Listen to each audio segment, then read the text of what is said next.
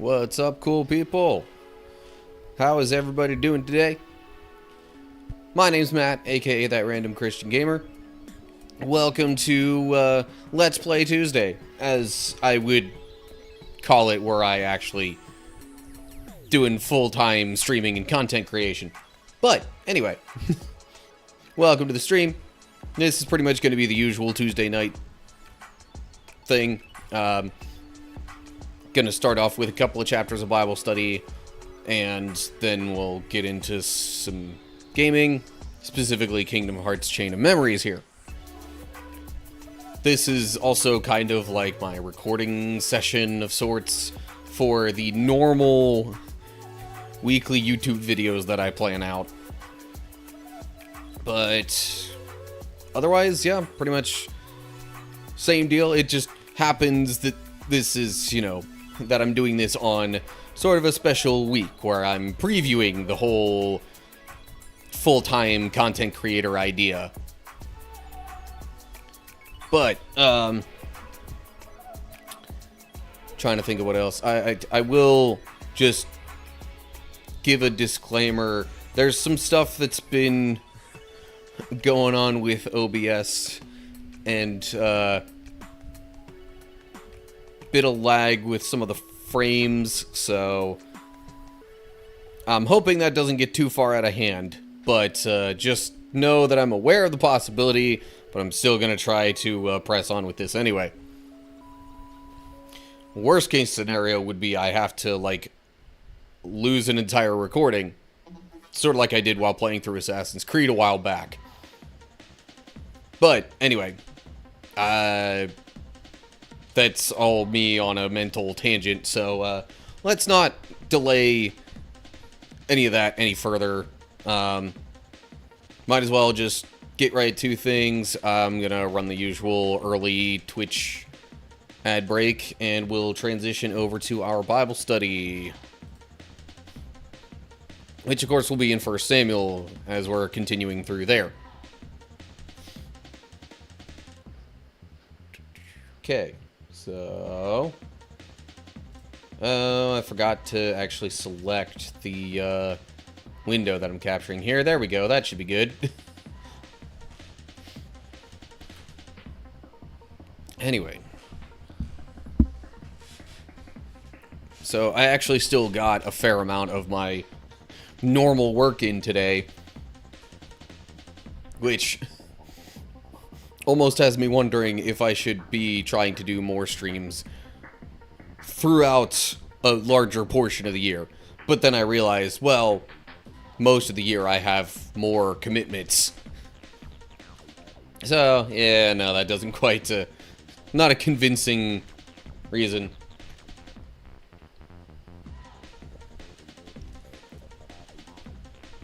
But, I don't know. If I really tried to, absolutely maximize, and make my time as efficient as possible, targeted with both my current normal work and, the content creation stuff, maybe I could pull it off. But it would still be a lot. Anyway. Okay. For those of you who missed yesterday's stream, that one was on 1 Samuel 22. So, apologies to any regular Tuesday stream viewers who missed yesterday's. You'll be missing a chapter of the Bible study. But, I will give some context as to what's going on anyway. And, give a brief little recap of what happened in the last chapter as part of that. Anyway. Oh. Before I really get started with all this, quick thanks to, Let's See with Pastor G for the recent follow. Seems like that was yesterday, right around midday, at least my time zone. But anyway, thanks for the follow. So, yeah, let's get rolling with the Bible study here. And feel free to, even though I'll be recording things, feel free to leave comments in the chat, and we can, discuss things. Yay for editing. If it gets long-winded on a particular tangent or anything like that, I can edit that out. Anywho, okay. Here we go. Bible study time.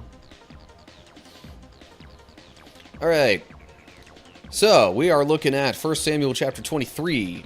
So, David is basically, trying to stay away from Jerusalem and Saul, because Saul wants him dead. He got a little help from a particular priest on his way out, and turns out in the last chapter, some other guy who saw him there reported it to Saul, and Saul, in his just absolute rage and paranoia, went to that town and had all the priests killed. Now, the thing is, his own regular bodyguard men wouldn't do it, because they knew that the priests hadn't really done anything wrong. In fact, David hasn't even really done anything wrong. But the guy who reported these things to Saul was a bit of an outsider, so Saul asked him to kill the priests, and he did. Only one survived from that town and fled to where David was. So that's kind of what happened last chapter, and a bit of the situation that we find David in particular in this chapter. So, let's hop on in. 1 Samuel chapter 23. One day news came to David that the Philistines were at Keilah stealing grain from the threshing floors. David asked the Lord, "Should I go and attack them?" "Yes, go and save Keilah," the Lord told him. But David's men said, "We're afraid even here in Judah. We certainly don't want to go to Keilah to fight the whole Philistine army." So, again, wish I had an idea where this town of Keilah is. But, I mean, obviously it's close enough, and or the situation wasn't bad enough as of yet that, there was still a chance for David and his group to do something about this. So even though David is like a fugitive of sorts, kind of on the run, he's still, like, this shows at least his willingness to help out when he hears about bad things going on. Because prior to him being on the run, remember, he was actually like a commander of some of Saul's armies. So, like, he knew how to fight. He was a proven leader, especially in a combat situation. And he also seeks God's will on the matter, something Saul probably would not have done, especially at this point. But God tells him to go. His men are afraid, though. But we'll see how that develops as we move on to verse 4. So David asked the Lord again, and again the Lord replied, "Go down to Keilah, for I will help you conquer the Philistines." So David and his men went to Keilah. They slaughtered the Philistines and took all their livestock and rescued the people of Keilah. Now when Abiathar, son of Ahimelech, fled to David at Keilah, he brought the ephod with him. Okay, so that's part of how this is relevant to the broader situation and tied into the last chapter. Because it says Abiathar, the one guy that survived the slaughter of the priests that I talked about, that happened in the last chapter, he apparently met up with David at Keilah. And apparently he brought the ephod with him, which was like the major sacred priestly garment. It was kind of required for all the major, rituals and things like that. So, it seems like they won pretty handily, and it's such a victory that apparently the passage, this part of the Bible doesn't feel like it needs to go into detail with what all happened there. Slaughtered the Philistines, took all their livestock, and rescued the people of Keilah. Simple as that. Anyway, then we get to verse 7. Saul soon learned that David was at Keilah. Good, he exclaimed. We've got him now. God has handed him over to me, for he has trapped himself in a walled town. So Saul mobilized his entire army to march to Keilah and besiege David and his men.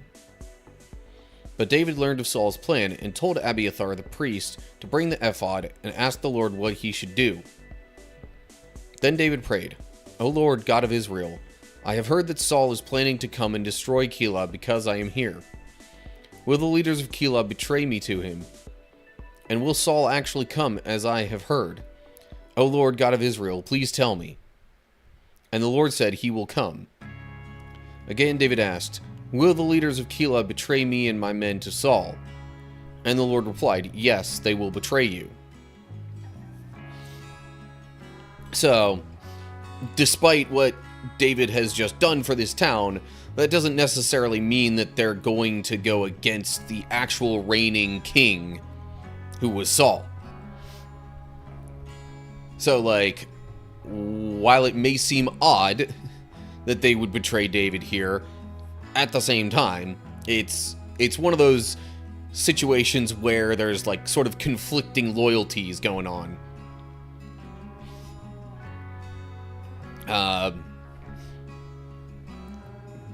So Saul has his plan. David finds out about it though, and based on him asking God these things, I would get the impression that he's going to probably leave the town of Keilah.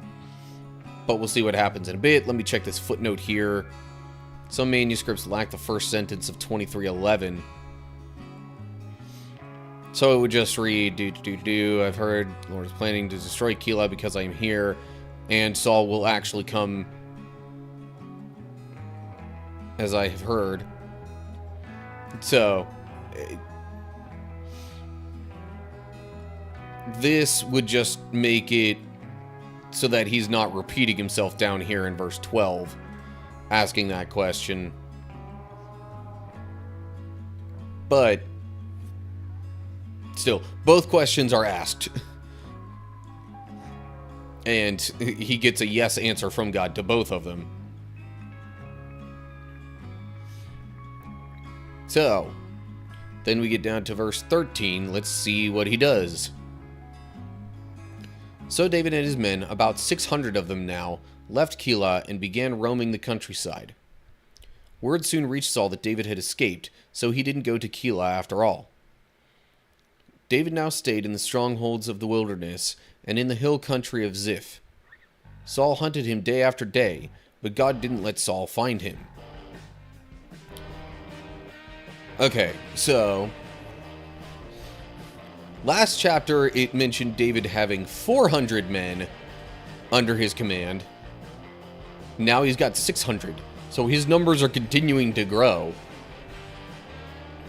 as people are, as he's encountering people from various towns and or people are getting dissatisfied with their situations in Israel or at least around Judah.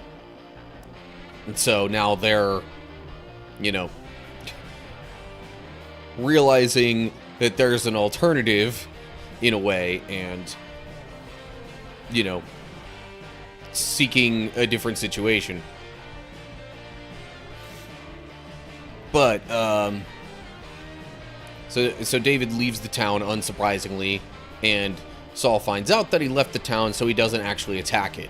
which is kind of a doubly good thing. Because one, David doesn't get attacked.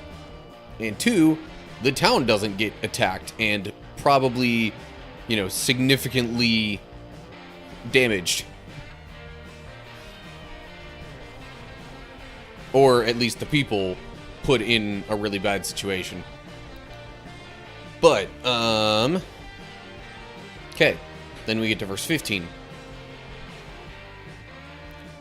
One day near Horesh, David received the news that Saul was on the way to Ziph to search for him and kill him. Jonathan went to find David and encouraged him to stay strong in his faith in God. "Don't be afraid," Jonathan reassured him. "My father will never find you. You are going to be the king of Israel, and I will be next to you, as my father Saul is well aware." So the two of them renewed their solemn pact before the Lord. Then Jonathan returned home, while David stayed at Horesh. So just Jonathan and David sort of reaffirming their commitment to each other there. Makes me wonder how Jonathan got to David before Saul did, but, I'm sure there are ways for that to happen. Also, Ukulele, hello! How are you today?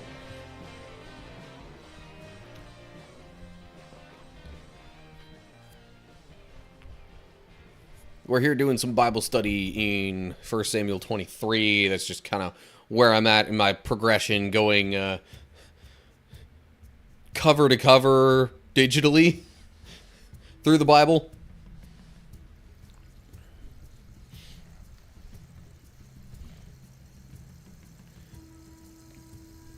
But, okay, so David heard Saul was out to kill him. Jonathan reassures David that Saul's not going to find him. He doesn't say why. But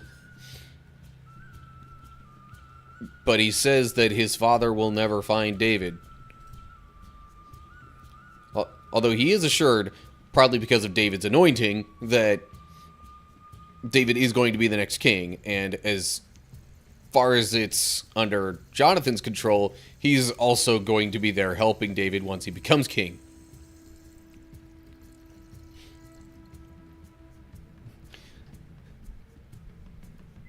Good, you think, Ukulele? I mean, good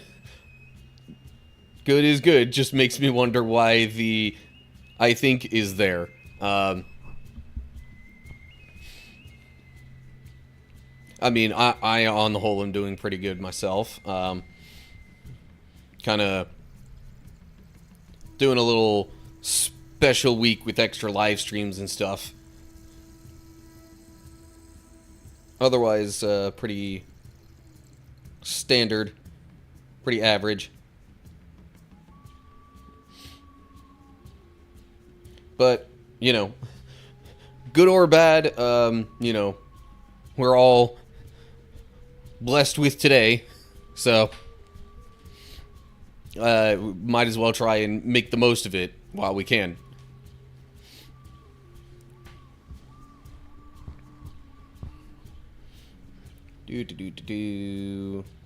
Right. Okay.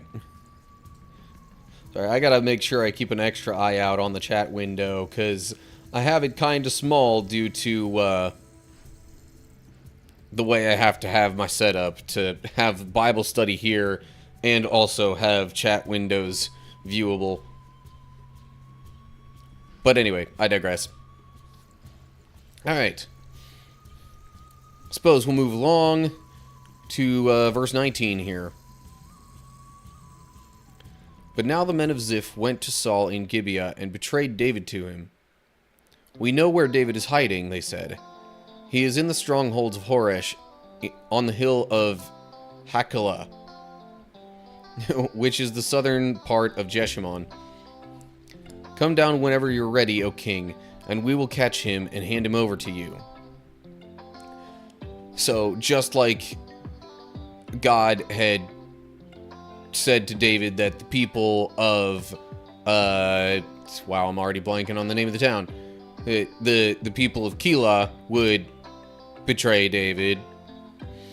Turns out also the people of Ziph have in mind to betray David, or at least, you know, be loyal to Saul and let him know that David's there.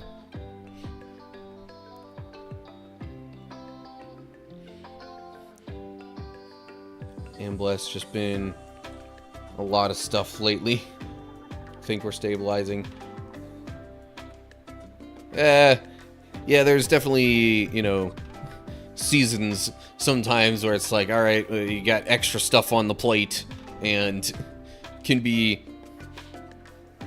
a little stressful, sometimes in a good way, sometimes in a less than good way, but especially if we know it's just a season, you know, that makes it that much easier to kind of like press on and be like, okay, let's just get through this and it'll be, you know, less stressful, more relaxing on the other side.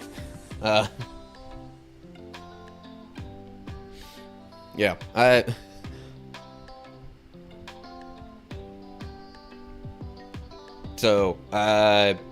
hope that all the stuff that's going on there turns out pretty well, Ukulele.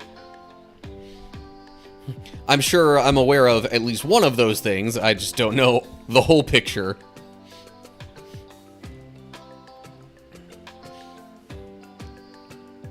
But anyway, okay.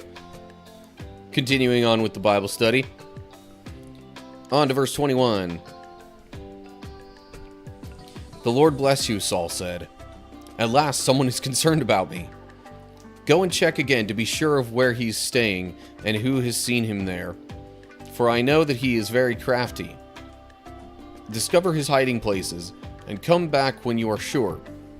Then I'll go with you. And if he is in the area at all, I'll track him down, even if I have to search every hiding place in Judah. So the men of Ziph returned home ahead of Saul. Meanwhile, David and his men had moved into the wilderness of Maon in the Arabah Valley, south of Jeshimon.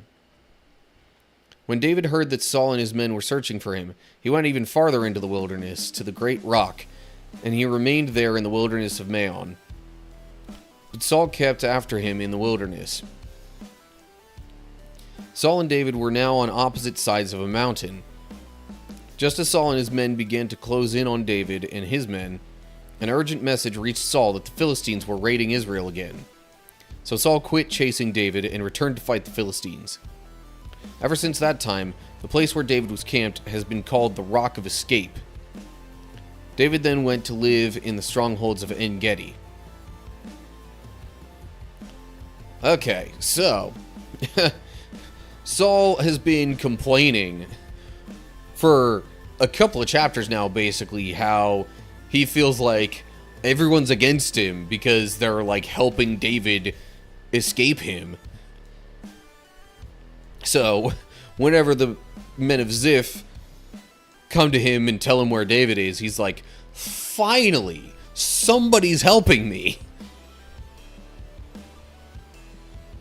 But, I mean, the other people were not helping him because they knew his intentions and knew that he didn't really have a good reason for wanting to kill David, other than just paranoia over David usurping his throne.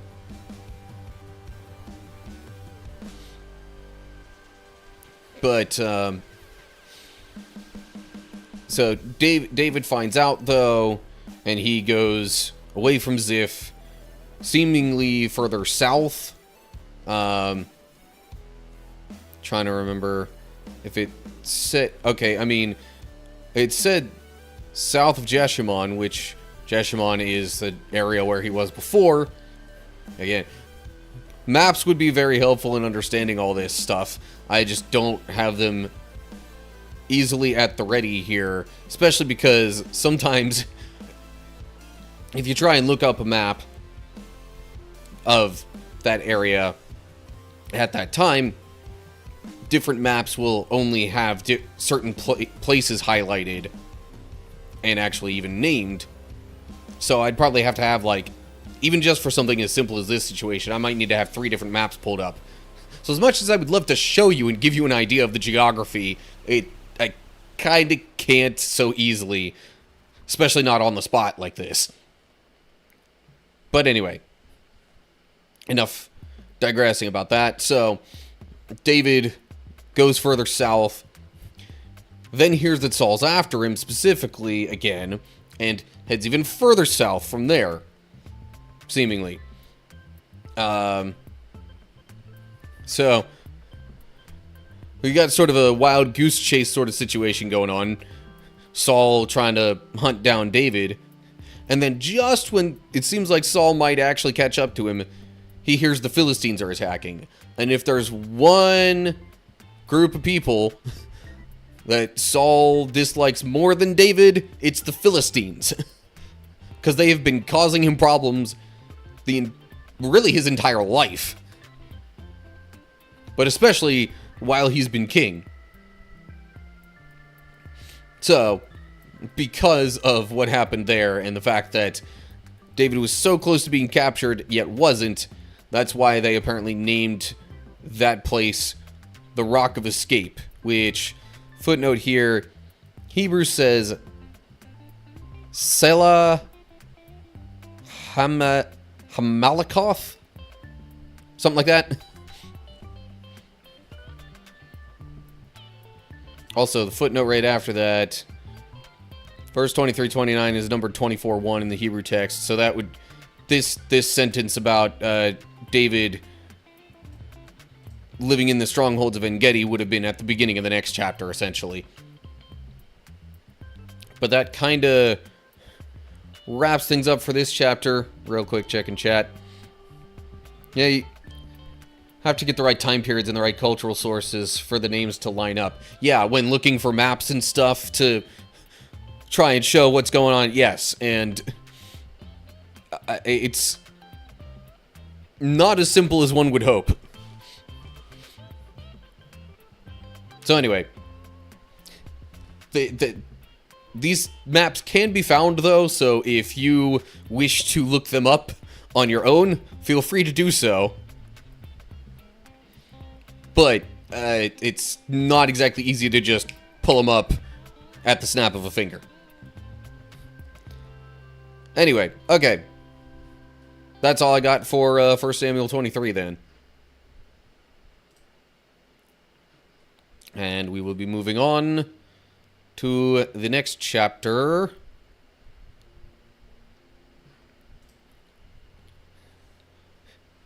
This is the normal situation where I do 2 chapters of Bible study to start off the stream. The other live streams I have planned this week, I'll just do 1 at the start. But I kind of had things going with a specific flow for my, YouTube videos and when I would, end things. Basically, I had it planned out so that I would be able to wrap up 1 Samuel in one particular live stream and then pick up 2 Samuel in the next one, rather than doing 1 chapter of 1 Samuel and 1 chapter of 2 Samuel in the same stream. Not that that's the worst thing, but I had it planned out like that and realized if I didn't do 2 chapters today, that would mess up the way that I had that planned out. So anyway. Okay, let me get a quick sip of water here.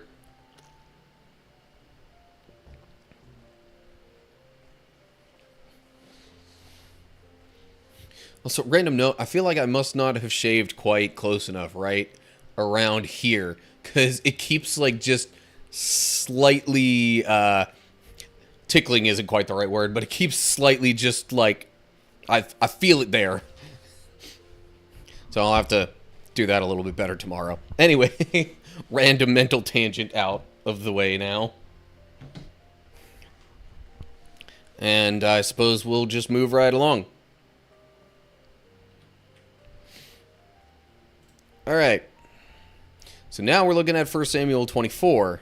And basically we've had a wild goose chase of Saul trying to find David to capture him and kill him. David keeps getting away. He keeps finding out that Saul's onto him and moving elsewhere so that Saul doesn't get him. It was real close. Saul was real close to getting him in the last chapter, but then he found out the Philistines were attacking and decided that was a higher priority.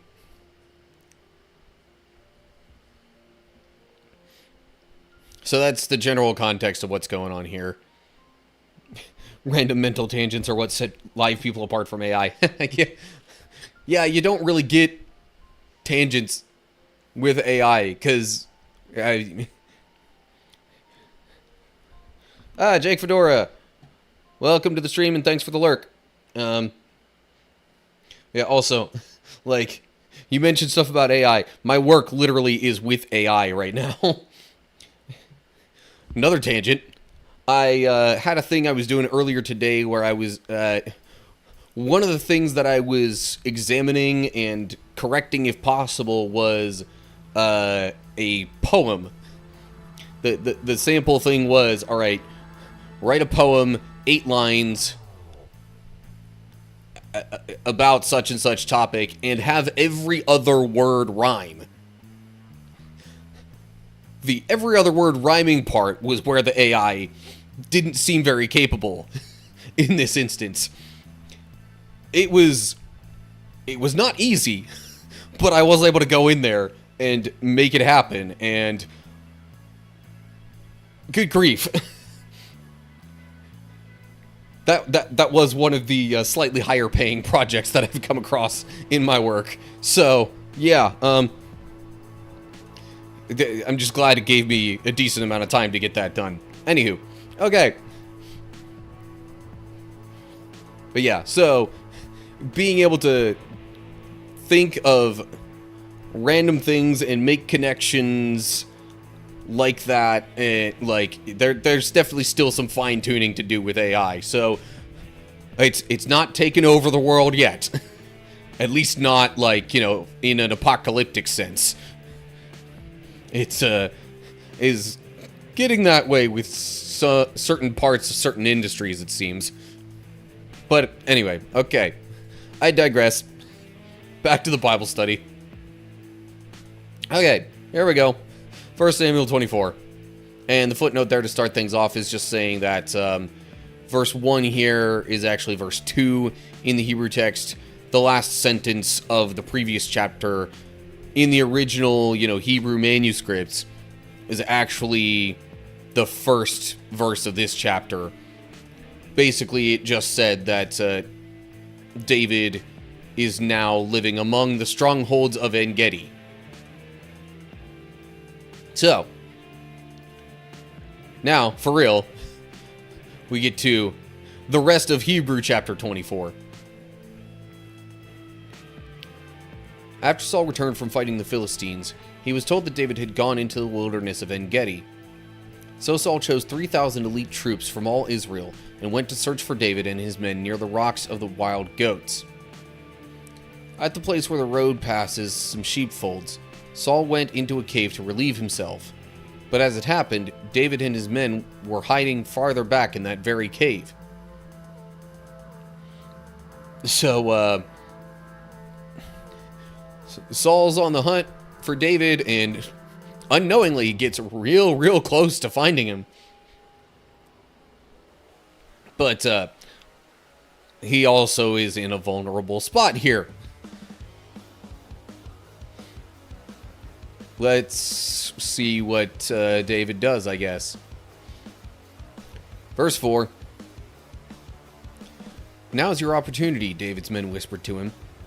Today the Lord is telling you, I will certainly put your enemy into your power, to do with as you wish. So David crept forward and cut off a piece of the hem of Saul's robe. But then David's conscience began bothering him because he had cut Saul's robe. He said to his men, The Lord forbid that I should do this thing to my lord the king. I shouldn't attack the Lord's anointed one, for the Lord himself has chosen him. So David restrained his men and did not let them kill Saul.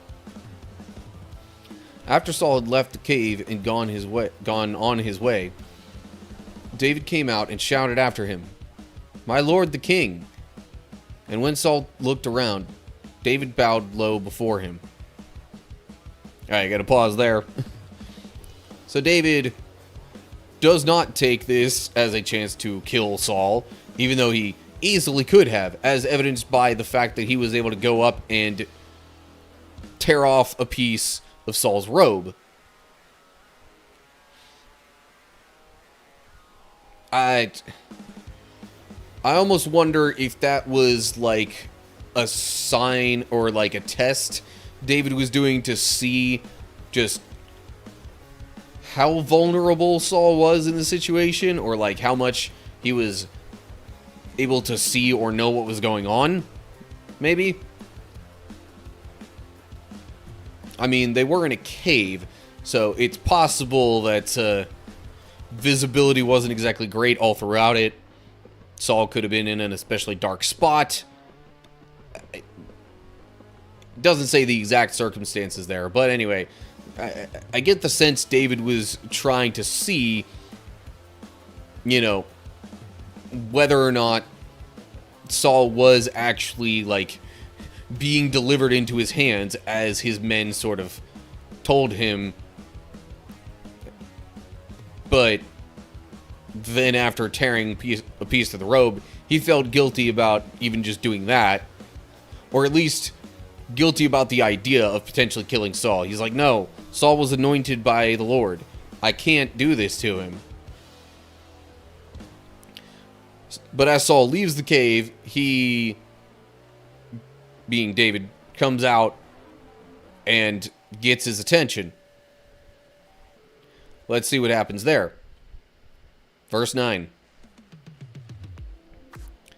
Then he shouted to Saul, "Why do you listen to the people who say I'm trying to harm you? This very day you can see with your own eyes it isn't true.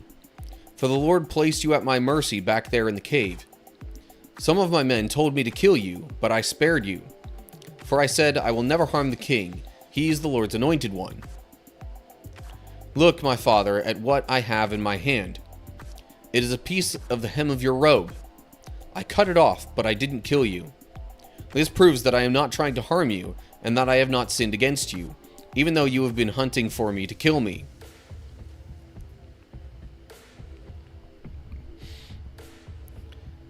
Ukulele says, a piece of his robe is smart, proof that he could have but didn't.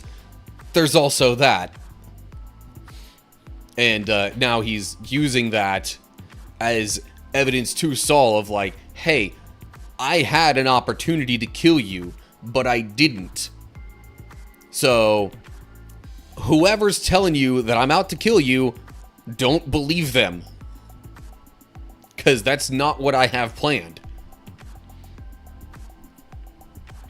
And he also refers to Saul as his father here. Saul was his father-in-law. I mean, he had been... He got married earlier to one of Saul's daughters. So, like... Father isn't just a random word that's thrown in there. Or like an odd translation. Like, there was actually a familial connection there. But... Anyway, so David clearly shows he had the chance, but didn't kill Saul, hoping that maybe Saul will finally, like, ease off and stop trying to kill him. At least that's what I figure he's trying to do here. But let's continue and see what else we learn. Verse 12. May the Lord judge between us. This is still David speaking. Perhaps the Lord will punish you for what you are trying to do to me. What you are trying to do to me. But I will never harm you. As the old proverb says, from evil people come evil deeds.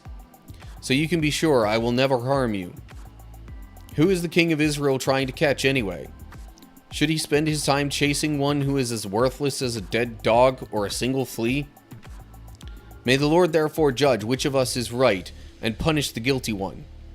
He is my advocate, and he will rescue me from your power. So now David's even bringing, you know, more of his thinking into this, like, the way he sees it, it's just the situation as a whole, it seems, is that, like, well, look, if God plans for Saul to die and me to take the throne, I don't have to be the one to do that.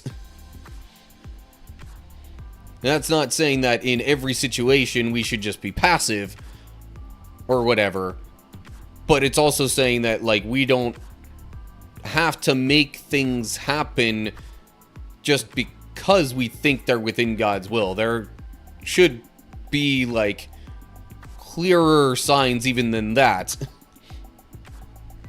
of what God wants us to do. And, like, there's still a way for Saul to die without David killing him, and for David to then still be the king.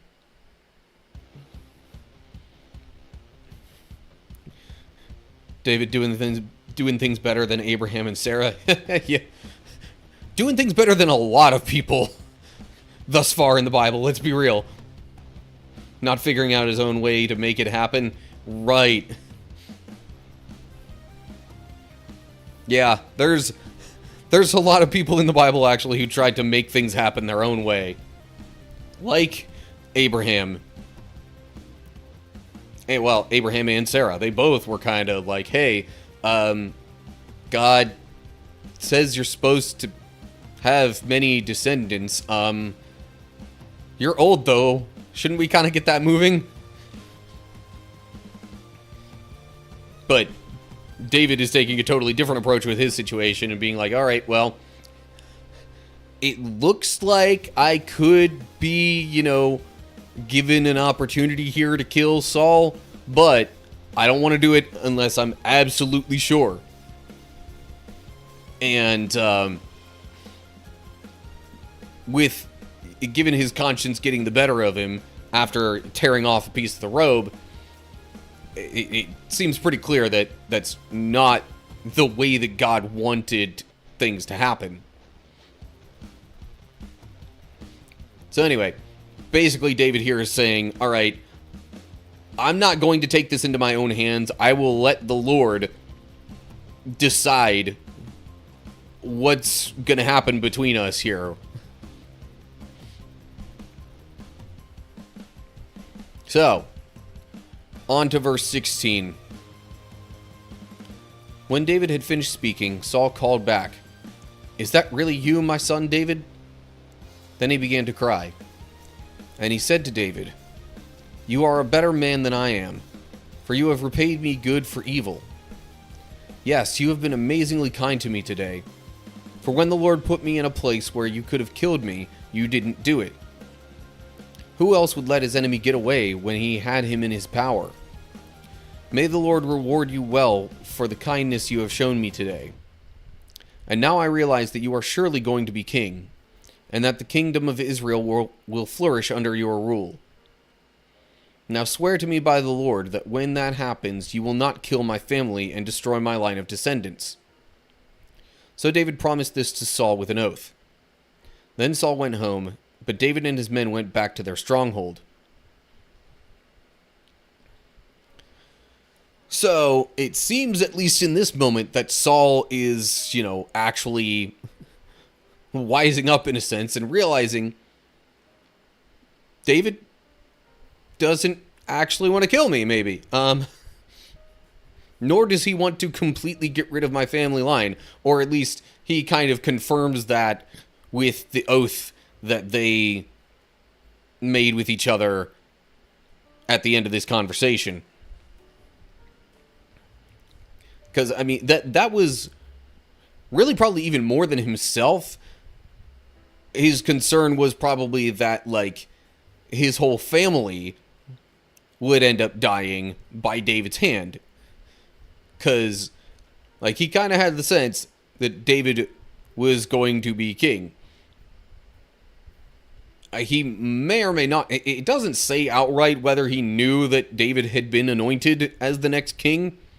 But either way, his suspicions of David's eventual rule were kind of coupled with paranoia over the death of him and his family. So he kind of wanted some reassurance from David that his family wouldn't die, even when he did. 'Cause a lot of times, whenever someone who's not a direct descendant of the previous king became king, it was a matter of, well, we kind of got to kill off any family members and anybody who would have been loyal to the previous king so that they don't end up, like, getting revenge on us or trying to usurp us back. That was such common practice that it was probably assumed by Saul that that's how he would lose his kingdom. But basically through this conversation, there seems to be reassurance that it's not going to happen that way. However, David, you note, and his men went back to their stronghold, not back to Judah. Saul was kind of prone to very quick and drastic changes of heart. So I could definitely understand David not quite wanting to trust that Saul's going to completely leave him alone at this point. Now, some of that could have been due to the tormenting spirit that was described in previous chapters that plagued Saul. We're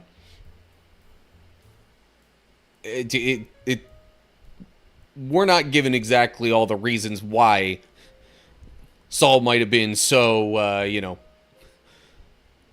back and forth with his intentions. But I definitely understand David not quite trusting all of this at the moment. So that's why they still part ways. It also might have looked a little weird if David just went with Saul in this situation. Saul's men might then end up being like, wait, weren't you out to kill David? He's right here. Let's do it. So, kind of avoids that potential situation as well. Ukulele says, it is complicated. If you go back a little ways, David kills Goliath, Saul takes him into his house, and David becomes besties with Saul's son Jonathan. Yeah, they were like family. And David, as I said before, was married to Saul's one daughter.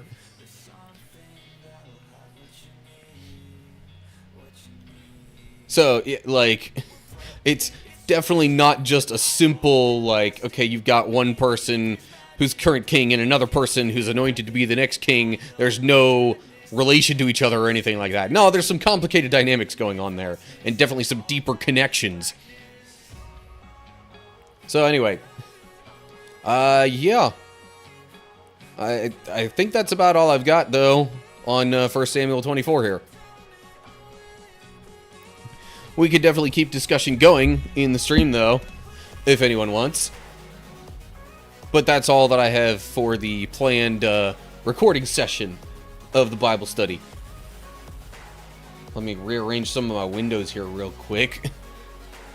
Can finally get a better view of more of the chat.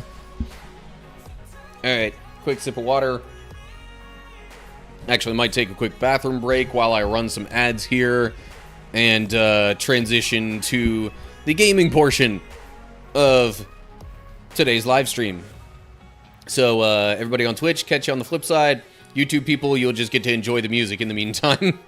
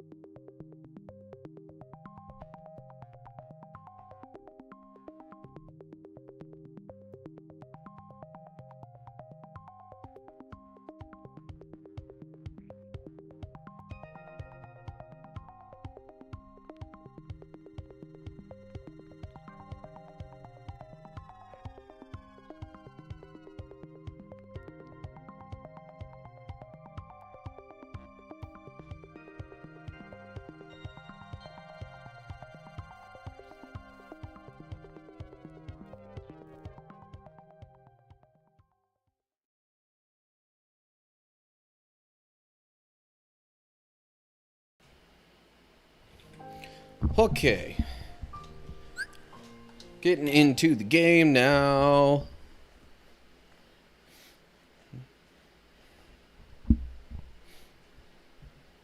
Let's see. Just trying to figure out other audio stuff in the meantime, too. Also, I'm glad that the slight lag issues that I had before seem to not be a problem now so much. Like, right before I started up the stream, OBS was missing quite a few frames. But since starting the stream, it doesn't seem to be so bad.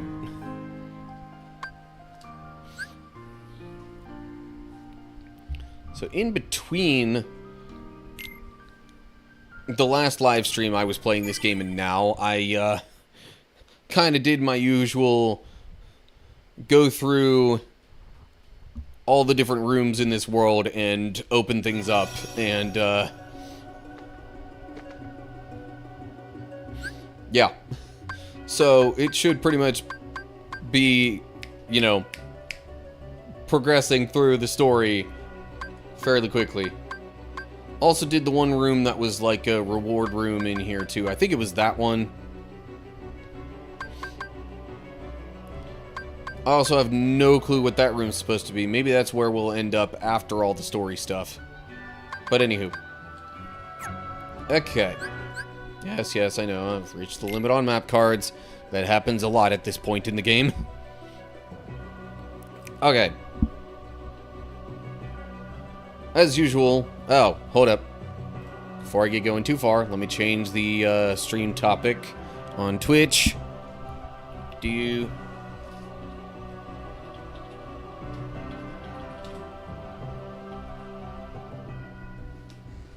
Okay.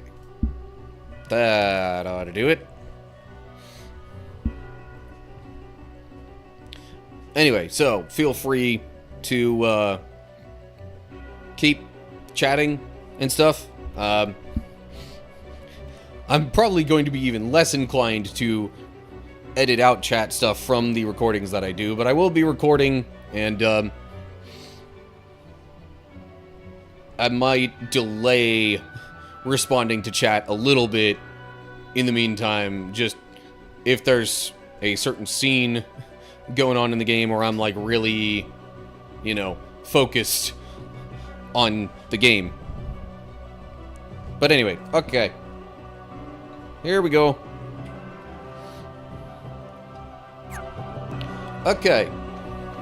So yeah, I've cleared out every room in Hollow Bastion pretty much, and should just be story progress stuff.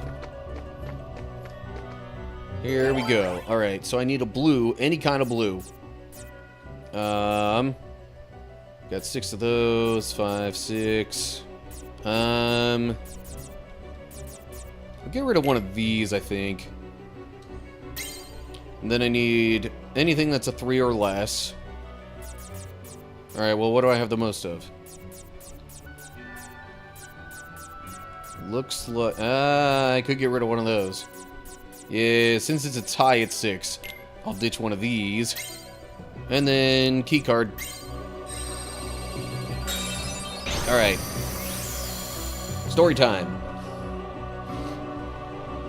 Just realized I timed that transition of removing my webcam right with the fade to black there in the game.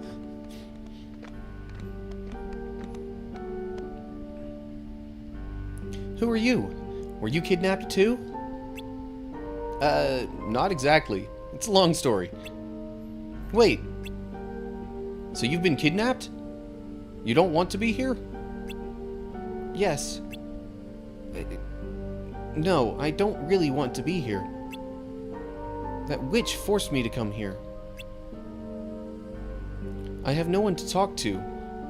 Books are all I have to ease my loneliness. And then there's him. Oh, I've missed him so much. You mean the beast? Then why were you so mean to him before? Yeah, you really hurt his feelings. You don't understand. I can't let him see how I really feel. Why not? It's just that... Huh? Oh no, she's coming. Hide, quickly. Hmm? There's no time to explain. Quick, hide.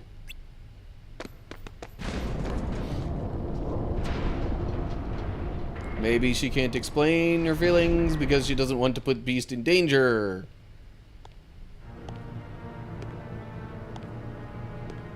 Oh, hello. To what do I owe this visit? He was here, yes?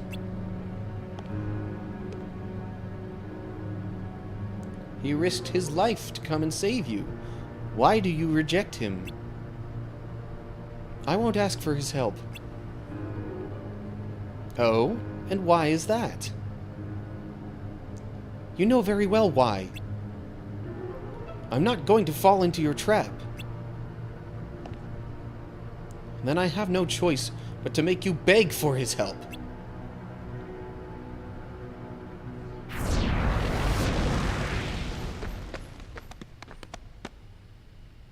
No, she got away. What should we do? Help her, of course. What else?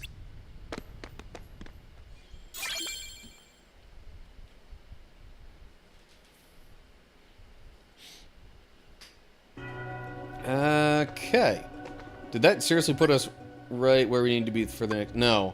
Okay, yeah. That's the room of rewards. I actually gotta go right a couple of rooms, then up, then over to this one. Oh yeah, a little thing about this area. When you enter these rooms and see these things, they'll be, you know, lit up with a flame like you just saw.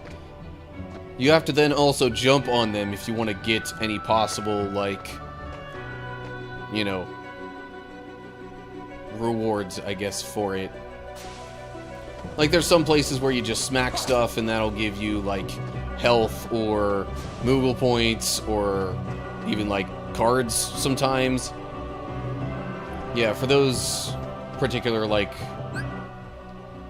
torch, flame things, I don't know what exactly you call them. Yeah. Those you gotta smack them and then jump on them. Okay, green card, any green card. 3, 4. I got 5 of that, so we'll do one of these. I guess that's also going to be a 0. And then anything 7 or higher. Pretty sure the next most that I had was this kind of card. Or I could use one of these random jokers.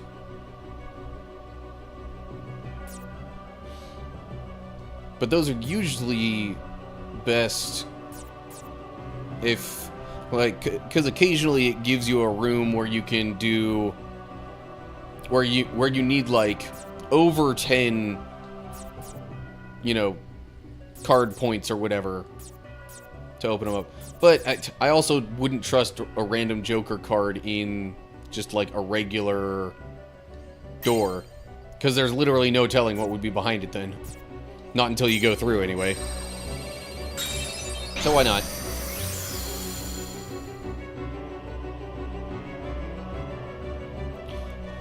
Owl of Nevermore, I see your stretch redemption. I will do it after this scene.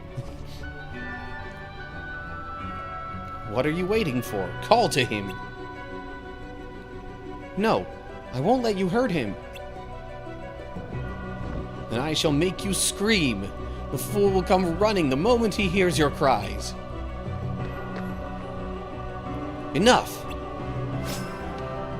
The beast isn't the only one you have to deal with. Begone, boy. You have no business here. Unless, of course, you wish to join in the screaming. This is perfect. When that brute hears your shrieks of terror, he'll come right to me. Don't trouble yourself. You're here. No, you mustn't. I told you to leave this place. Leave me alone. I never want to see your face again. Belle. What an awful thing to say. Alright. If that's how you feel, I understand. My hideousness is punishment for being selfish and unable to love. I was made into a monster, loved by no one, and I only became more selfish. That is, until I met you, Belle. You're the only person who accepted me. Little by little, you warmed my cold, selfish heart. The memories of our days together are my most precious. I won't cast them aside. So I'm sorry, but I can't leave you here, even if you hate me for it. Consider it my final selfish act. Oh, Beast. Well, well. I never dreamed such ugliness could hide so beautiful a heart. This calls for a change of plan. Beast, I shall claim your heart instead of Belle's.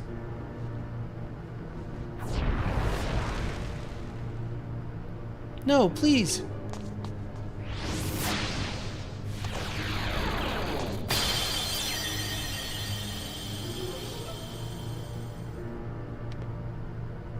Well, so much for the change of plan. Belle's heart it is, after all. It seems her cold words spoke little of her true feelings. Ha ha ha! She loves you, Beast. I can feel it shining in her heart. You fiend! Release Belle's heart at once! Where are you? She went that way. That's the way the shadows fled.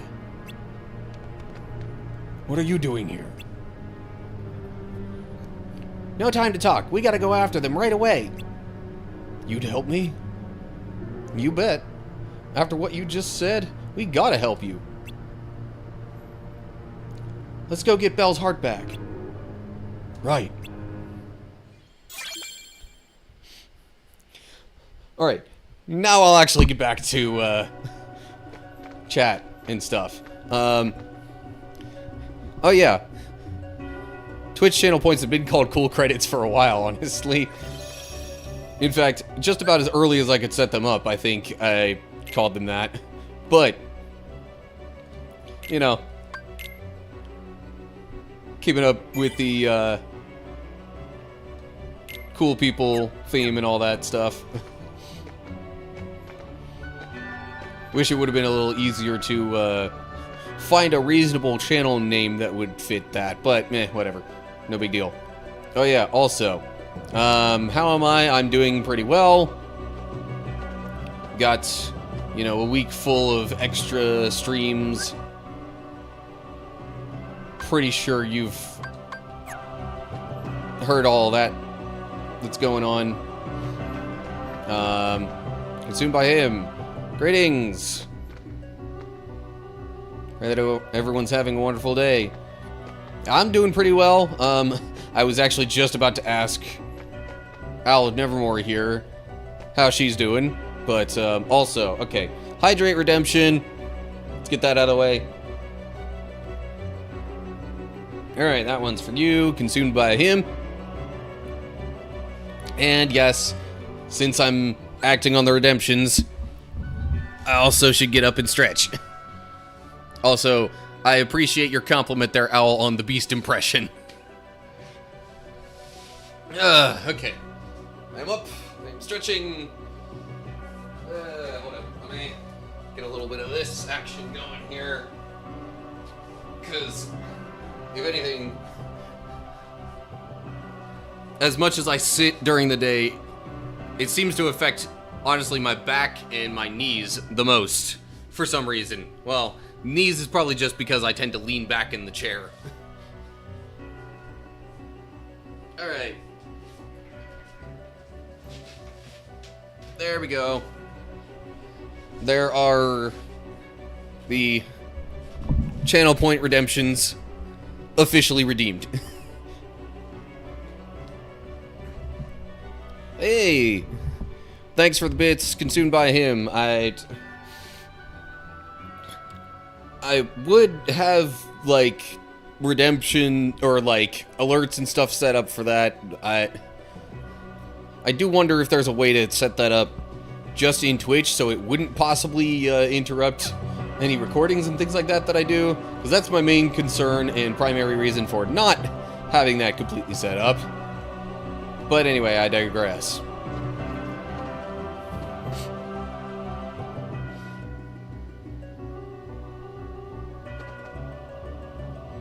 Where am I going now? Okay, gotta go up and then left and okay.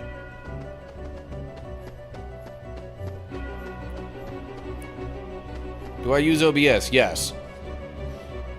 And, I only just recently kind of re-added stream elements. I had it in for a bit, but I hadn't even really done much of anything with it. But then realized afterwards there were some things that Stream Elements does automatically, even if I don't set anything. Can keep anything you want to not be in your videos out. Yeah, the thing is, I thought I had alerts set up within Twitch, honestly. But it's, I don't know.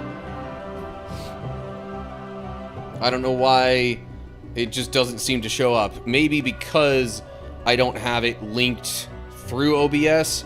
I don't know. Anyway. I was asking what level I am in the game. When you get to Marluxia's final battle, I recommend being level 50 minimum.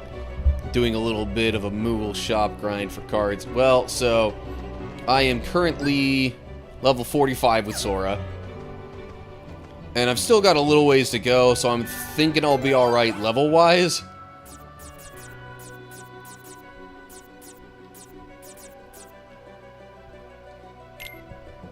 I guess then it just comes down to,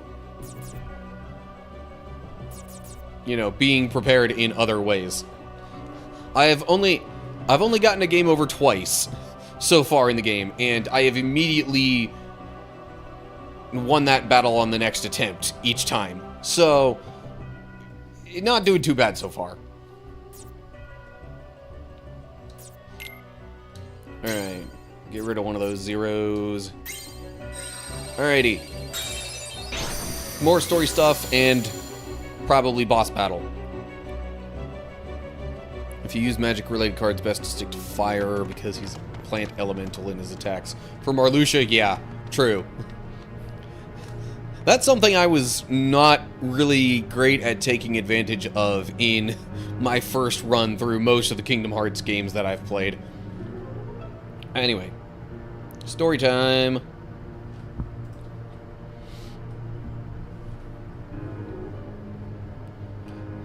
You've done well to make it this far, Beast. As your reward, I'll tell you why Belle rejected you. My dark magic requires hearts of utmost beauty.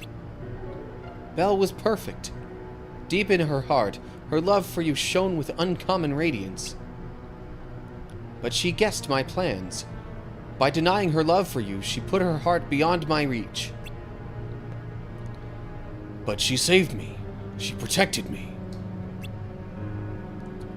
She couldn't hide how she really felt. I've heard enough. Release her heart, now! If you don't...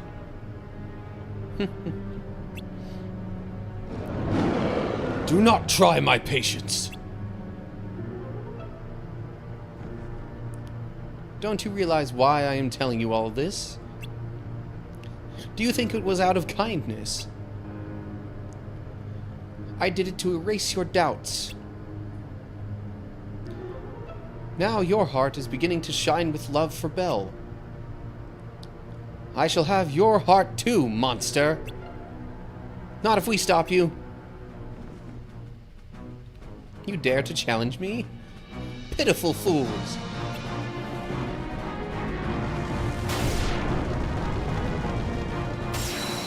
Okay, battle time. Actually looked up a guide for the best deck. Only ever beaten the game once, and it was this version. PS4 in the Story So Far bundle. Okay, and it's Dragon Maleficent.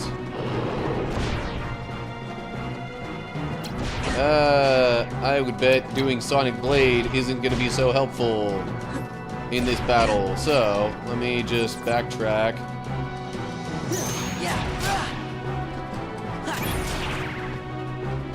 Ouch. Let me come on over here.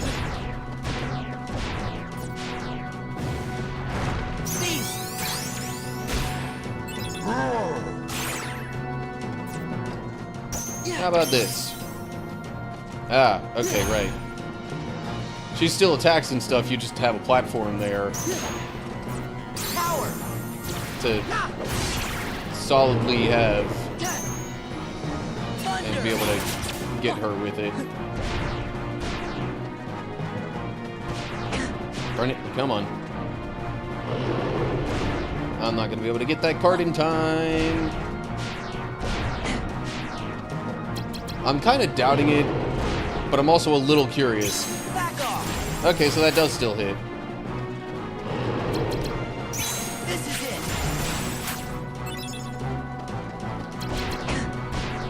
it. Ouch. Oh, that was not what I expected. Courage. Please don't use a zero. Please don't use a zero. Okay.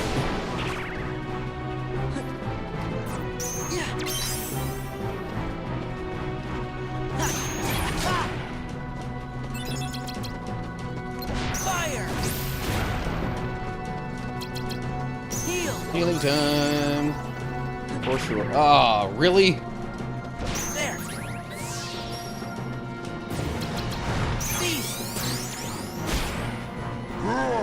Anyway, consumed by him. Thanks for stopping by the stream and for the bits and all that. Much appreciated. Hope you have a good evening.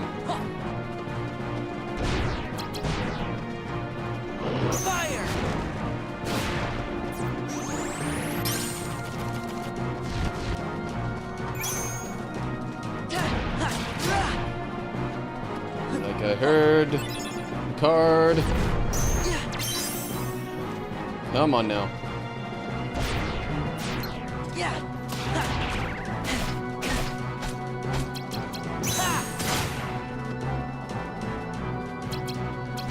Courage. Alright. Not doing too bad. Not exactly great how many cards I'm probably getting out of the reload rotation. Ouch. Jeez-a-loo. Okay. The fire is not... Fire from Maleficent is definitely not doing me any favors here.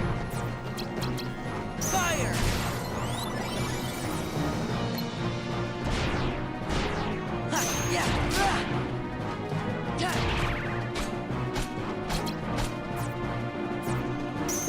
I really don't like having to try and hit both bumpers at the same time to use less than a full stack of loaded cards.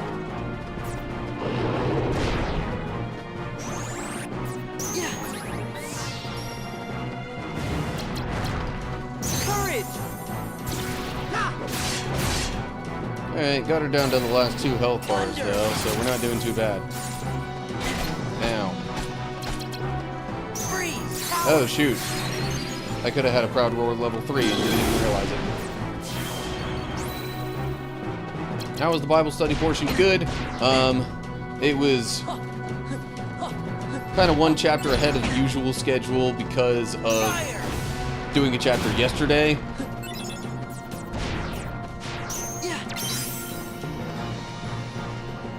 Come on now. That's not going to get me any closer to her, is it? Well, okay, if I move closer. But Goofy apparently doesn't work great in this battle. Heal. Heal. Heal. Yeah, I figured that was going to happen. Or something like that, anyway. Last health bar, here we go. There. Thunder. Back off. Power.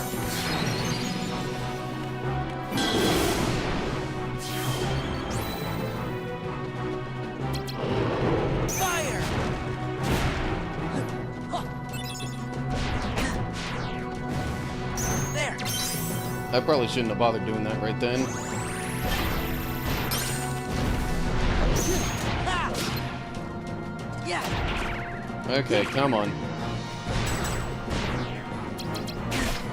Courage. Just one more hit should do it, and there we go.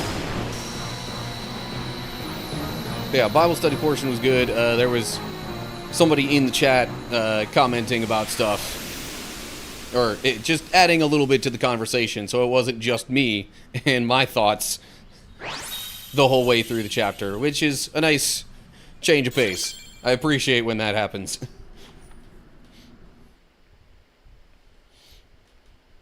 Okay. Another story scene. It's wrong keyboard shortcut. There we go.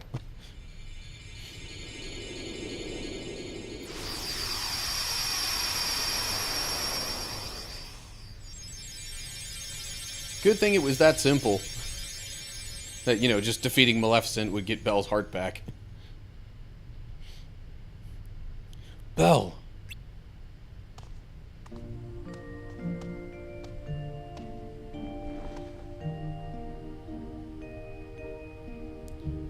Thank goodness. Please forgive me. I had to be cruel to you. But no matter how I tried, I couldn't hide my true feelings. I'm the one who should apologize for doubting you. I never want to remember feeling that way. So angry, so alone. Then don't. Let's replace the sad memories with happier ones, starting now. Belle. There they go with the mushy stuff. Yuck. Yeah. I think it's time we got on our way. Good idea. Let's keep moving.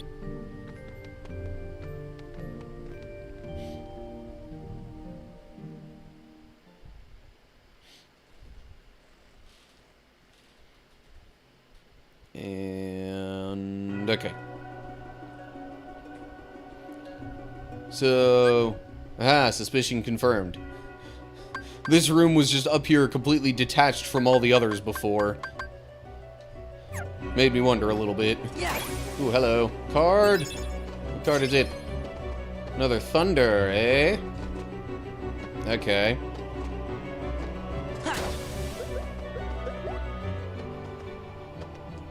Actually, is this thing gonna... No, okay. Sometimes random pipes like that will have stuff, too. Favorite Kingdom Hearts is 2, right? It's... if I had to pick one, I would probably say that, yes, it's 2. At least, overall, story-wise, for sure, Kingdom Hearts 2 is my favorite.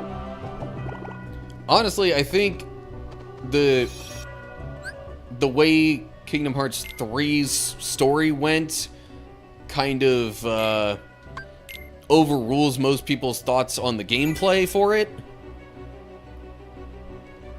The gameplay, I had no issues with gameplay in Kingdom Hearts 3. Best gummy ship situation in any of the games, by far. At least the main ones. I haven't played through some of them, so I shouldn't make judgments about the whole series.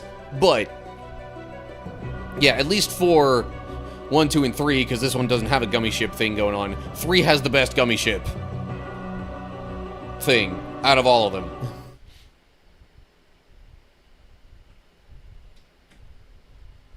More story stuff. Kingdom Hearts 3 is just bloated with way too many Who are you? cutscenes and sequel hooks. Eh? I am Vexen. I have come to collect your debt, Sora. What debt is that? A debt? Sora, do you owe something to this guy? Come on, of course not. Oh, but you do. You owe me for reuniting you with your former friend.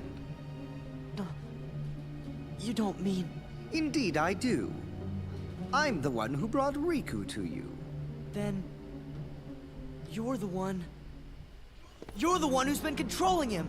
What have you done with him? I see no need to give you information about where Riku is. After all, why trouble you in your final hour? You're gonna be troubling him by fighting him, duh.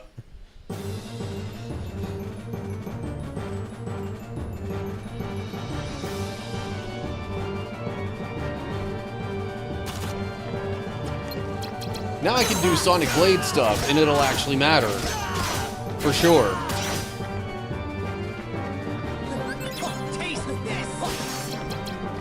This is it.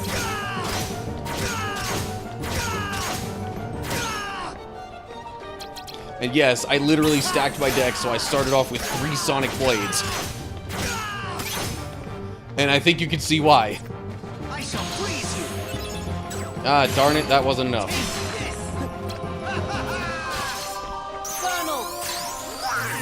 Oh, why'd you have to use Blizzard on him, Donald? Taste this. Wait, nope, should not use ice on him. I've had enough of this. Okay, how exactly do I avoid getting freezed there, other than breaking his combo? I shall freeze you. Yeah. I'm not sure there is a way, honestly. Fire. Healing for sure. Here you go. Power. That's probably gonna get interrupted. Or it just won't hit.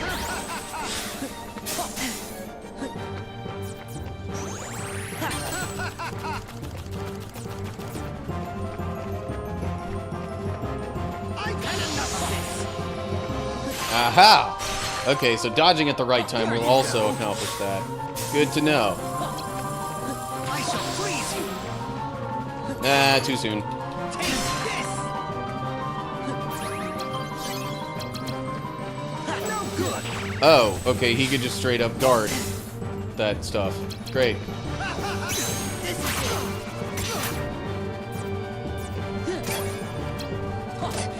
Here you go. I'm kind of hesitant to use Donald, honestly.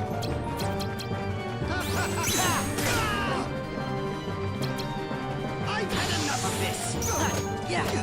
Here you go. Darn it. Taste this. There.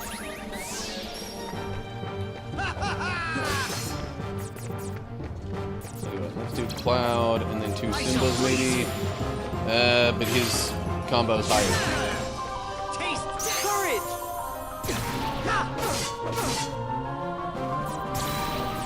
Power. Man, he's still got a lot of health left. I don't like that. Fire. Really don't like that. Fire. Maybe should have put a little work into prepping my deck.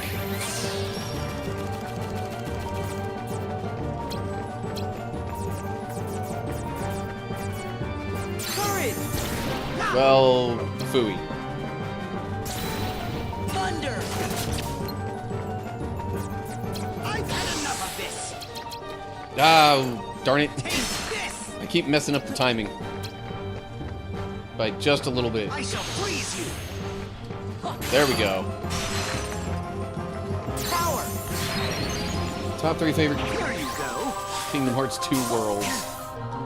Good question. Fire. Heal. Here you go.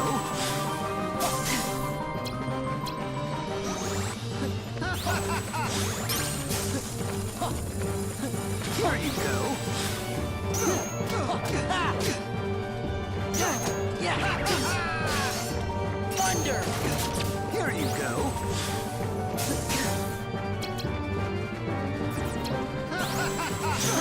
Taste this. Doggone it. Here you go. Fire. Courage.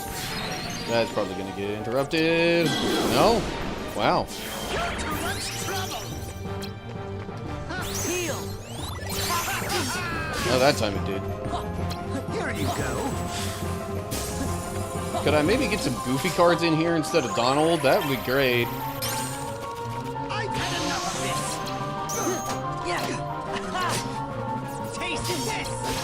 I'm also kind of running low on other cards.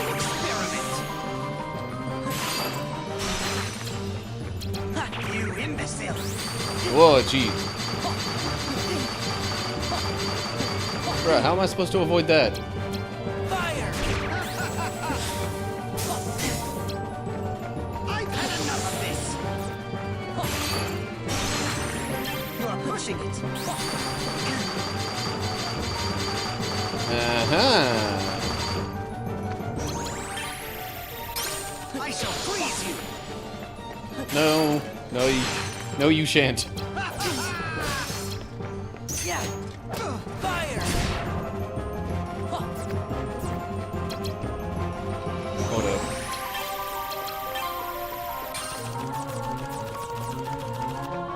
Here you go! Heal! Power! I figured that would happen, which is why I put the cure first. You imbecile!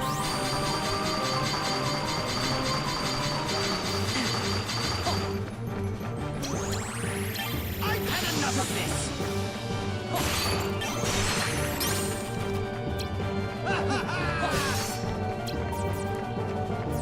You're pushing it! Fire!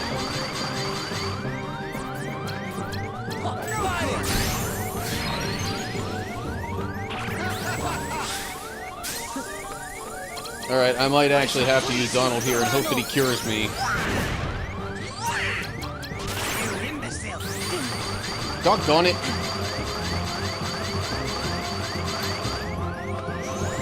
You're pushing it!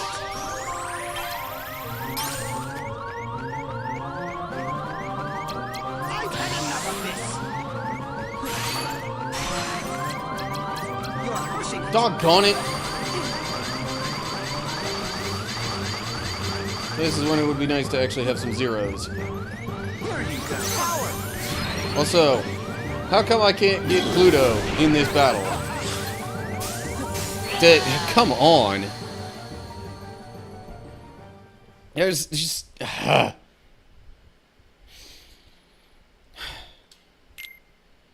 Okay.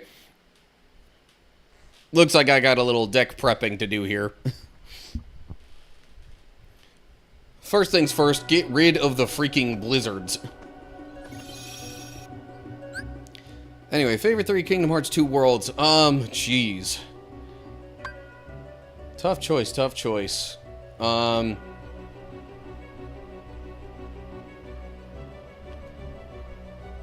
of inclined to go with Twilight Town as one of them, honestly. Couldn't even really so much tell you why.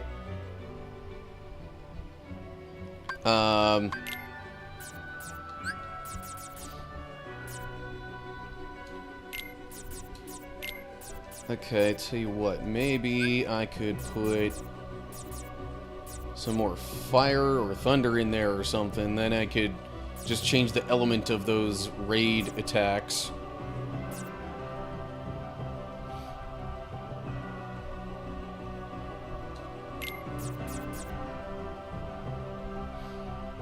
Of course, that also then gets rid of...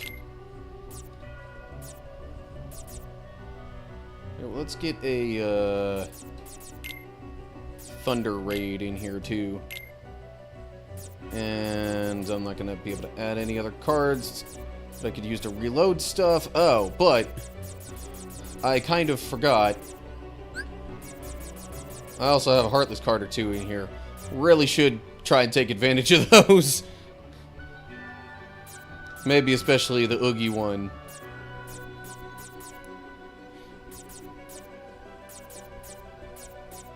Anyway, okay. Now that I've done that, I'll save again. So Kingdom Hearts 2 Worlds. So yeah, I'd probably say Twilight Town is one of them. I guess maybe in part just because of, like, you know, Roxas and that crew.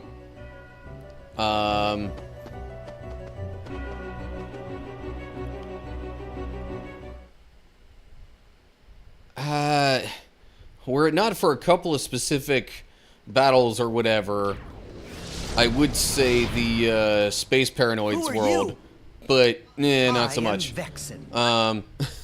Just because of a couple of those things.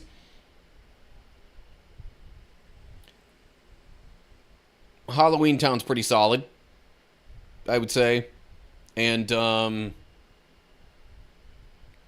trying to remember what else is there off the top of my head. I like the idea and the theme of the Pirates world and a lot of the stuff that happens there.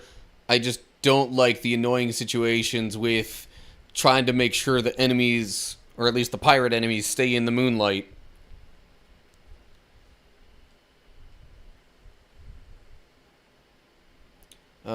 So in lieu of that, I might actually go with, well, Land of Dragons also has kind of mildly annoying gimmick stuff in some moments.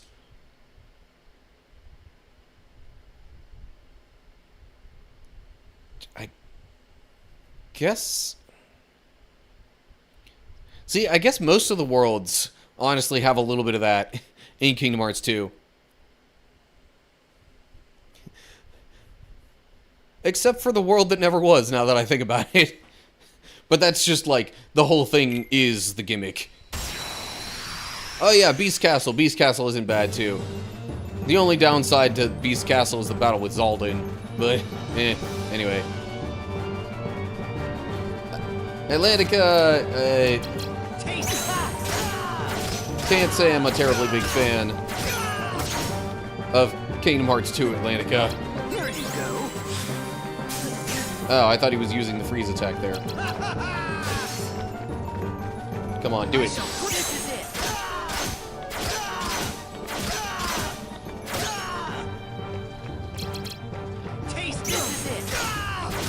I get off to a pretty solid start because of all this stuff.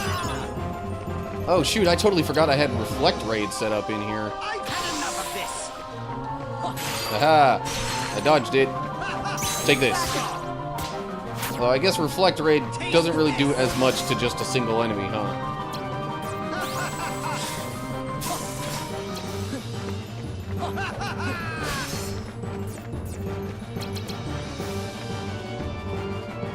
No, you won't.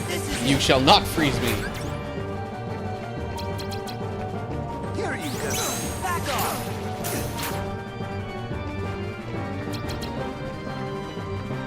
Taste this. Ouch. I've had enough of this. Honestly, as long as I can figure out how to dodge that, I'm in much better shape. Okay, he actually got hit there, yay. Here you go.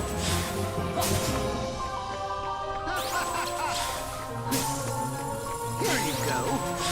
Goofy. And of course he moves away.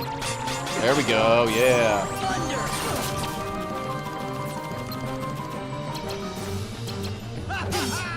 Oh, come on. I even wanted to, like, interrupt that, but because of the whole pressing the bumpers thing and how annoying that is. Go ahead, do the freeze attack.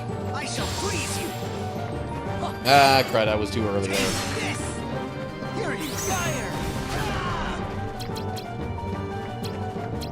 I've had enough of this. Taste this. Heal. Glad that healed me all the way. Alright, come on.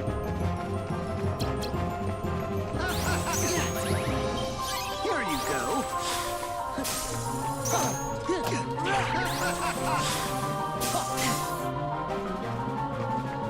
Taste this. This is it. Whatever. Yeah. I guess I'll just do that anyway. I shall freeze you.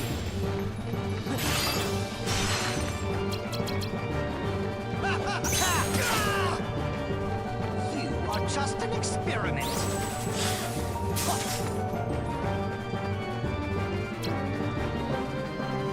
I've had enough of this. You're pushing it. Crud.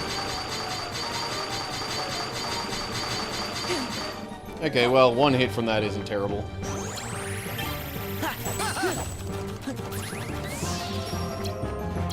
You imbecile!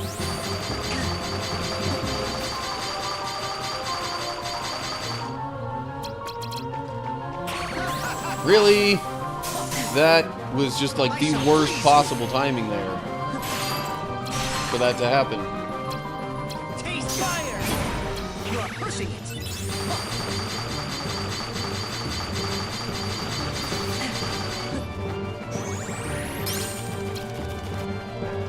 I've had enough of this! Back off! Filthy!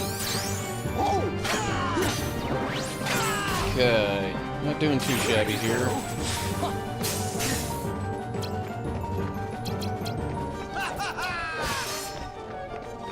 Taste this! Oh my gosh, come on. And the ice needles. Literally the worst attack that he has. Fire! Meaning most annoying for me. There! Probably didn't need to do that right then, but oh well. Here you go! Oh, that's not the thing I was thinking of. I shall freeze you! Really? I was dodging right then, too. Alright, if I have to alter the deck any further, I'm specifically gonna be adding some zeros in. Power! Of course he steps away right when I'm doing something like that.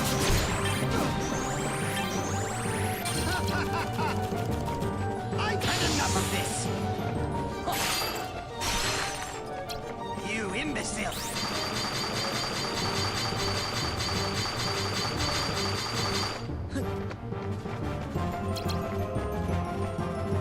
He's literally just gonna keep doing combos and stuff like that most of the time now, isn't he? And freaking zeros! Here you go! Fire! Take that. Go ahead, throw another zero at me, I dare ya. Okay. Heal!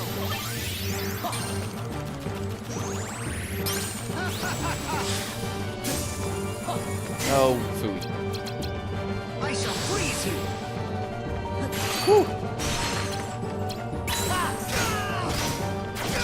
Almost did the wrong thing there. Fire! I thought I was setting up a fire raid there, not whatever nonsense I did. Trouble! I've had enough of this! Oh, hold up. You are pushing it!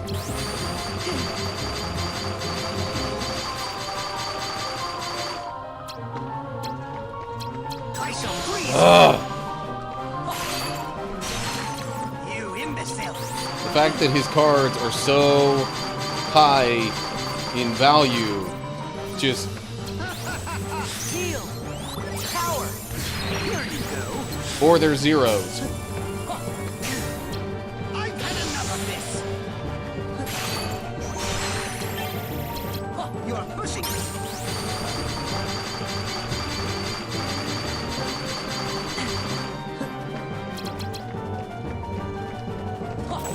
Oh, sweet. Thunder! I shall freeze you! You imbecile! Right when I'm trying to jump, he does that. I've had enough of this! Here, we'll cancel each other out. How's that? Fire! Heal! You are pushing it!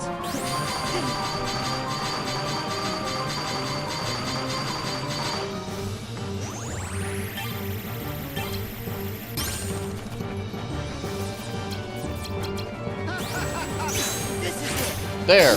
Good grief. Okay. Find it difficult to rank home worlds like Traverse Town, Twilight Town, and Land Departure. Because they're supposed to be so cozy and familiar and make us like them. Fair enough, I guess. Another scene. As I expected, you weren't one to die very easily. As if I'd ever lose to you! I wouldn't be so sure. Did you even notice? I was delving deep into your memory as we fought. And here, look what I found. A card crafted from all the memories that are locked in the other side of your heart.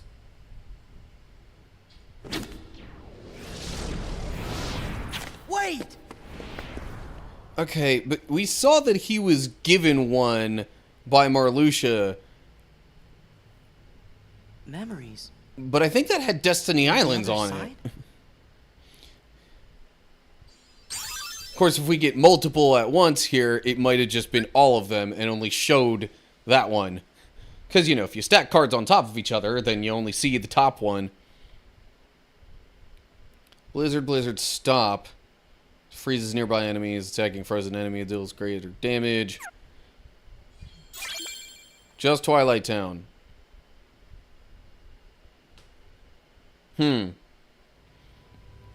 So my theory was going to be that that was actually, like, that he was just lying about that, and that was actually the card that he was given. But maybe not. Anyway, if you're going to do a heal summon combo, make it heal Simba heal. Simba between healing keeps him distracted for the second heal to really have an... But that also gives him more opportunity to break the combo.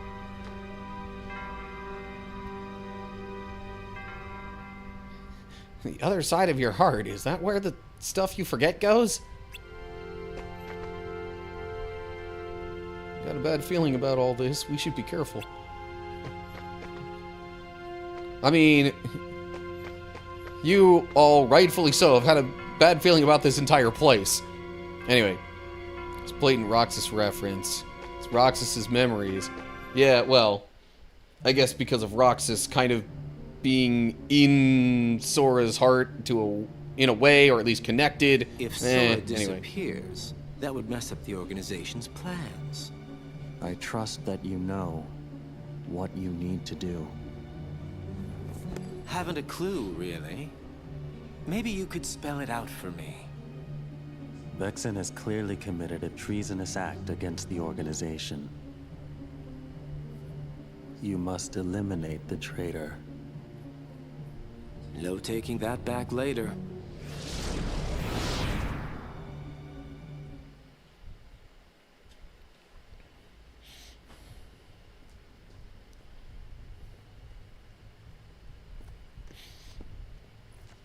A card made out of memories from the other side of your heart?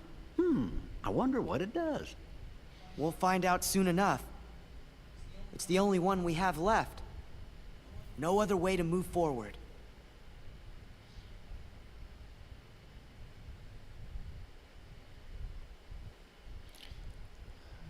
Yeah, and at the end of that one, we get the lovely privilege of fighting Vexen again. Okay, gonna save, because I definitely don't want to have to do that again. Even though I kind of will at the end of Twilight Town. Okay, confirm something for me so I know it isn't me. Are you disappointed how kind of masculine Marluxia's voice is? I was legit shocked that Marluxia was a man. Should have more of a... I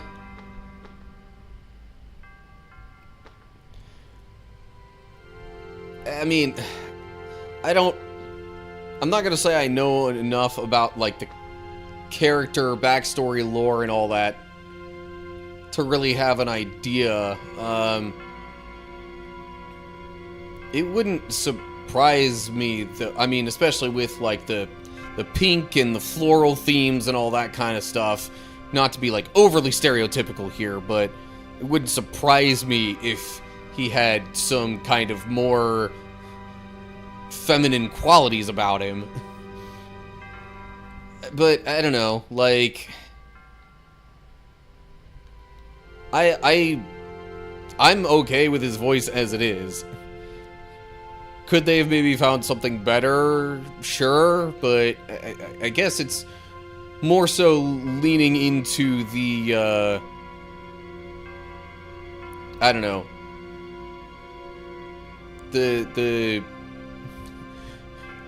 just the overall more like calm demeanor / even maybe slight like broodiness of Marluxia.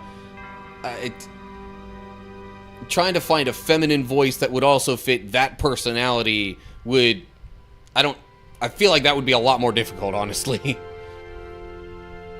Anyway, he asked me if Vexen's waiting to trap us. Probably so. Think there are memories on the other side of my heart? Kind of scary. Well, if we think about it, doesn't Sora kind of have 3 sides of his heart? Or as the broader lore would probably say, more like 3 hearts within him. But we're not supposed to know that. At this point, only 2. Why would it only be 2 at this point? Is it between 2 and 3 that he gets Vens? His invent is okay. So not Roxas. I guess because they like kind of in a way load Roxas into Sora later on. I guess is that. Yeah. Maybe. Anyway. Story scene. Gorsh, where are we, Sora?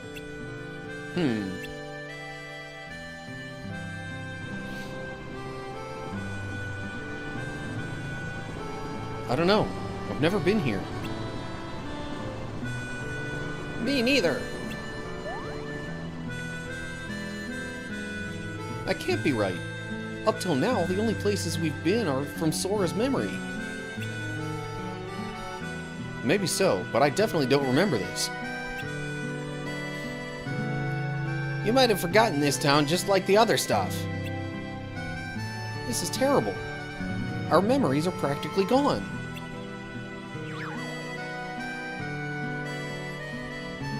We'll be okay. See? Look at this. Naminé's good luck charm. There's a special memory that goes with this.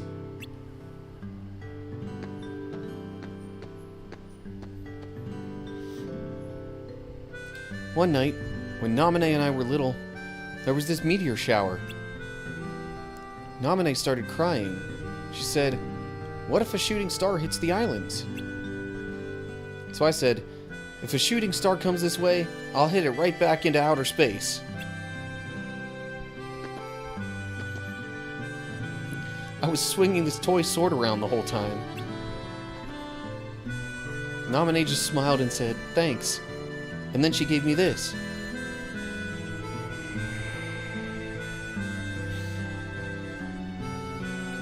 Sora, I'm so sorry. All this because of me.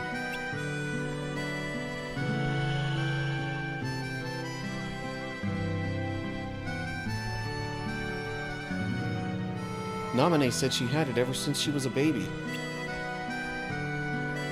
And she gave it to you? Ah. Yeah, so I promised her. From now on, I'll bring you good luck. I'll keep you safe. But then one day, Naminé left the islands, and I forgot about her all this time. I really let her down.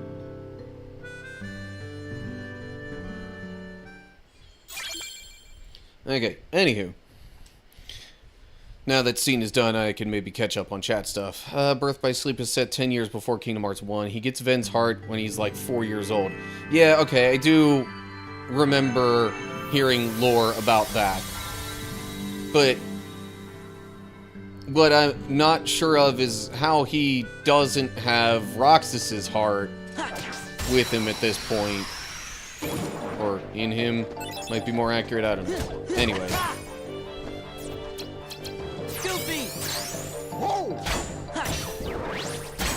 One of the few times I will intentionally use the Goofy Smash.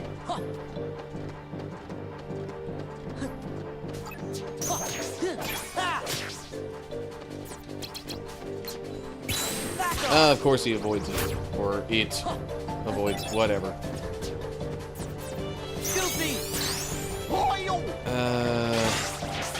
There's actually lore that foreshadows Kingdom Hearts 3's ending, where nobodies over time create their own hearts and can actually feel. They just basically gaslight themselves that their feelings aren't real. I feel like there's foreshadowing of that at a couple of different points. Like, even in a way, in this game, I mean, unless they're out like, bleh, unless like Axel is outright lying when he says he feels sorry for Naminé and all that kind of stuff.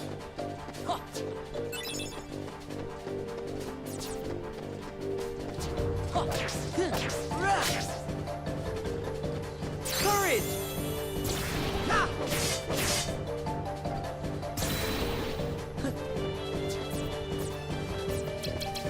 Funnel! All right.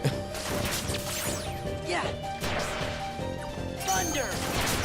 Trying to keep up with chat is proving difficult at the moment while I'm also playing the game. Guilty! Whoa!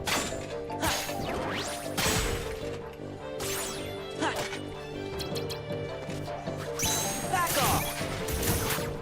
Maybe I'll be able to catch up a little bit better once I stop recording, which honestly should happen soon.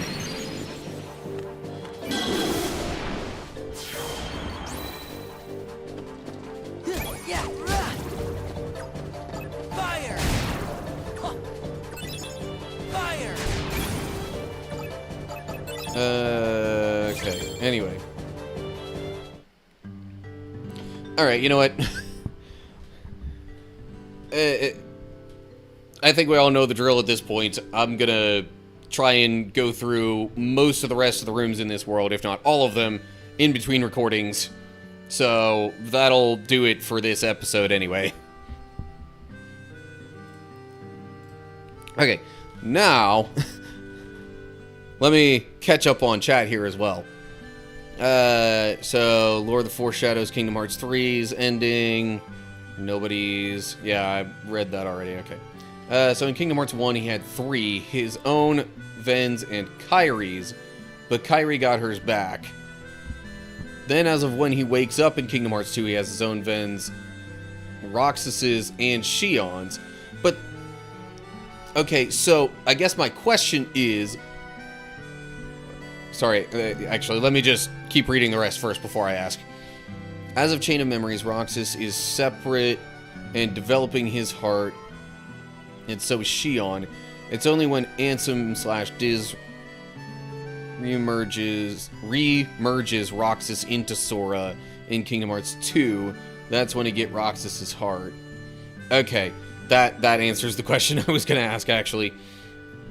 So, at the end of... let's see here. He does feel sorry for Naminé. Being friends with Roxas awakened his heart that made him feel, but he gaslights it by saying he made me feel like I had a heart. Yeah, but anyway, so I guess my question then is, when does Sora get Shion's heart? Does that happen during Chain of Memories, or what? Because otherwise that's not really explained. At least as far as what you've laid out here. Maybe there's more that I'm missing. Because, granted, I have played nothing outside of 1, 2, 3 and Chain of Memories. At the end of days, Shion merges with Roxas, so Roxas has his own heart in hers. So then when he okay, gotcha. That's... I mean, I would say that's a bit convoluted, but it is Kingdom Hearts we're talking about here.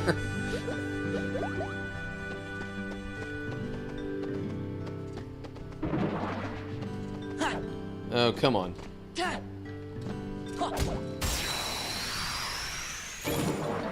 So then this...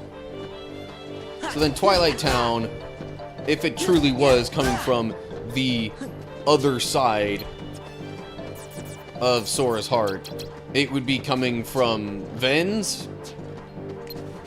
This is it. And that missed entirely. Yay, I love when that happens. Thunder.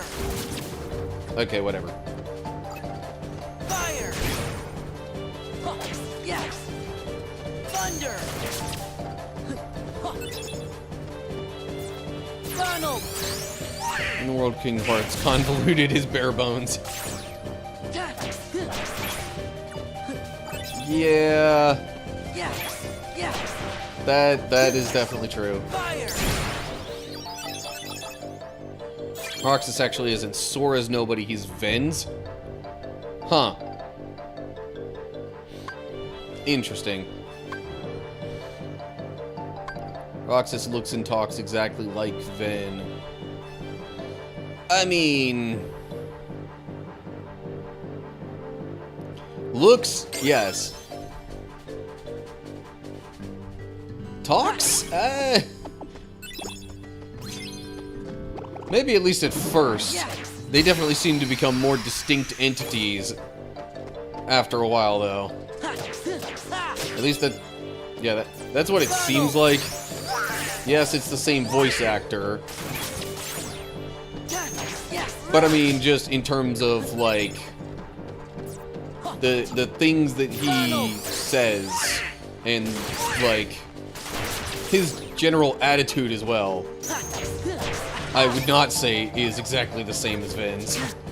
Power. Of course that missed. Why do I even bother? Yes. Thunder.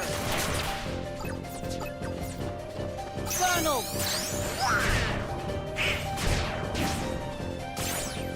Funnel.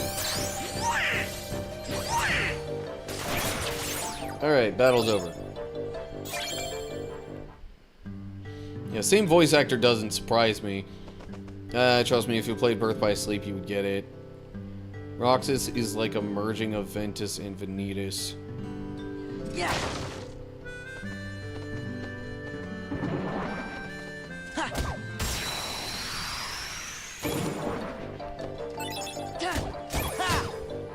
So maybe Roxas is actually more like Ven was before his own heart got split or whatever.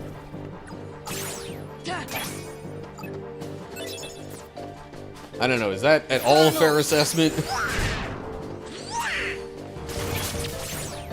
Yeah, I realize there's a lot of stuff that I'm missing in the lore in general.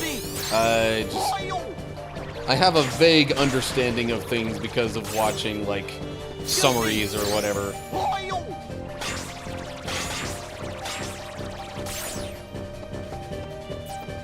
Why did I attack right then? Thunder. Fire. Honestly, shadows sometimes, Yes. as far as just, like, Thunder. regular basic enemies go, shadows are some of the most annoying ones. Because they get into these positions where you can't hit them.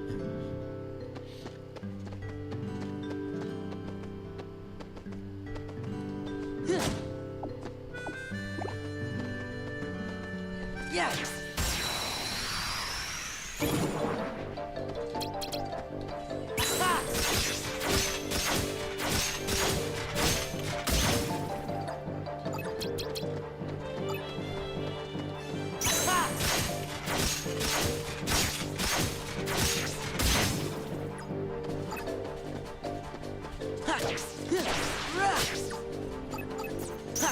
Yes. Thunder.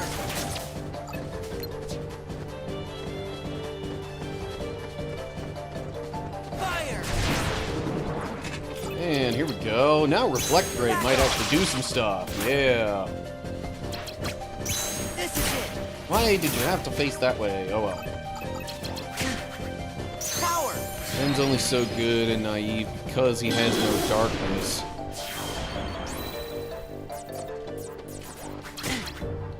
Heal. Fire. Fire.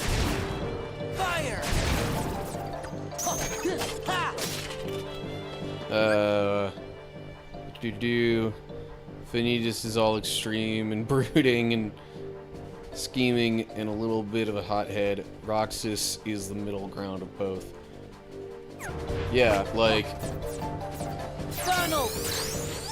I know that much about, you know, Ven's heart getting split basically between the light and the darkness that he had in him. So I was... When you mentioned Roxas being a combination of the two, it's just like, okay, yeah. So...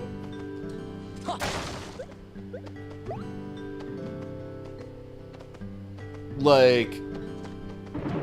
this is not an I told you so kind of thing.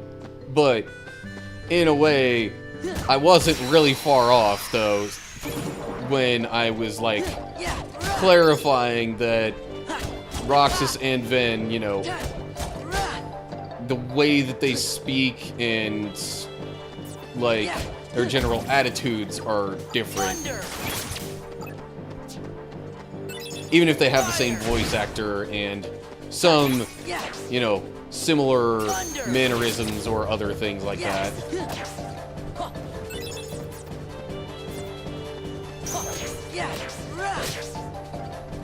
Fire! Fire! Fire! Ad break's coming up soon. Yeah!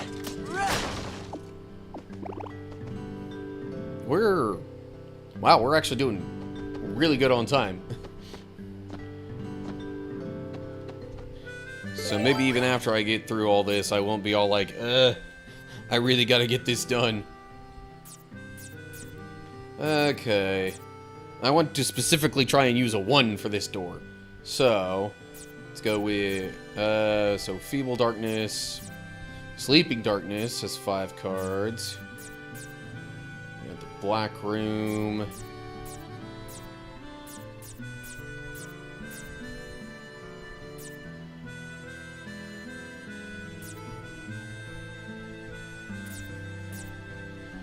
Could do a False Bounty. KHCoM Bounty is actually the highest, so I suppose I will go with that.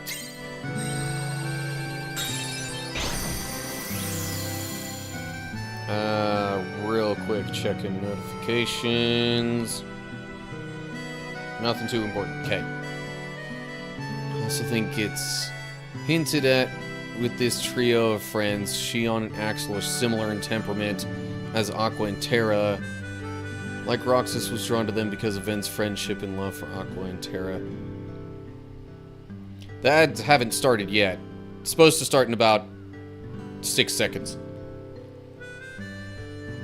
Hold up, it just skipped 6. It went from 7 to 5. But anyway. But yeah, you don't seem to get ads in general, though, so... whatever's going on there, you'll just continue seeing what I'm doing.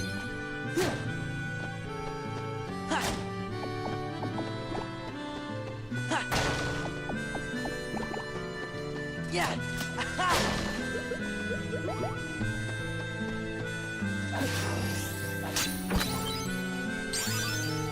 Warpinator. I'm sorry, just the Inator thing makes me think of Phineas and Ferb, specifically Heinz Doofenshmirtz and all of his inventions, calling them Inators. Anyway, eliminate the closest enemy, not always successful. Stop gravity and arrow.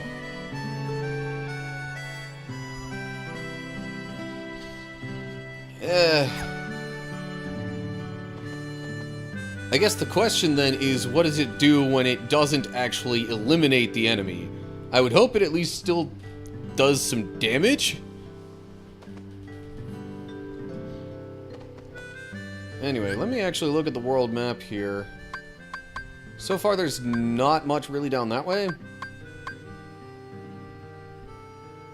Does nothing if it fails. So then, yeah, so then for the main battles where you most need to have good card combos and stuff, it's totally pointless. I don't struggle with the regular Heartless battles, so that really doesn't help me much. This world is actually linear with the illusion of not linear. I got Tranquil Darkness with 5. Looming Darkness with 5, although I'm not sure I want to do that.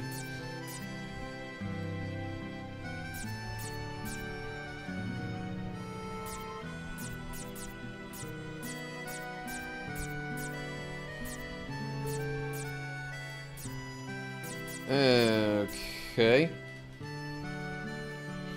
Suppose I can do a Tranquil Darkness.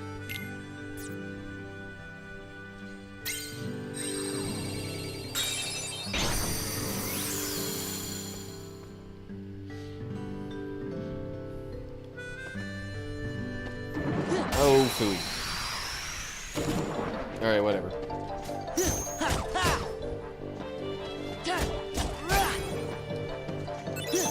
Really? How did that miss? Whatever. Power. Hey, it's gonna focus on the shadow there. And hold up. How? Okay, maybe the air soldier whipped up a card that was more than a 4, or equal to a 4. Because I was like, hold up. How did my cloud card get broken? Thunder. When all I saw was the 1 Goofy. card from a shadow. At this point, you want as many new card runes as you can get. Ha. Ha. Yeah. Fire. Go for something. Yeah. Yeah.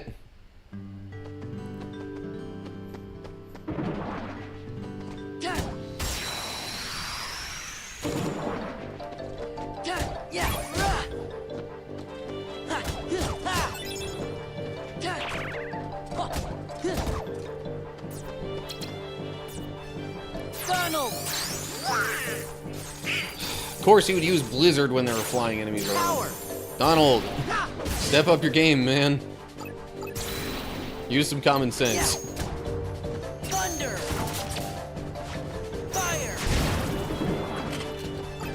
Now there are other enemies around. This is it. Courage. Up until this point, the card room cards are pointless. Each world pre-stacks your deck. Oh, yeah. Kind of forgot about all them being stunned. Yeah. Fire. Fire. Fire. Heal. Jeez. Thought this was supposed to be a room where only a few heartless or maybe it was just only a few heartless people.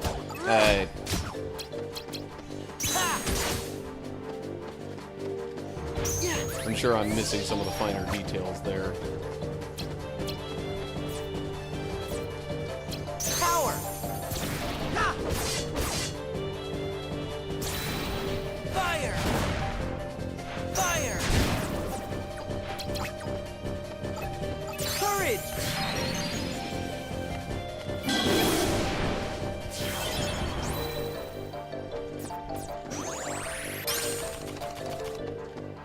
Yeah. Donald. Ha. Yeah. Fire. Ha. Ha. Really? Fire. Power.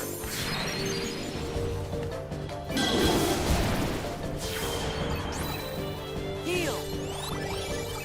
Ha. Thunder. Heck.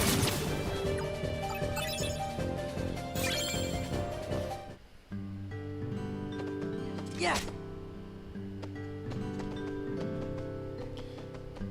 Well, it definitely would have been more helpful having an idea of, you know, whether or not to use certain rooms earlier. Yeah. Ha. At this point, I'm far enough into it that it's like, Yeah.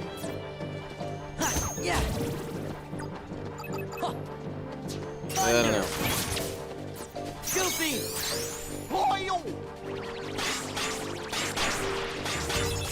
Okay, cool. Another Goofy card.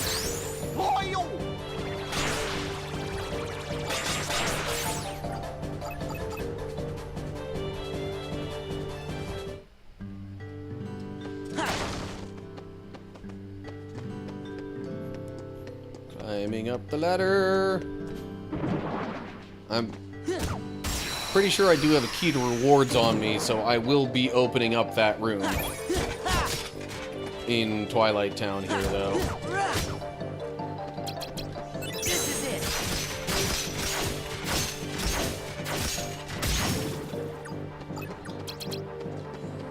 This is it. Thunder. Back off.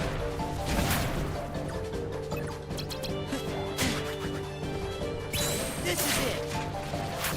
Shame that only hit one of them. Yeah. Ha. Fire. Fire. Fire. Heal. Funnel. Okay. Goofy. Definitely glad Goofy was second, because with all those shadows showing up, Donald tends to be far less useful against Power. shadows.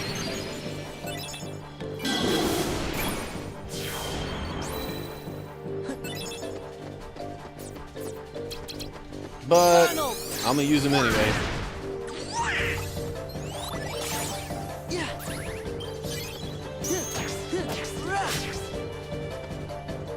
Yeah. Yeah. Ha. Ha. Ha. Yeah.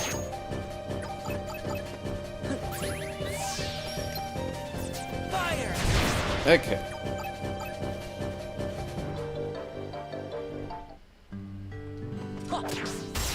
Nice try.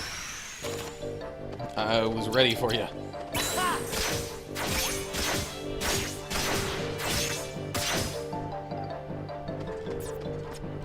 Goofy.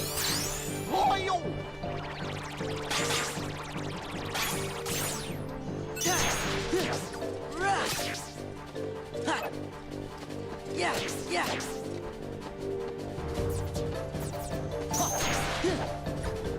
Thunder. See, the disparity between some of these battles here, Yeah. where it's like,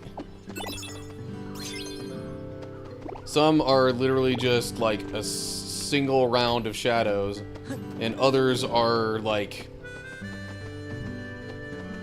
3 different rounds of all kinds of Heartless.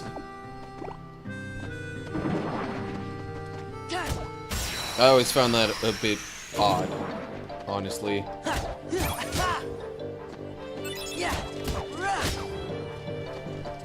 Yeah. Like, I get not wanting to keep everything exactly the same, but do you gotta have that much variation between the battles in a single world?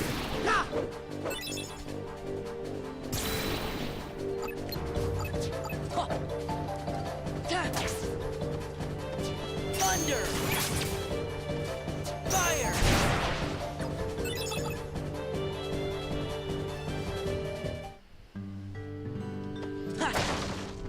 Okay. Ooh, hello. I need specifically a blue 8. Could do a calm bounty for that. Or a moment's reprieve. Or the Mingling Worlds, but... I think I'll do the moment's reprieve there. A red card equal to 1. So we got Feeble Darkness, Sleeping Darkness. You know what, let me do Sleeping Darkness for that one. And then we got 20 in green. Well, I mean, It was saying earlier I had too many map cards.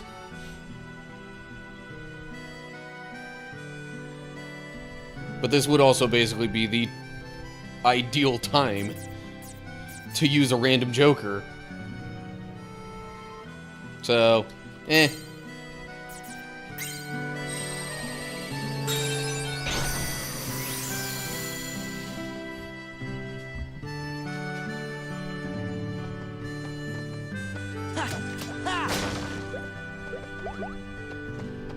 Yeah.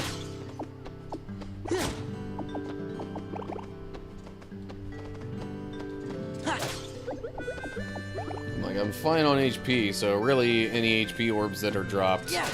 I don't even need to collect them, I bet.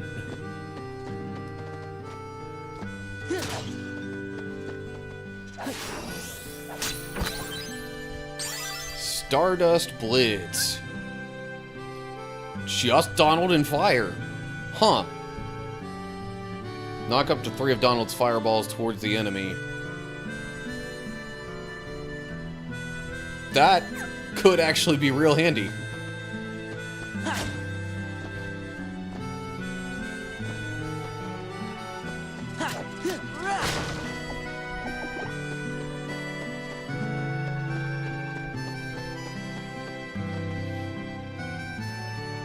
Alright, now on to other rooms. So that's the only story room it shows here. One's so helpful against Marluxia. I mean, I know fire's kind of a weakness of his, so that doesn't surprise me. Alright, we need a 3 or higher. So far, I'm not seeing anything that's just a straight up 3, though, oddly enough.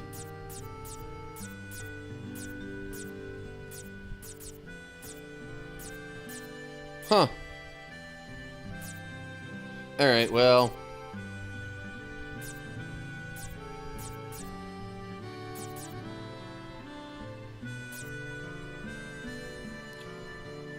I could do the guarded trove. Would give me a higher than a 3, but not so much higher than a 3 that it's ridiculous.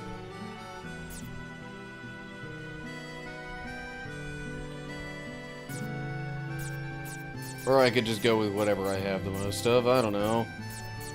Got 5 in a black room or looming darkness.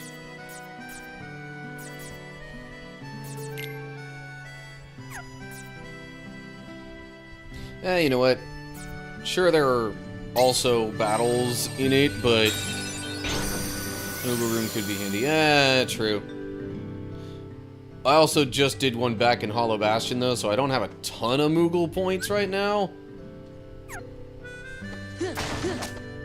Makes it a little less helpful than it would otherwise be.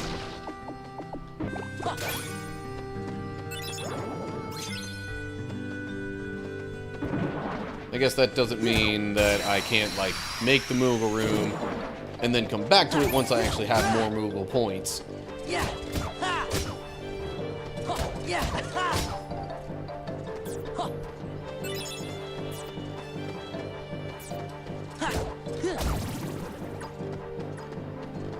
Thunder. Fire.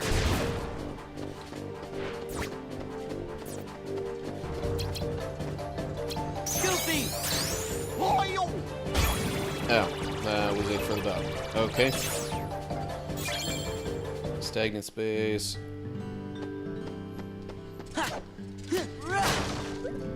Oh, hello. Yeah. This is it.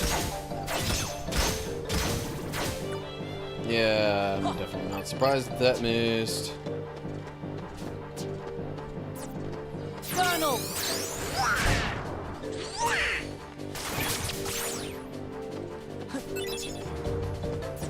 Goofy.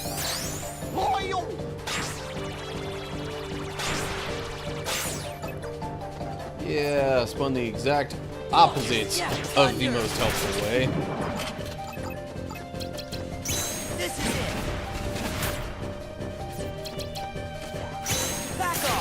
Dang it. If he would have been just a little more centered up, I could have hit, like, all of these guys at once.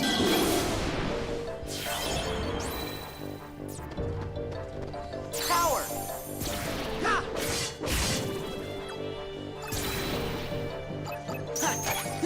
Ha.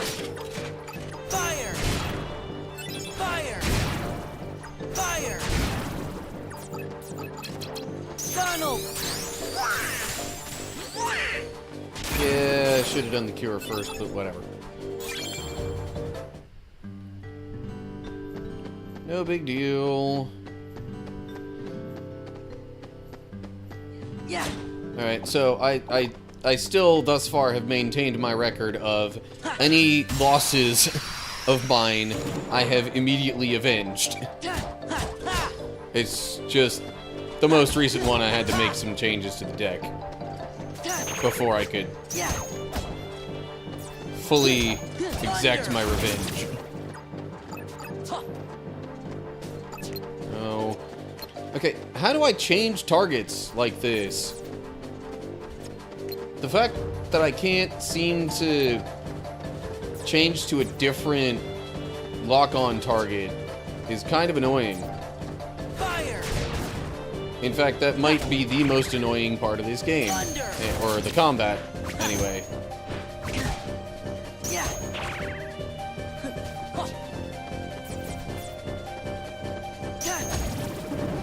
Okay, here we go. Let's get Simba in here. Then I can whip up the Reflect Raid. Back off. Didn't hit as many as I was hoping for, honestly. Fire. Fire. Good for this game. I think it should be the same as Kingdom Hearts 1. I've pressed basically every conceivable button to try and change lock-on targets, and it doesn't work. Unless there's something I need to change in the settings. Because it was the bumpers in Kingdom Hearts 1 that would change your lock-on target. Courage. Oh shoot, forgot about this. Gotcha. I get this like so infrequently. Sometimes I forget it exists. Yeah. Fire. Thunder. Don't know what the button is for you. I've never played Xbox, but it is possible. Yeah. Okay, hang on. Settings. Left bumper, right bumper, spin the card, revolver. Yeah, there's just a lock on and off. There's no change locked on target while you're locked on. Unless that's in Type B. No.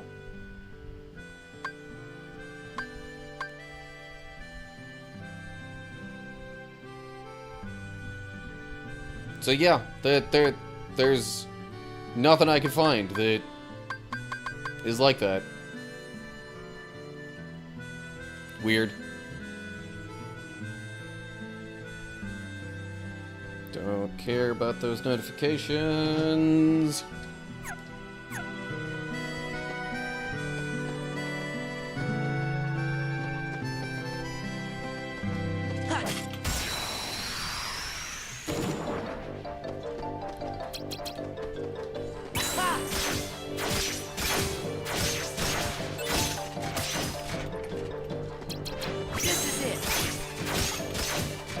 Probably should have picked the other soldier from the start, but whatever. This is it.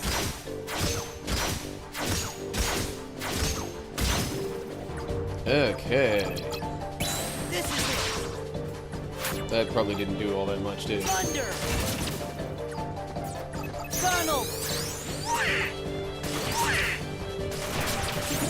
Battle is not over yet. Back off. This is it. Courage. So yeah, it seems like I have to just release the one lock on and then lock on to something else, which is horribly inconvenient. Fire! Donald!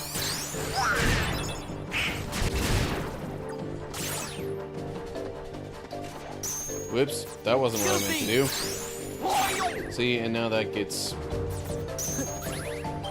fine. Yeah! Ha! Ha! Yeah! Rah! Draw initiative. Ooh, new sleight. Holy. Oh, jeez.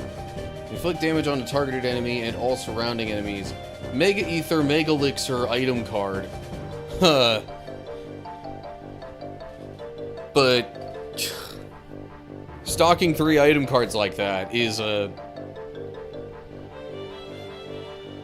hefty price to pay. I would really hope that that's a good one. There's no real incentive to lock onto anything other than boss battles. I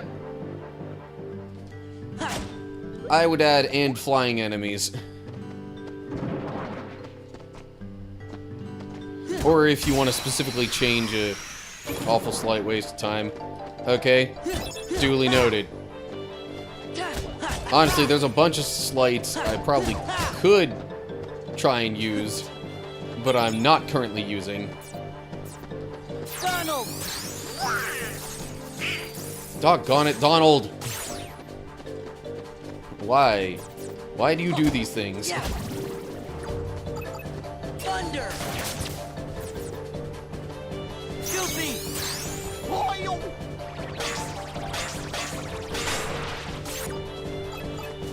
Fire! There's more. Alright, fine. Reflect Raid. Cool!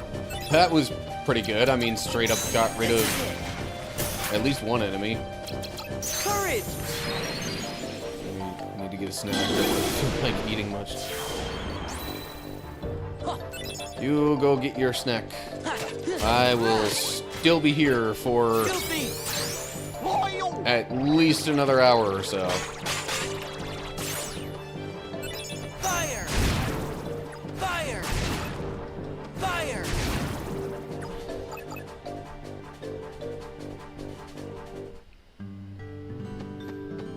Gah! Huh.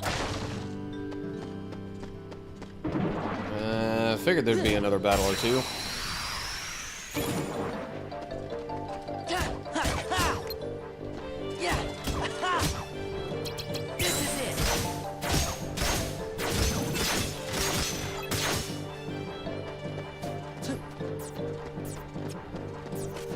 Why did I do that right then? Thunder! Back off! This is it! Huh. Donald! Hey, Blizzard actually hit. Goofy!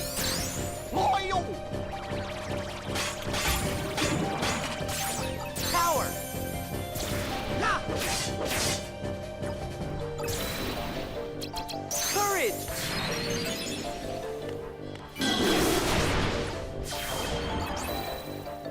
Gah! Rah! Fire! Fire! Fire! There! Huh. Yeah! Ha! Ha! Rah! Yeah! Ha!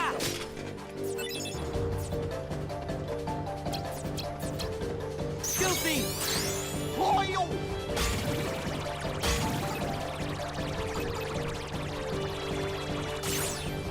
Oh, man. Okay.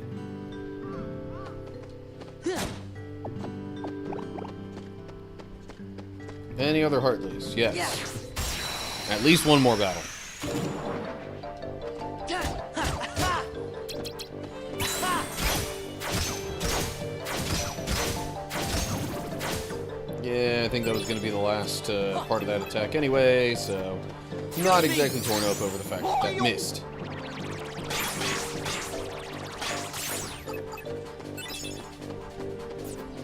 shield! Still more enemies. Ha!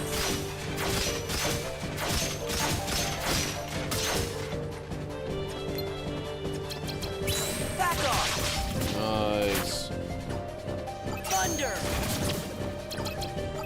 This is it! Back off! Didn't quite line that up, but oh well. Ha! Fire! Fire! Fire! And ta-da. Battle done. Ha! Okay, that's probably all the more fighting that's gonna happen here. Yeah! Ha! Ooh, Mushu. Huh. It's a 5, not bad. Yeah! Alrighty. What is the treasure? Blizzard. Yeah, definitely not putting that in my deck real soon. I might have to go down this way eventually anyway. So, I have an idea.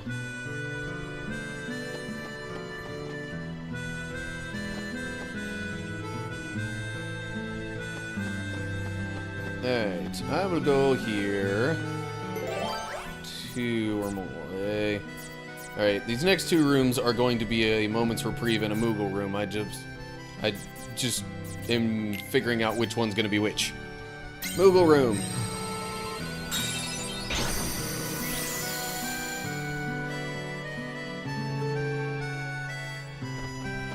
Ha! Ha! Ha! Ha! Ha! Yeah! There's some Moogle points. Ha! Ooh, card. What is it? Spellbinder with a 3. Yeah! Ha! Yeah! Yeah! Ha! Yeah! More Moogle points. Okay. Ugh. Hey. 3 card pack. Ooh. Fairy Harp that's already premium. Pumpkinhead, 3 wishes. Eh. It's mostly a fairly meh kind of card pack, honestly.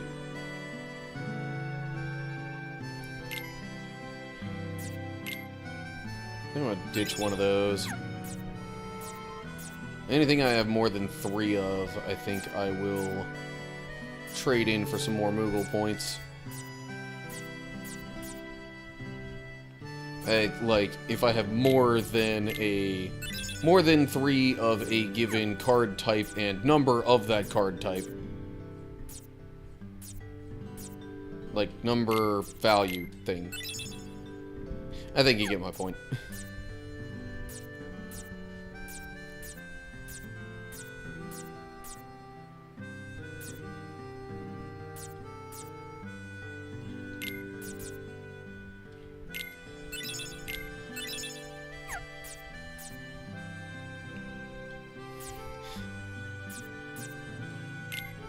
Definitely could get rid of a couple of those.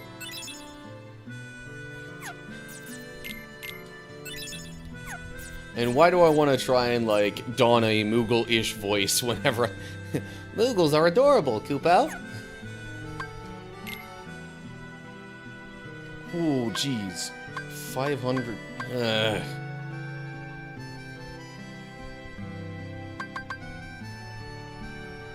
Alright, Owl. Which kind of pack should I get?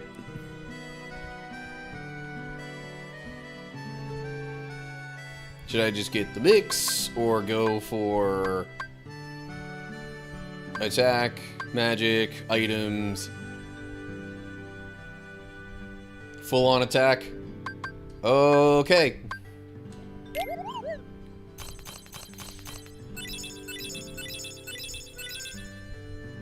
Not bad.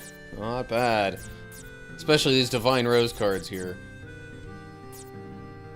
Although, the recovery isn't the best. Still. I'm gonna hold off on spending any more right now.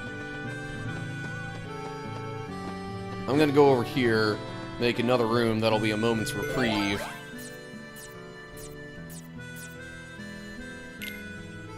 Even though it's gonna have to be 5.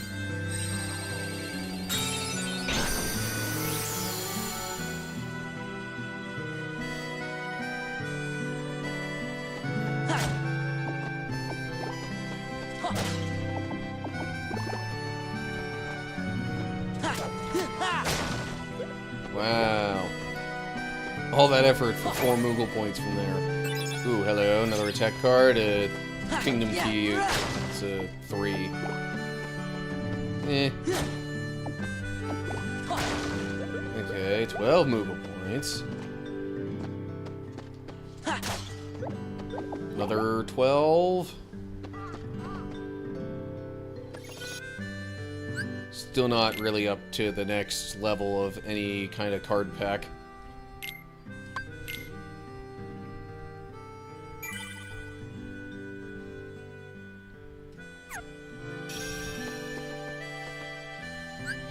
Do I want to bother going into this room?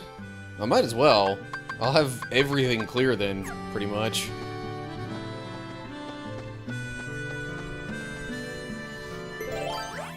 I need a 6 or higher. Well, I've got a 6 in Tranquil Darkness.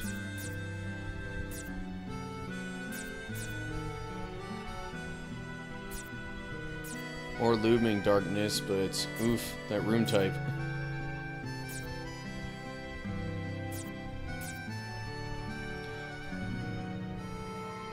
I could do a white room.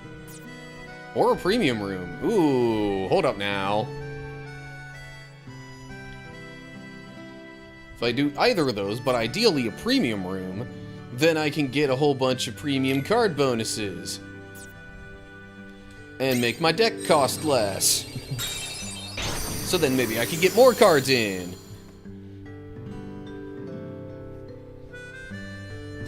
Yes. Really? I totally should have hit that. This is it.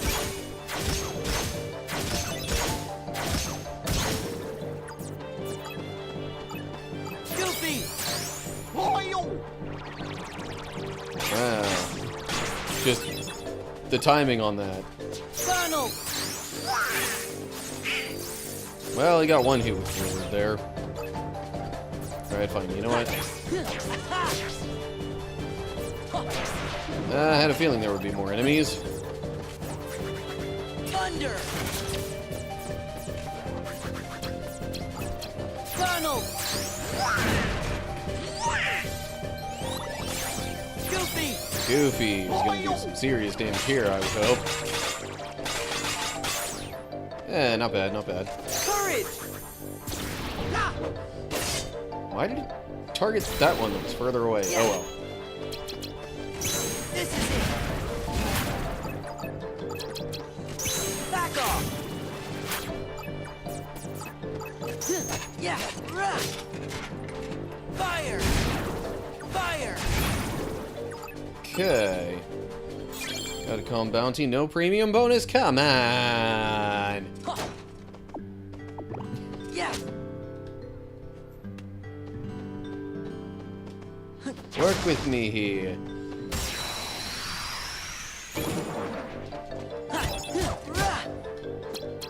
This is it.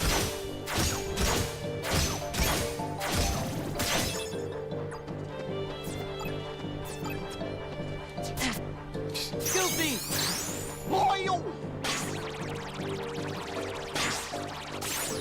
Sometimes making sure I press the right button is one of my worst enemies in this game. Is it seriously? Just come on! Where are the premium bonuses? I want the premium bonuses. Stop giving me room cards. I don't care about those. And I really have no idea where that voice came from.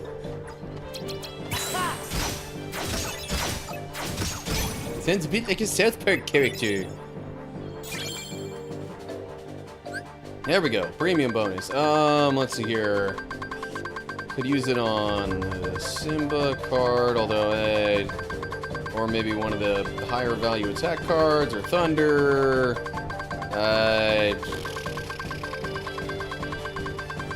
I've lost all semblance of where I'm at here.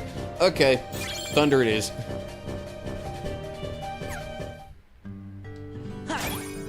Blizzard card. 6, not bad, I guess.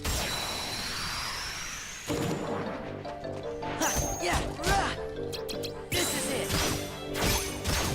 Glad it refocused on the air soldier there. Would have been real annoying if it had started focusing on one of the shadows, and then my Sonic Blade completely missed because of that.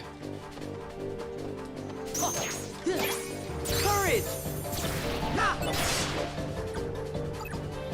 Force a habit, I kept on attacking. Yes. Thunder. Funnel.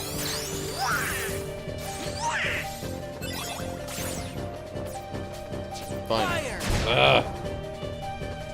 Yes. Just Thunder. stay above ground. Little twerp.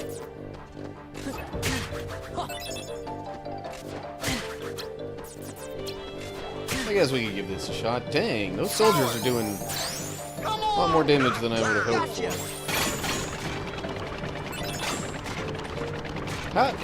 How did it not? Okay, maybe it just didn't make a noise for all those downed enemies that got hit. Fire. I was like, wait, how am I missing all of them?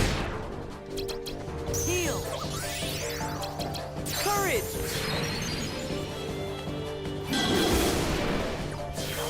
Hey, premium bonus. Funnel.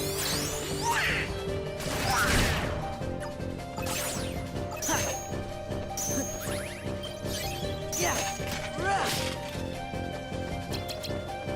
That's not a slight. Probably because two of the attack cards are the same. Yeah. Fire. Fire. Fire. Oh, dang, okay. Another key to rewards.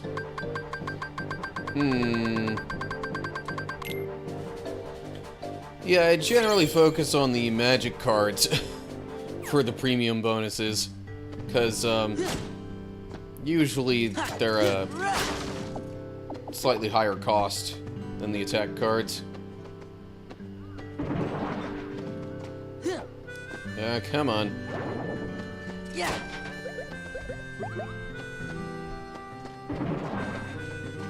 There we go. Just wanted to get the initiative there. This is it. Oh, shoot. I forgot to do the last hit there. Funnel. Wow, thanks. Really needed that.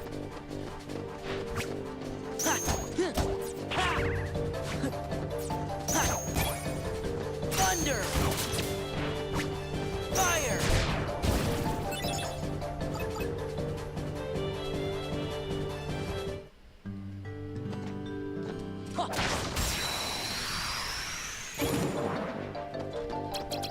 This is it.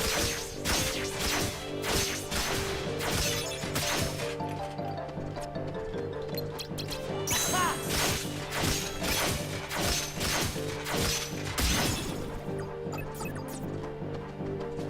Okay, I'm gonna do these Guilty. separately.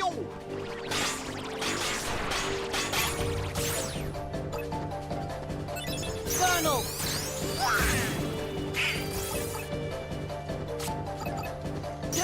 Yeah. More enemies, yay.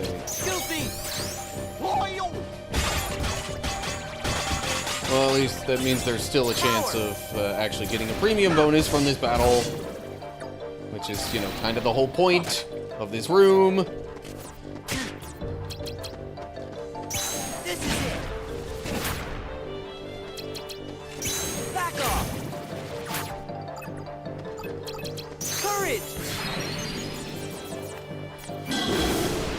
Okay, good. Still one of them left. So I can do this and heal Fire! before then Fire! wrapping this up.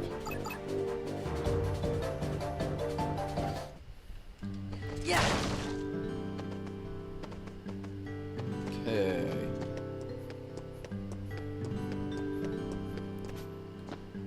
Ha!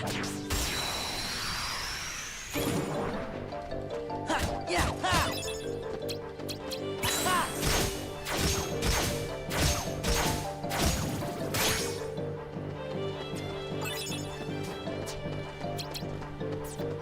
Donald! Pressing both of the bumpers to Yeah! use the stacked cards is quite annoying. Back off! Thunder! Donald! Okay, guess I'm not doing that. Back off!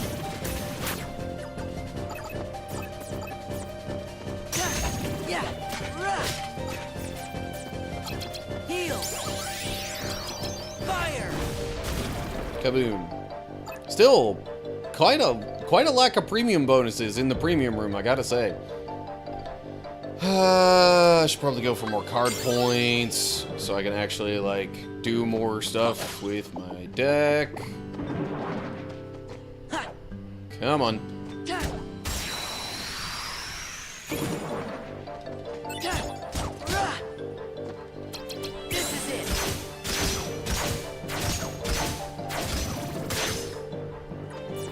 I am so glad most of the flying enemies will actually like, you know, get down to ground level once you hit them a bit. Ha! Means I can actually use the Sonic Blade Thunder! Slight even against them. Fire! Ha! Doggone it. Ha! Yeah!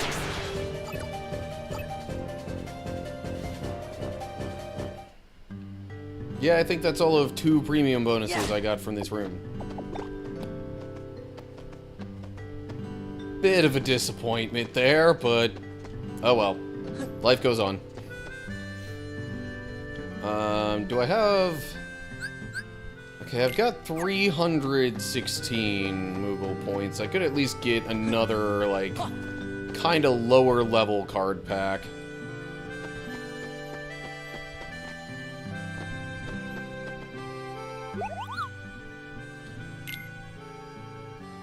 I could get more attack cards. Sure.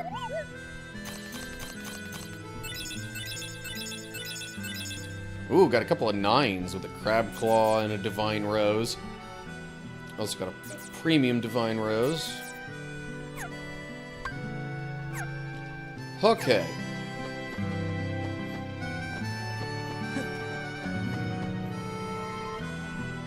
And at this point, let's see here. I should probably take another look at my deck. See what all I might be able to do with it. I've got 94 points to work with.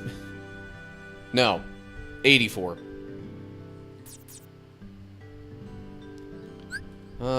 What are some slights that I might want to add in here? Well, it's not like I can specifically plan for the one Donald thing. Warpinator isn't going to do me a ton of good. Not against, definitely not against Vexen or Marluxia, I would think.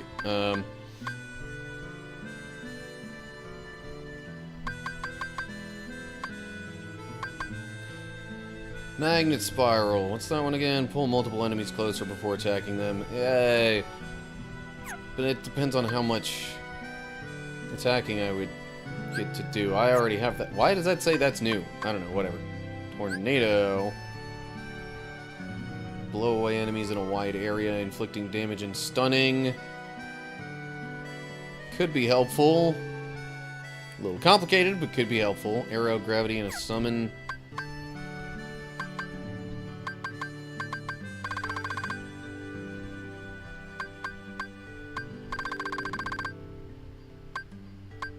Furious Volley would... Oh, that's beast stuff. Meh.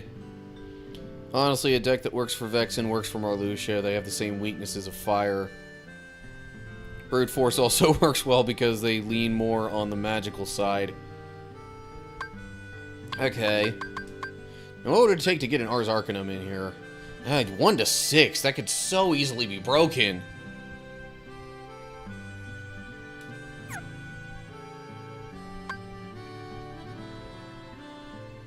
Sonic Blade is one of the harder ones to break. It's part of the reason I put 3 of them in the flippin' deck.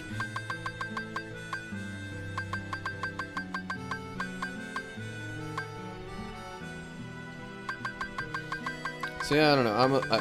I guess I'm maybe a little curious to try the Tornado one. Arrow, Gravity, and a Summon.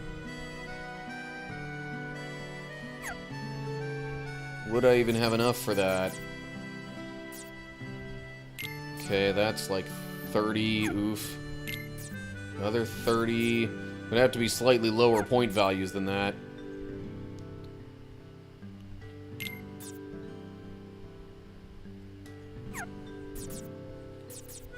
And I'm pretty sure it has to be in that order, too.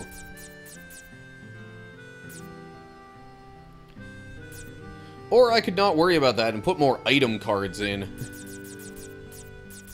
That might be an even better idea. Oof. But it's an elixir. Quickly reloads all attack and magic cards. Yeah, especially later on, when I've, like, kind of made most of my cards otherwise inaccessible. Could be quite handy, which leaves me barely any room to do anything more. But hey, it's an elixir, so, you know, can't complain too much about that. Sacrifices reload speed to power up attack cards. Maybe I just also need to actually be making more use of my Shadow card there, and the Oogie card. 10 uses, jeez. Yeah, I really need to think harder about using that Oogie card in some situations. Okay. I have saved. I am now going to get myself right next to the door to progress the story. Then I'll probably take a quick break.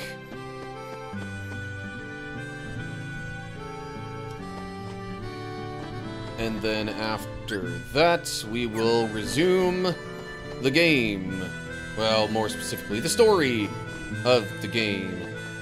Is that... No, that was the reward room. That's right.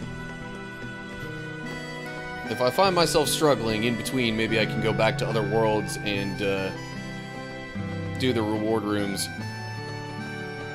Because honestly, I think I've done reward rooms in the past 3 or so worlds, and none of them in the earlier ones. Although, the earlier ones you would think wouldn't give you quite as good of a reward. Anyway, okay. Break time, and then I will be back.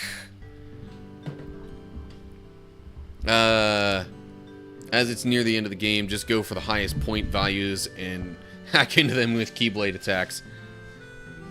Fair enough. Alright. Be back in a bit. Let me get some of my own music going for the background here. Forgot to have that volume turned on. Okay.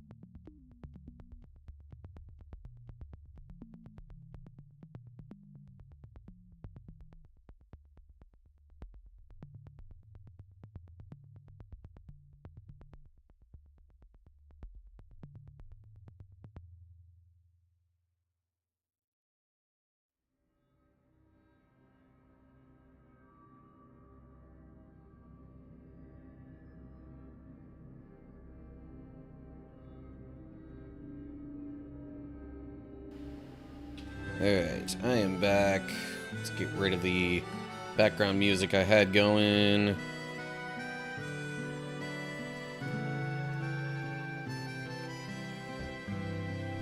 Okay. And I suppose then I'm about as ready to go as I can be. Hopefully I, you know, don't end up being kind of stuck.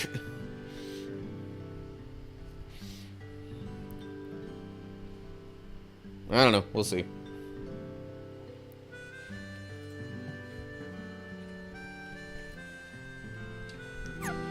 Okay. So, I have cleared out all the rooms in Twilight Town. Should just be story advancement. And probably some battles. Alright, we need a 5 or higher. Which I have no qualms about using one of those there. 5 or lower.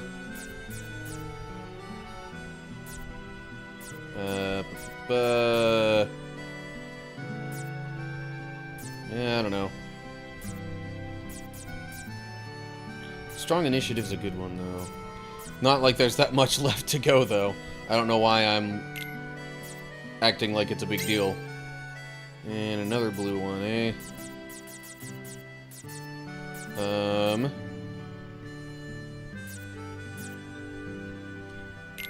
Let me use one of those, and Key of Beginnings.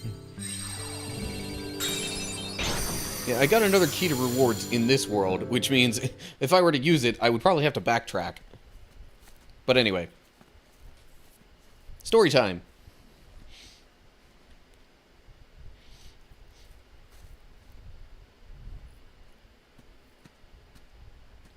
What's wrong? Something feels really strange. I'm sure I don't know this place, but it's starting to feel like it's familiar to me. You must have come here sometime before. No, and that's what's strange. It could be like with Nominee. You forgot lots of other stuff, and that's why you remember this place now. No, it's different. With Nominee, my memories sort of came drifting back to me, a little piece at a time. But not now. It's not memories, just this idea that I must have been here before. So, feeling nostalgic?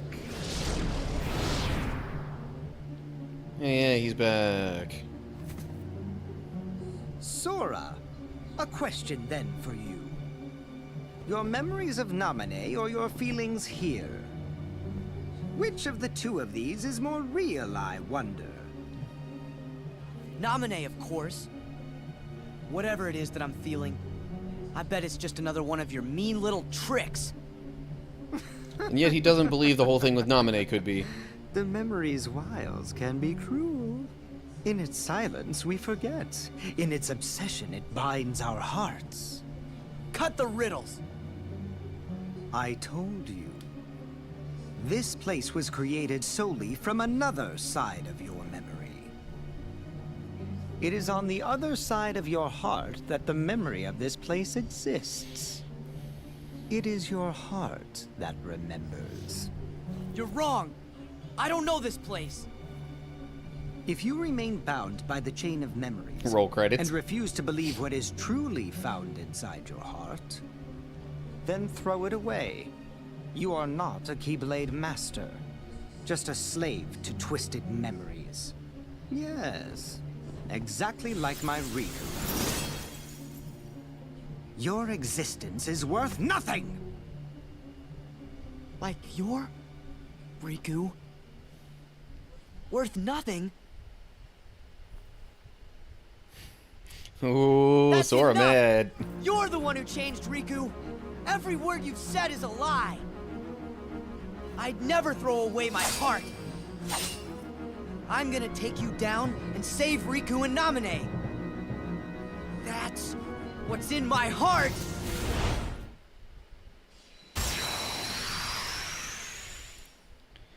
Okay, let's hope I don't, like, struggle a whole bunch with this battle.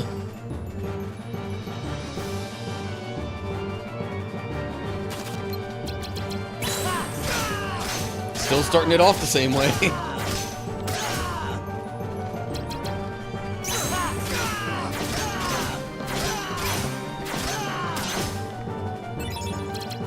Here you go.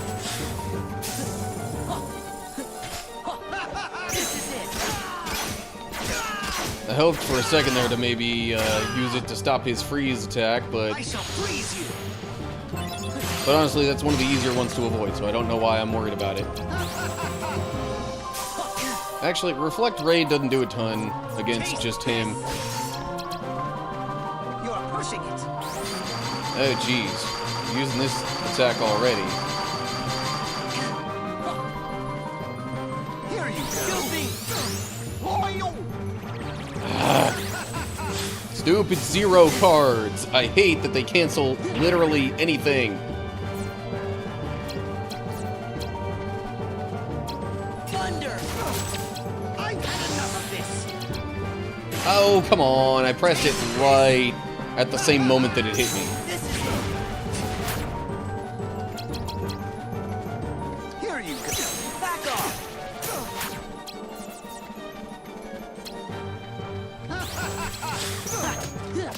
Ha! Here you go. You imbecile. No. What? So wait, they were even? I did not think those were even. I shall freeze you. Aha. Got it right that time.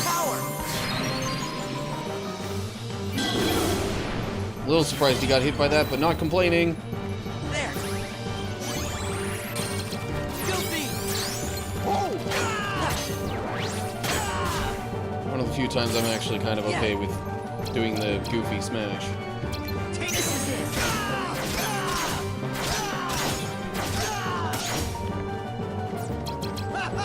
Guilty!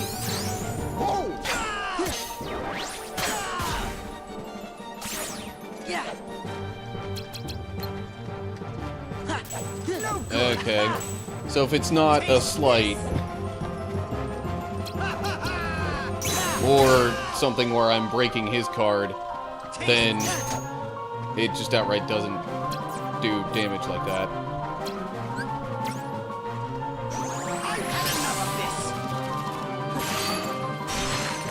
Yeah, you just reminded me. You're pushing it. This is it! Ha! Yeah! Here you go.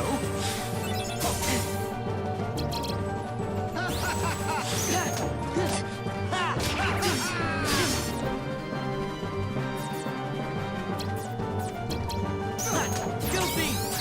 So I probably should have done the goofy smash thing there. Taste this. Fire! And he was too far away for that to hit. Oh well. Taste this. Heal! Courage!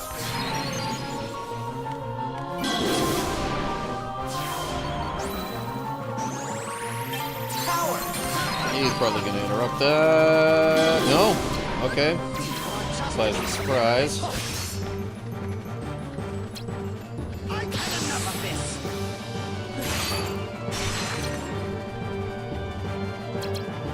You imbecile.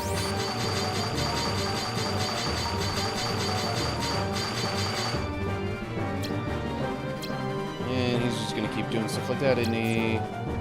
Come to me, Ice Blade. Away you come. Okay. That was a new attack, Here you go. which is why I was not ready for it. You're pushing it.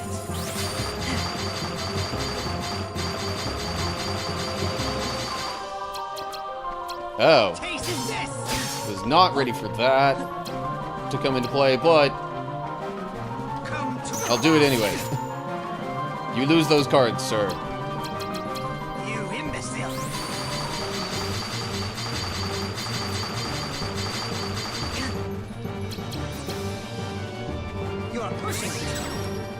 Okay, so I can't break item cards like that?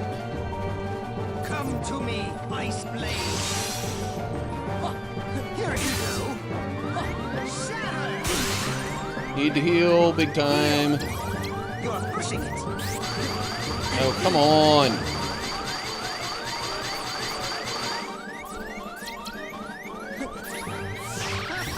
Oh, but he can interrupt my heal cards or item cards or whatever. That's kind of stupid.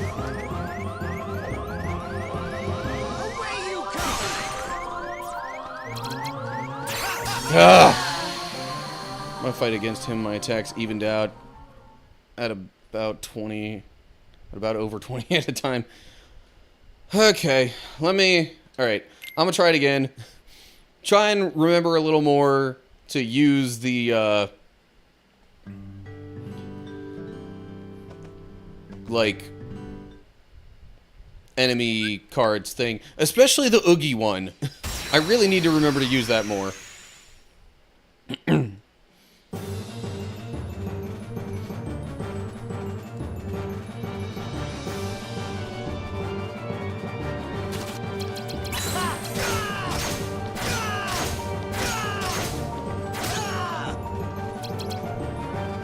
you go. You imbecile. What? Okay. I guess, was that just because I stacked them before using that shadow card? I don't Here know. you go. I shall freeze you. Oh, come on. This. Tell you what, let's do a Thunder Raid here, maybe. This is it.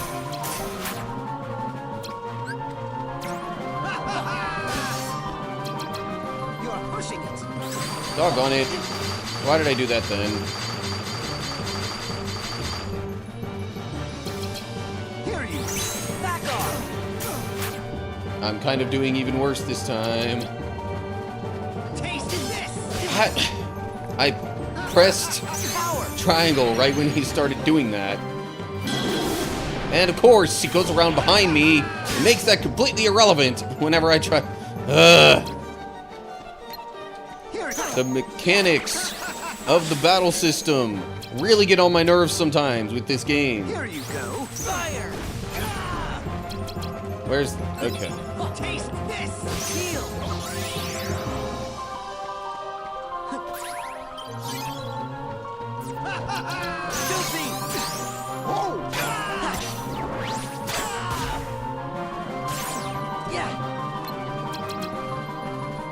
Taste this is it.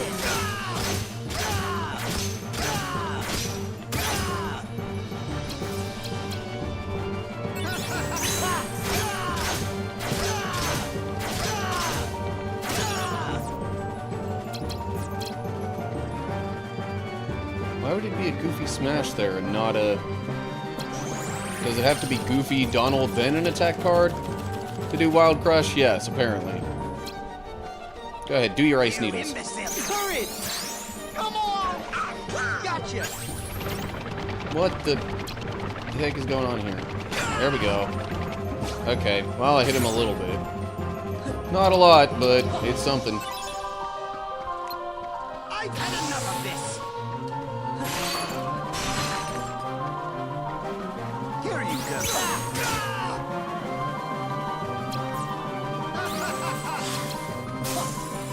Donald! Why did I... Okay, I thought for sure I loaded Cloud first. You're pushing it. Ice Needles are annoying. I do not like them. Here you go. Taste this. Power.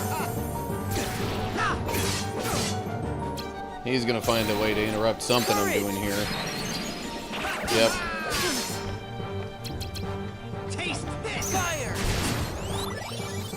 I shall freeze you.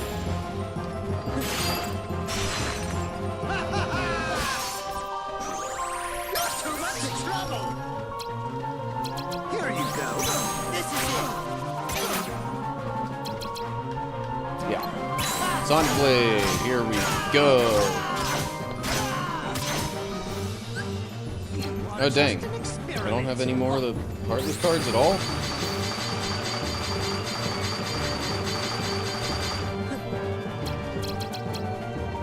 Come to me, Ice Blade. Shatter! Ah, come on. If I had just gotten the dodge off in time, I would have avoided that entirely.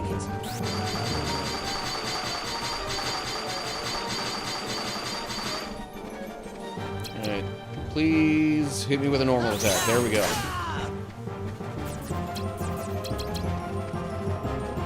Come to me, fire! Here you go.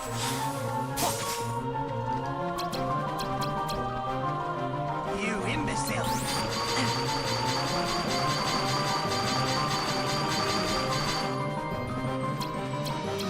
Come to me, Ice Blade! Away you go! Aha! Avoided that entirely. Knowing how to avoid the attacks is quite handy, I must say. Taste this! Of course, he freaking interrupted it before I could get the item card off. Doggone it.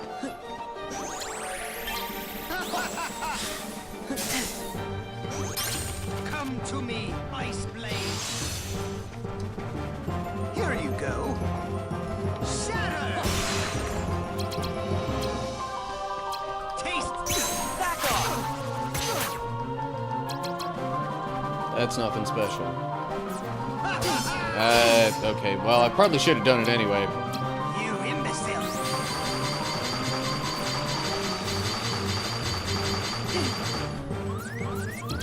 Taste! Heal. Courage. Ah! All the freaking zeros that he has are the most annoying thing in the world. This is it.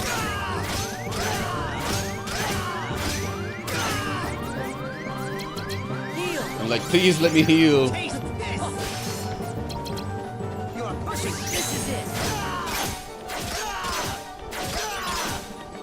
Alright. Since I have all these Sonic Blades back, This is it. I may actually, you know, stand not too terrible a chance. You're pushing it!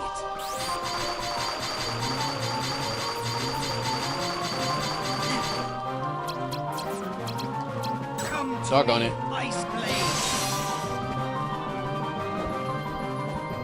Away you go!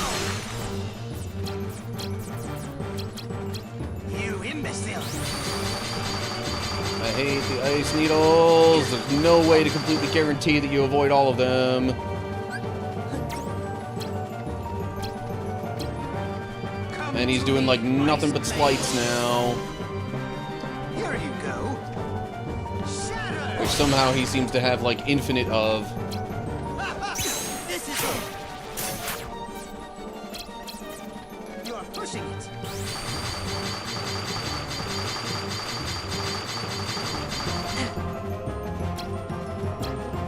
Taste this! I freaking pressed triangle as he was Thunder. doing that. Come to me, Ice Blade!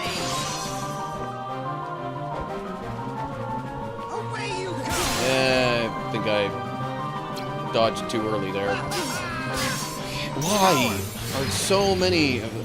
Taste this! Fire. I really need to heal. You gotta be kidding me! Ah! That was so stupidly close.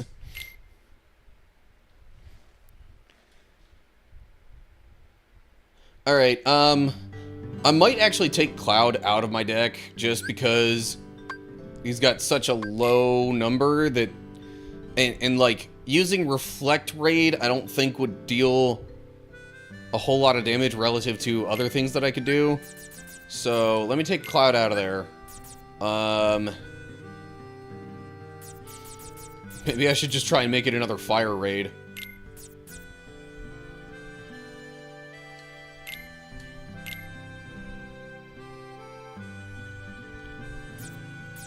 Alright. Let's hope that helps. Good grief.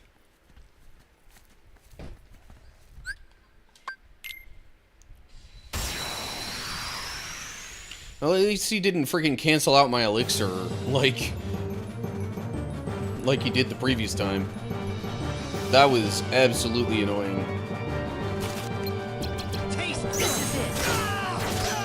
I'm also thinking I'm not going to use the shadow card until, like, significantly later in the battle. Oh, shoot. I didn't do the last hit there, did I?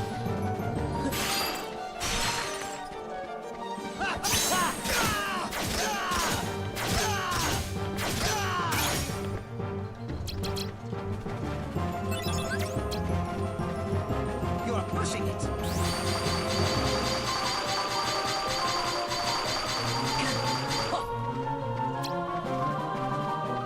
Here you go. Back off! Thunder! I've had enough of this.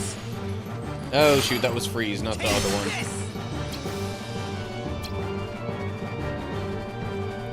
Helps if I prepare for the right thing. Come on, really, dude? Taste this. This is it. You imbecile.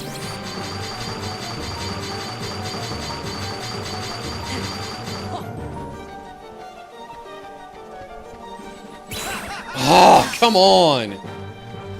I had the timing pretty much exact there. Taste this. Deal! I shall freeze you. Fire! You're pushing it.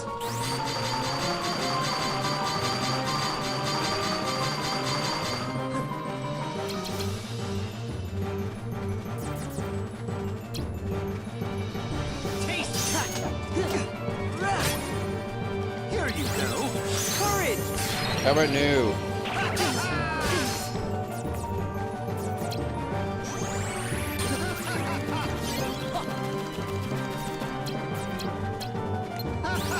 Power. Come on. Here you go. Hate! Hate! How zero cards work in this game. Just straight up. This is it! I thought that was going to be a Sonic Blade, not that, but whatever.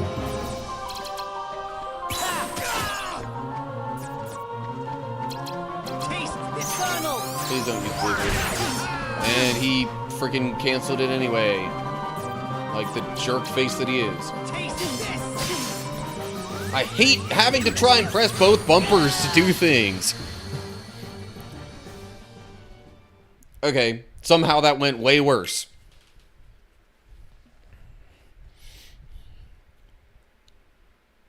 I'm gonna try it again though, because some of that I think was just kind of bad luck. I don't know.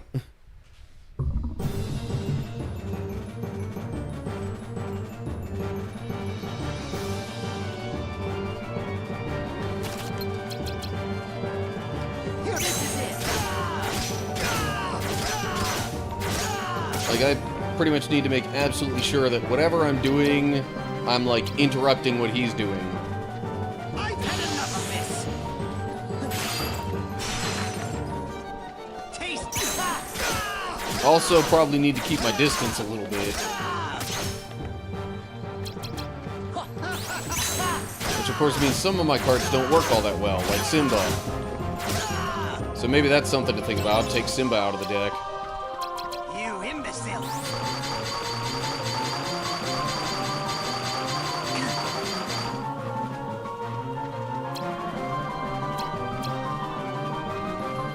I shall freeze. No, you won't. Back off!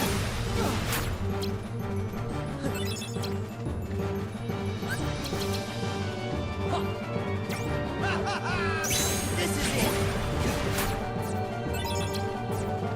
You're pushing it. I should have been further away to start off with. Oh well. Here you go. That's a really low value wild crush. Forget that noise. Taste. Back off.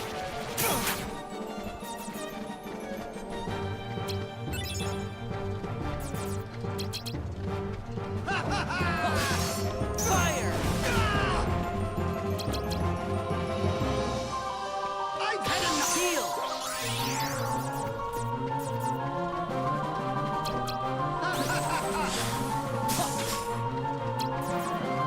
Here you go. Taste power. And with the freaking zero cards. All the freaking time. Taste. This is it.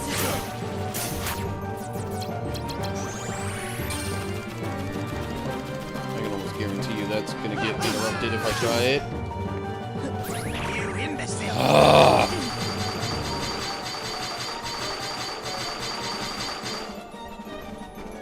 I pretty much just negated my potion. Which is annoying as all get out. Here you go. Courage. And he's gonna find a zero pretty soon, I betcha. No, actually. Okay, cool. So I can at least do this.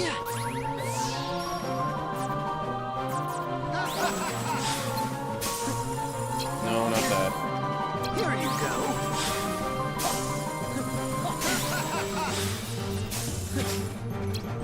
Taste fire. And that's probably gonna get interrupted. That's actually one of his more annoying attacks. The thing where he just sends the friggin' icicle at me.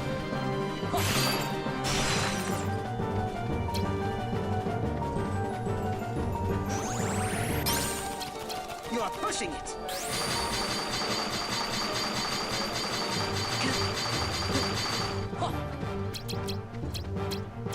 Taste this. Yeah. Ha.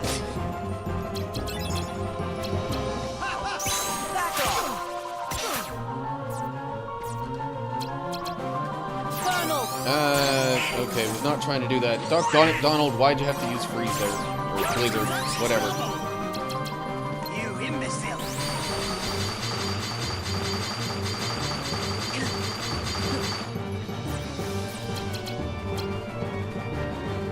Taste that.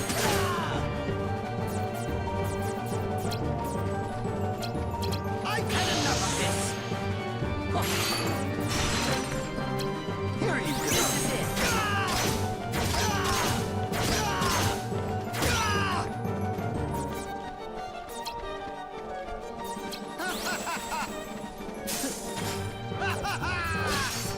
This is it. Okay. I shall freeze you. Well, doing better than the last attempt, that's for sure.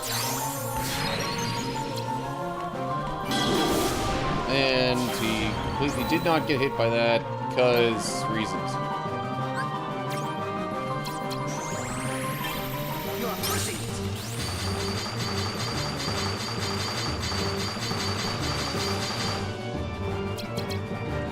Taste. Back off. This is it. Yeah. Wow, that did a lot of damage. What in the world is that all about? I've had enough of this.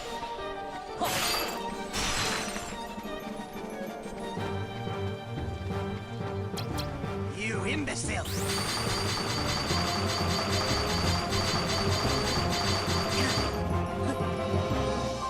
You are pushing it. See, why? Why am I not allowed to cancel his item cards half the time? Come to me, Ice Blade. Here you go. He sure is allowed to cancel mine. Here you go. This is it.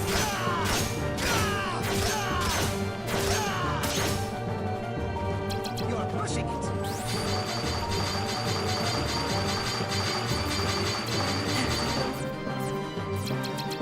Come to Doggone me, it. Ice Blade.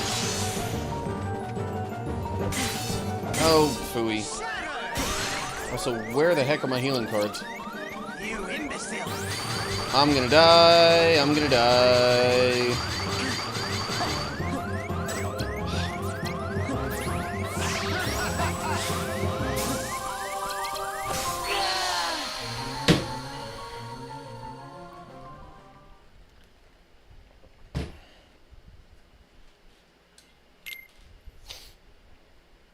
This is why people don't like this game as much as the others.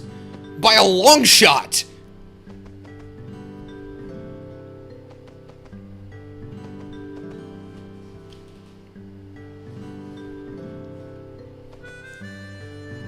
This is normal mode, by the way. So, like,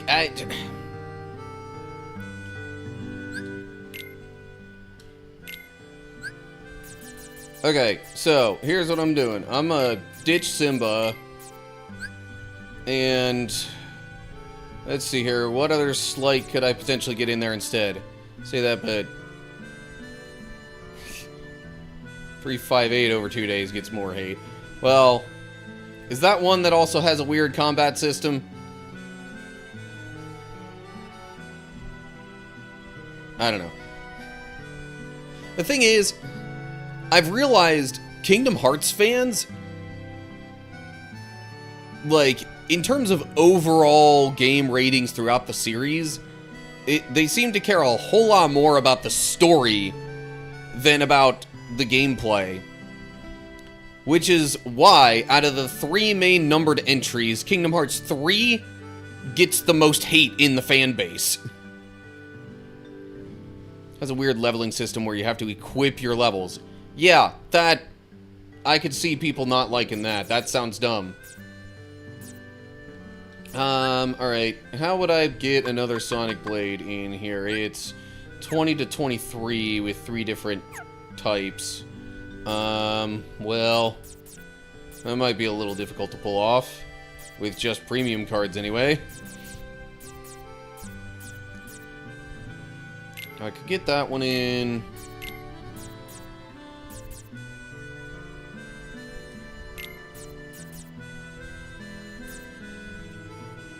maybe toss in an 8 for that, and a... well... that would make it exactly 20.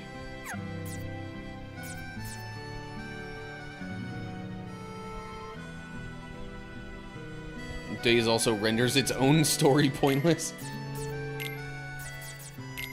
Okay. Instead of Simba, I have another Sonic Blade thing here. Yeah, I'm not gonna lie. That was partially me just being a bit frustrated. I personally absolutely hate the fact that zeros can cancel anything. Yes, I get that's part of the point so that you, if you want to use zeros, can actually, like, have a have a counter for even the worst thing that the enemy could throw at you. However, it's like you have to specifically plan that out just for the boss battles, because there's no other instance in which you're going to want to use zeros that badly.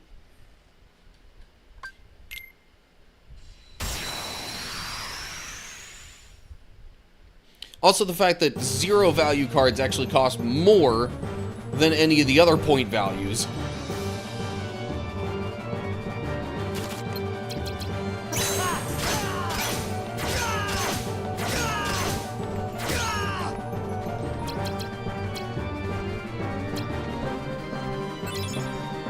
Taste this! This is it!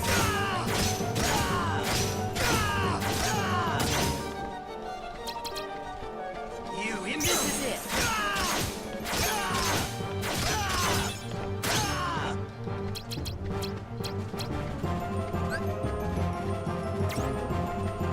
I shall freeze you!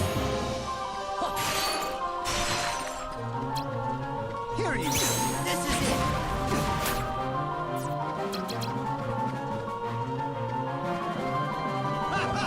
Back off!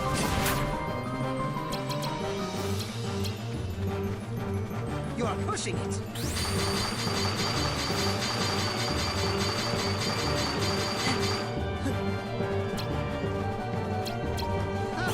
This is it. I've had enough. This is it.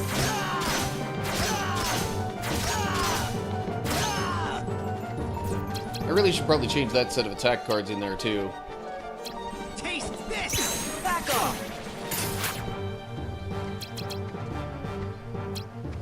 You imbecile.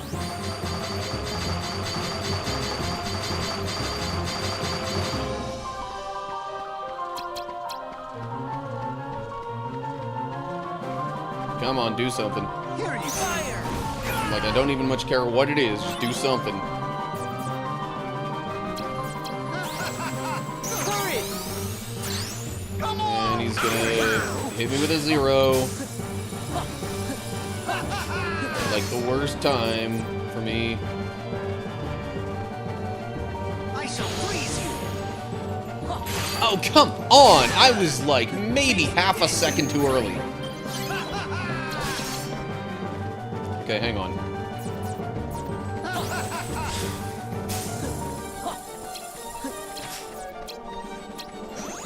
I don't really like Strike Rate as much as Sonic Blade. But I'll use it anyway. This is it.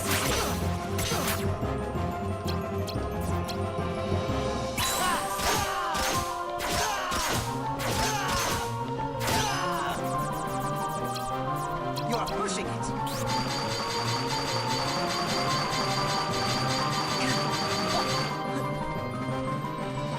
Please do normal things.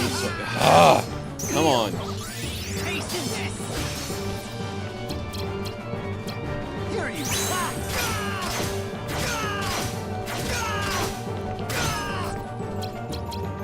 Al, I'm sorry, I'm not trying to ignore you, I'm just really locked in on this battle right now. You are just an experiment. You imbecile.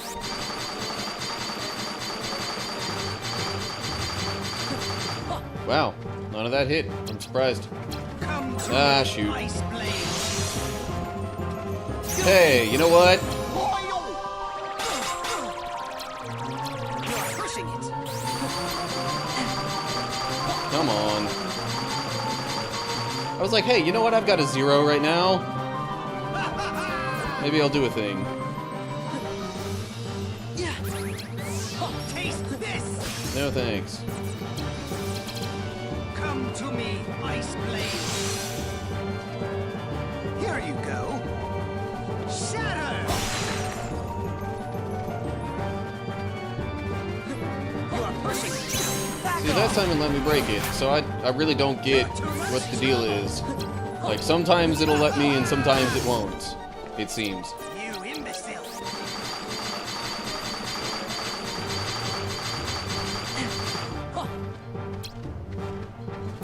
Come to me, Ice Blade.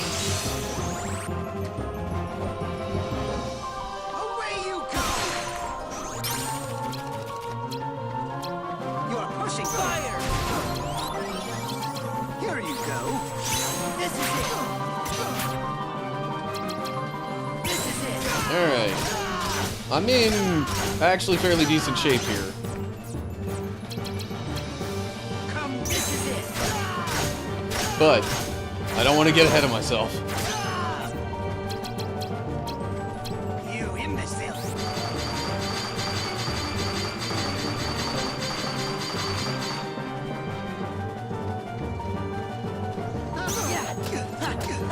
Here you go. There. Haha. You are pushing it.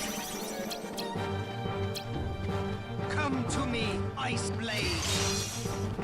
And Owl, I will get to your comments Shatter. eventually. Taste this. Fire. You are pushing it. I was a bit close to him for this attack. Come to Ah, me, shoot, that's Ice not a regular Blade. attack thing. Here you go. Away you go. And And I lost my focus on him for a sec. Thunder! You imbecile!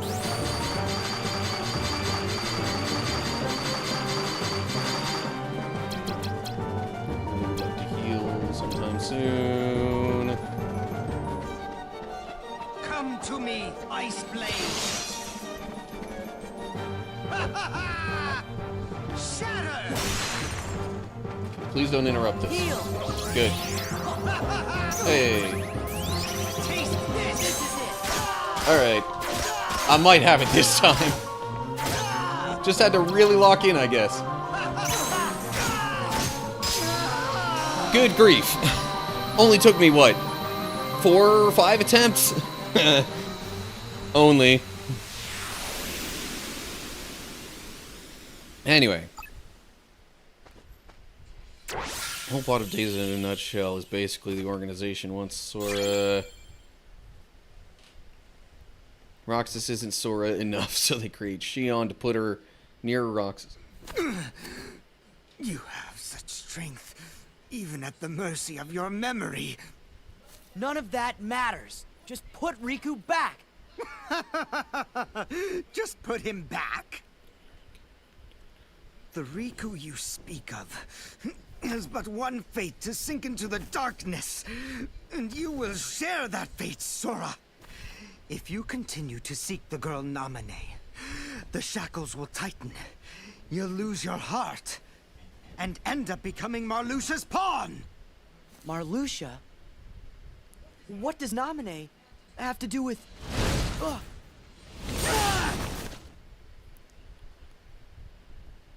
Ugh. Axel! Yo, Sora. Did I catch you at a bad time?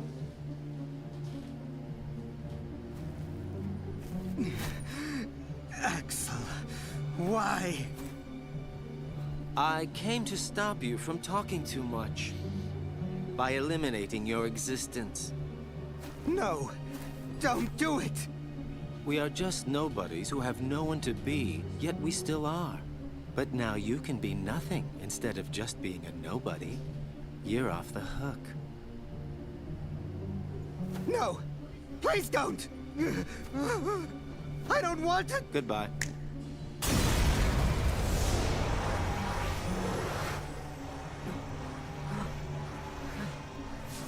What are you? What are you people?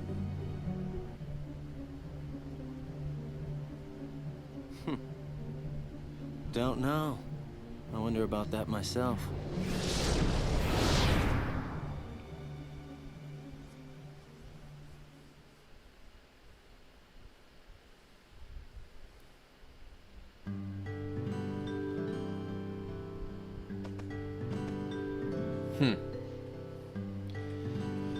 Okay, man.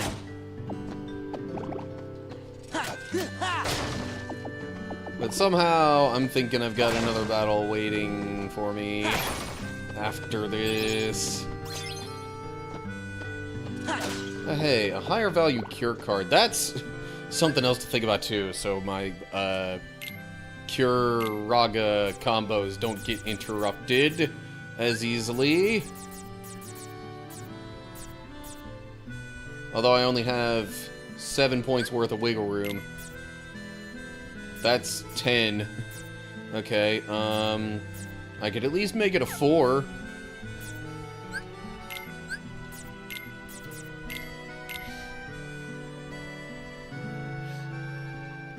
But anywho. Oh, man. If I struggled that much with Vexen, then oof.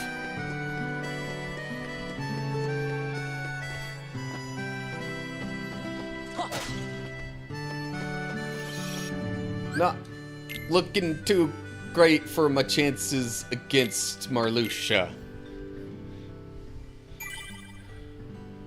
But for the moment, I shall press on.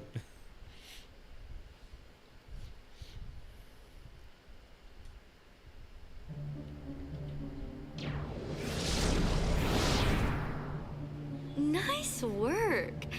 I say good riddance to that blabbermouth.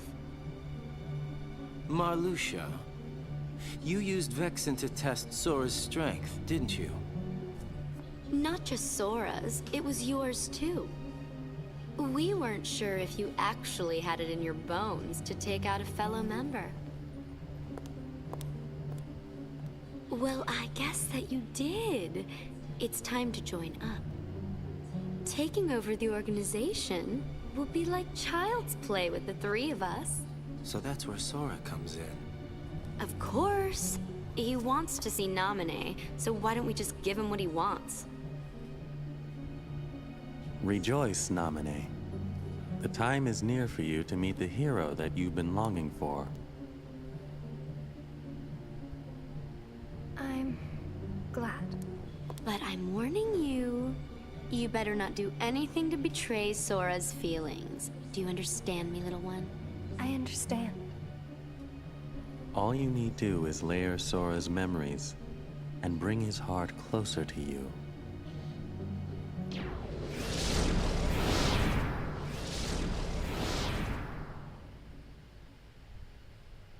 Sora.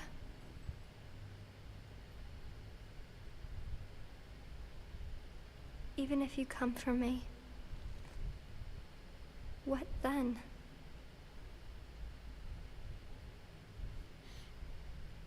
She talks so quiet sometimes.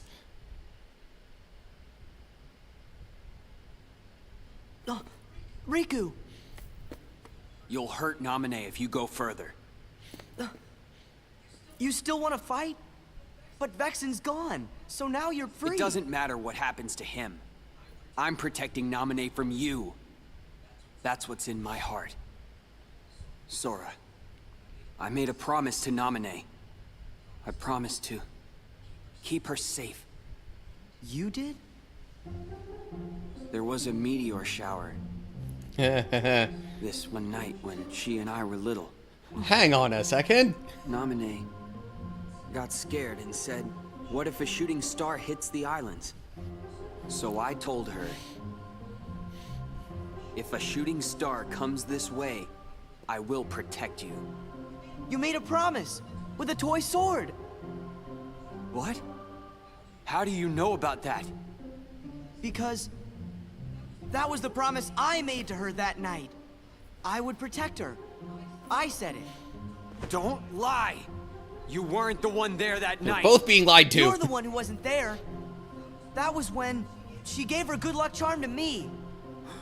Her what? See? Tell me, where did you get that?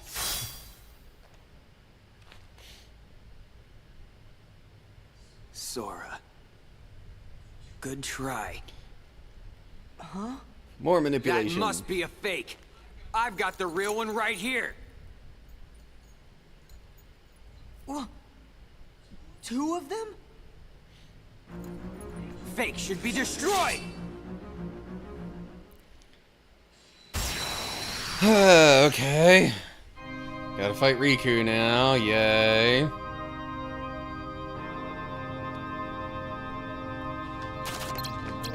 This is it.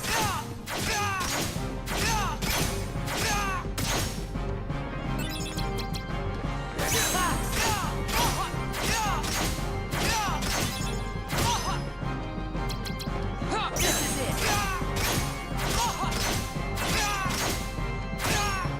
I'm really not intent on giving him much of a chance for most of these attacks.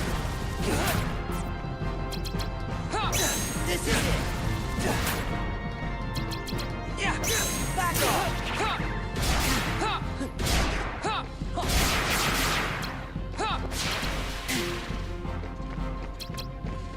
Oh, come on. This is it. You gotta be kidding.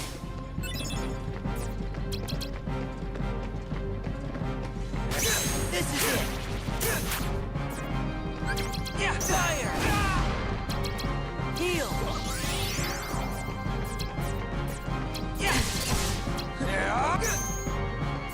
Well, that wasn't great.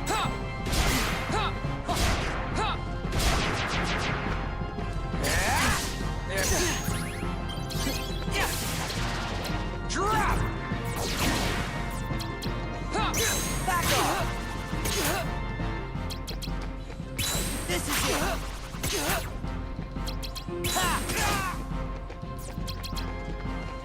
Nothing special.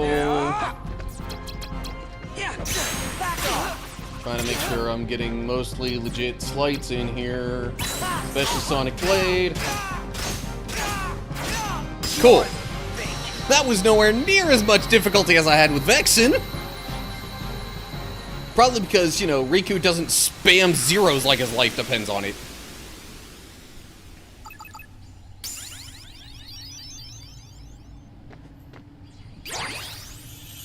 Okay, when you say their wayfinders look different, did you mean different from each other's, or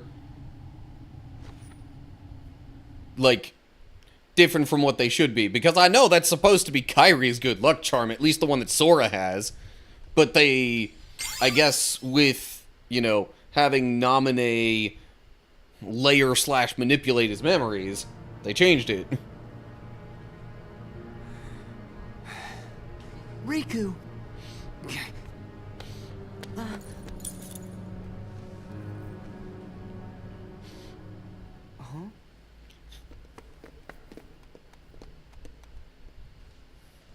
I forgot Naminé's good luck charm. It's just like mine. How'd he get this?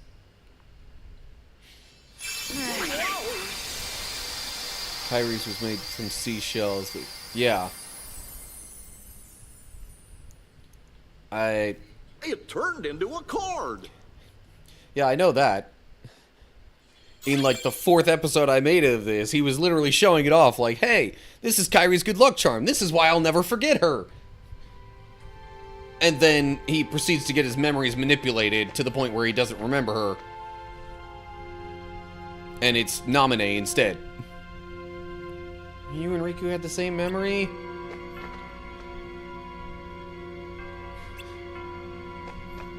There's still the Destiny Islands, then. I don't understand what's going on. Let's just keep moving, okay? It doesn't matter. It does matter. How can two of you have the same memory? You can't both be right. I'm wrong. Fine, then don't You believe me. didn't say you were wrong. That's not what he meant. We're just kind of worried. Then let's ask Naminé. That should clear it up. Look, we don't have time to sit around, so let's go! Sora, what happened to you? What's that mean? Well, you always get real touchy when it comes to stuff about Naminé. But before we came to this castle, you didn't even remember what her name was. Now Naminé's the only thing you talk about. It doesn't make sense. Maybe you should just slow down and think ahead about some of these things. Think ahead? What is the matter with you guys? Do you want me to abandon her? No, that's not it. Then do whatever you want. You can lay back and take a nap for all I care. I'm going to find Naminé. Sora!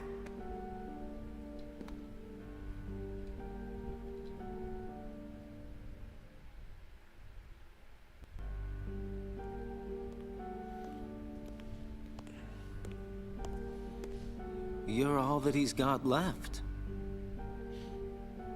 So then, if you don't stop this, no one will. But it's too late. You shouldn't give up just yet.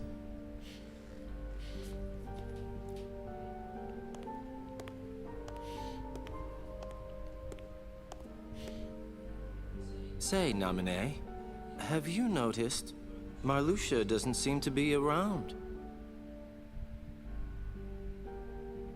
What are you saying? Just that there's no one here who would want to get in your way.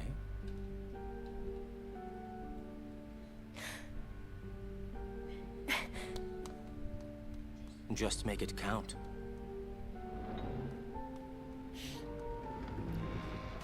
Now this should be interesting.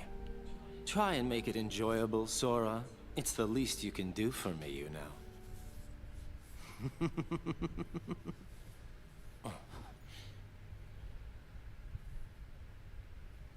Hey, wait.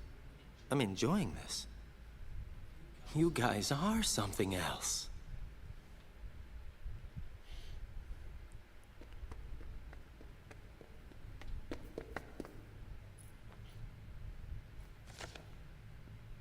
Sora, that was no way to... Keep it to yourself.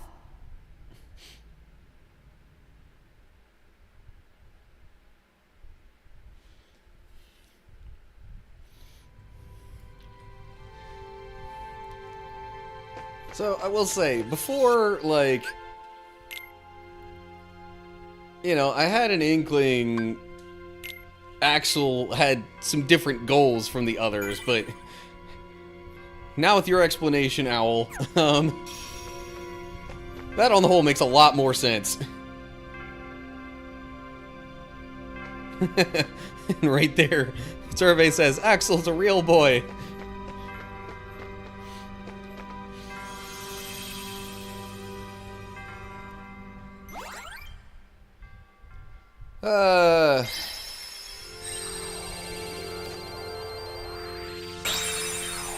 I'm forgetting if this actually turns out to be sort of a normal-ish world or not.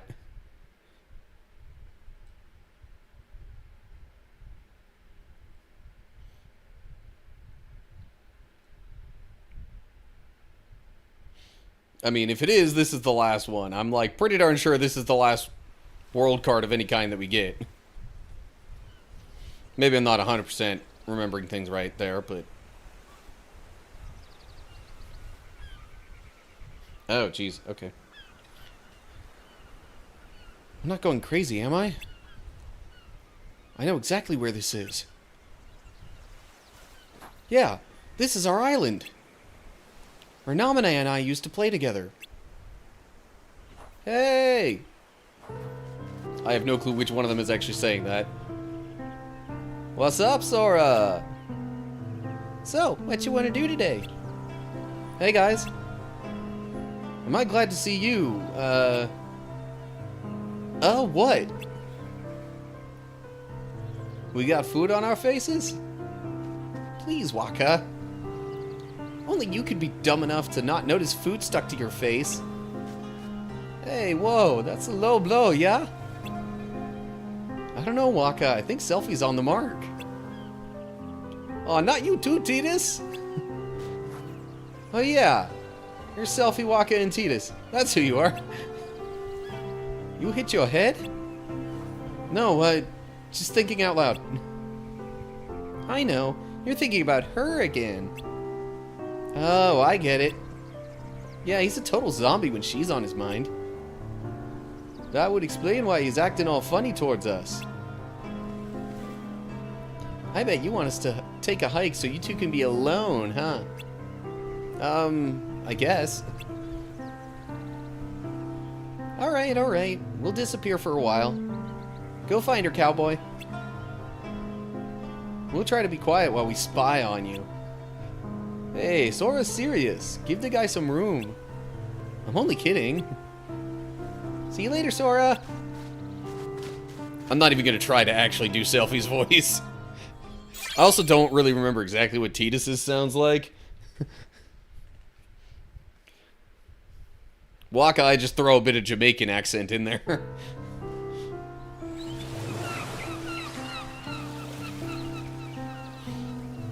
Well, here we are, Destiny Islands. Well, this is looking like a somewhat normal world so far. This is it.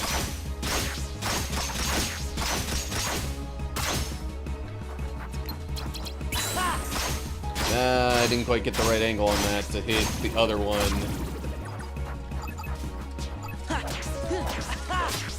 But oh well. Fire! Notice how this is the only time anything romantic is ever hinted at between Sora. Yeah. Thunder! This is it. I mean, I kinda noticed. I can't say I paid it that much mind before. This is it.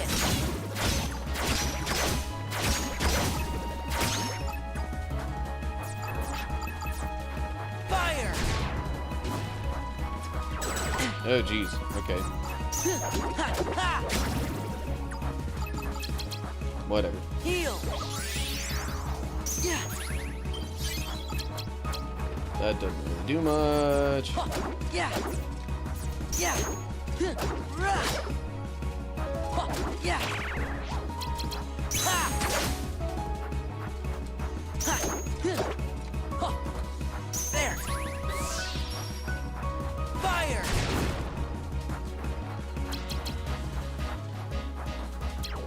Oh, shoot. I pressed the wrong button. Fire. Heal. That's not even the one I meant to hit, but oh well, whatever.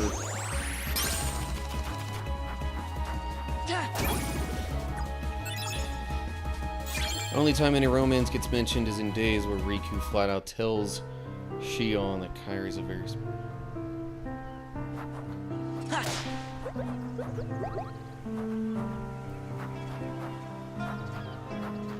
Yeah. Yeah. Getting a lot of Moogle points now, I like that. Yeah. So, anyway, here's our glimpse at Destiny Island. I didn't mean to actually activate that right then. This is it.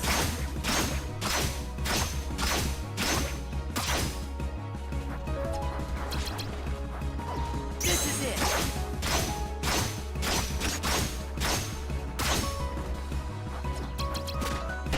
This is it. Okay, well, I was Thunder. hoping I had things lined up a little bit better than that.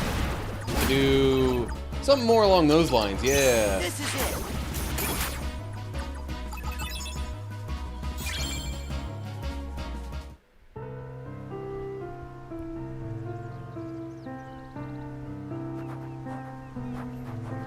Ha.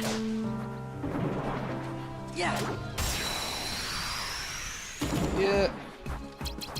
I suppose we don't really ever actually get much word, even throughout the series, of other characters acknowledging that there's actually something romantic between Sora and Kairi. Back off. Thunder.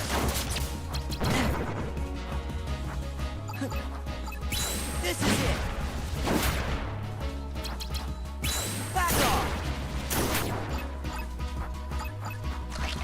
Yeah. Rah.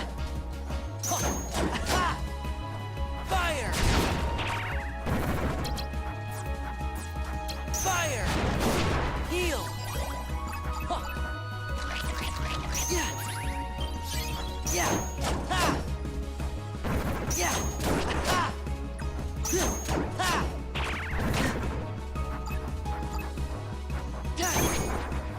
Okay. Mingling Worlds.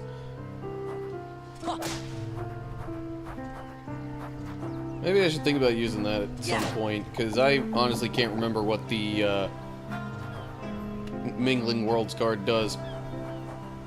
Only real pairings hints they give is definitely Aerith and Cloud. Yeah. I mean, I guess part of that comes down to, you know, wanting the game, or wanting the series really, to be more about friendship than love.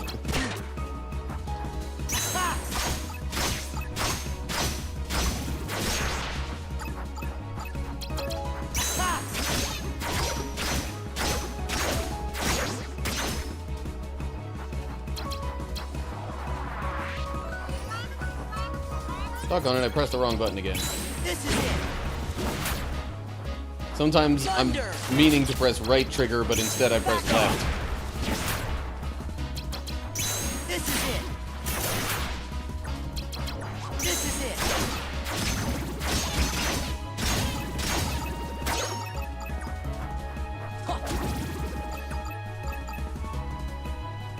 Okay, anywho, I think that's enough of a preview for the recording as far as Destiny Islands goes.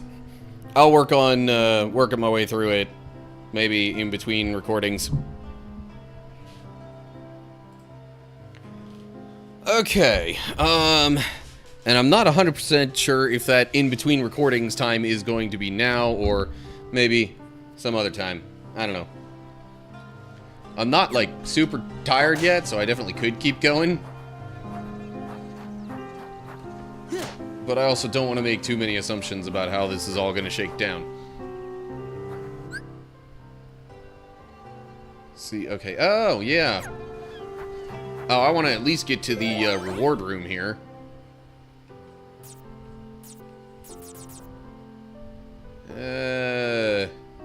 I'm also real curious what this Mingling Worlds card does. I'll use the 4, I guess. Also not fully convinced that Xehanort and Ericus were just friends either. Oh. Okay, it made this room an almighty darkness. So is that also just kind of a random thing? If so, then what's the point of having that and the random Joker card? It makes no sense.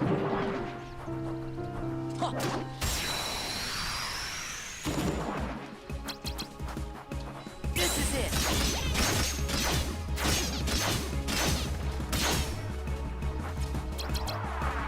This is it.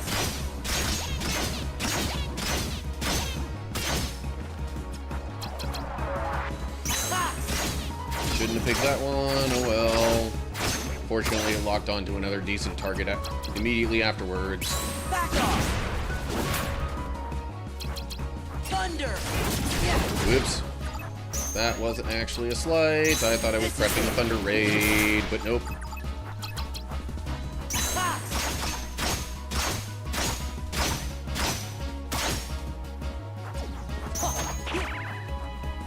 Yeah. Fire. Heal.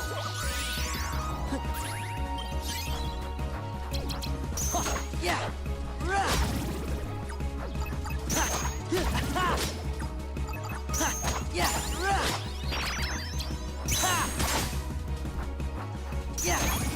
Okay.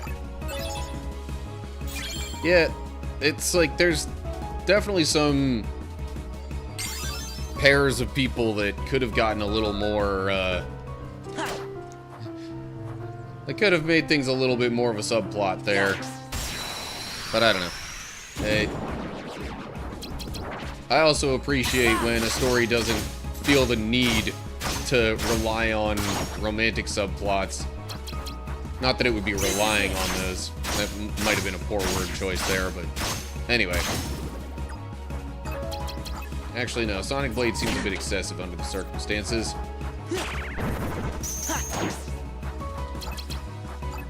Well, then again, if I'm gonna just waste the cards otherwise anyway, maybe I should have done it. Thunder. Back off. This is it.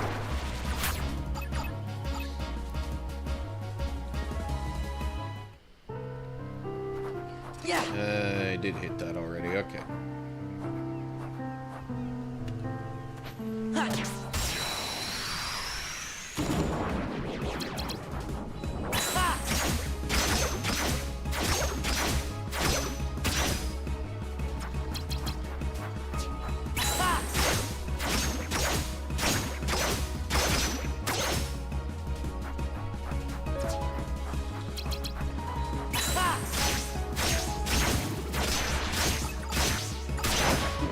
A little surprised it let me go straight from one shadow to another like that.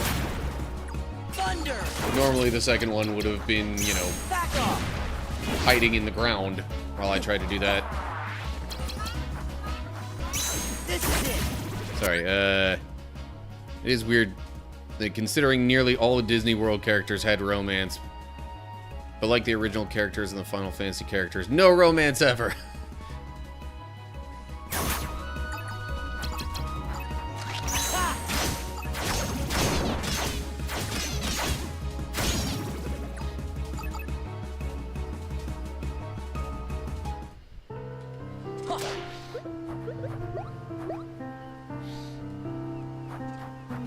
Yeah. I mean, I can understand it, I'd say probably most of all, for,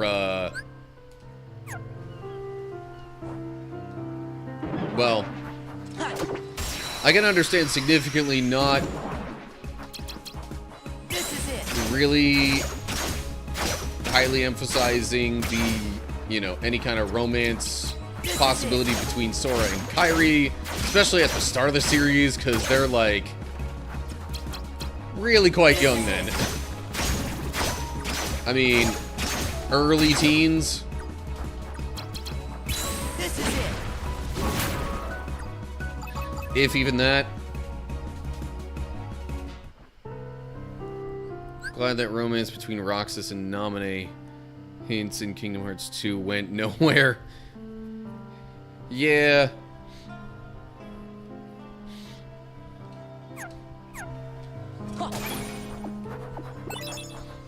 I mean, that might have been the whole reason that it was hinted at anyway.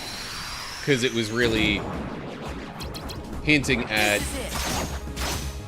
Sora and Kairi, just in the form of Roxas and Naminé.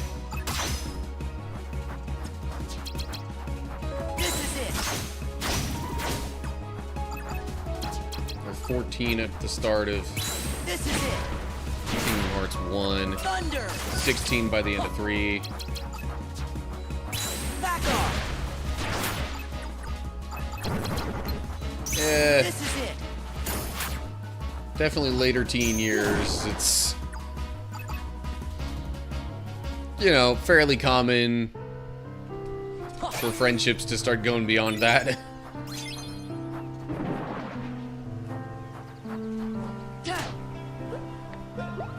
I don't know why I was thinking Kairi was like 12 at the start of Kingdom Hearts 1. Riku's supposed to be a year older than them. Yeah. That I remembered.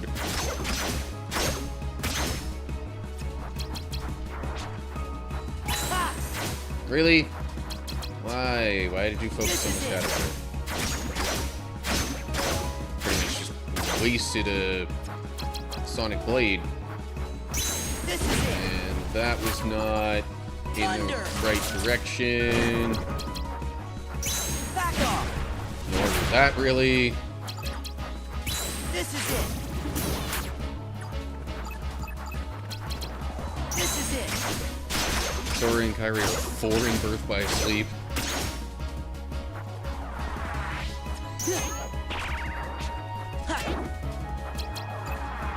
Fire.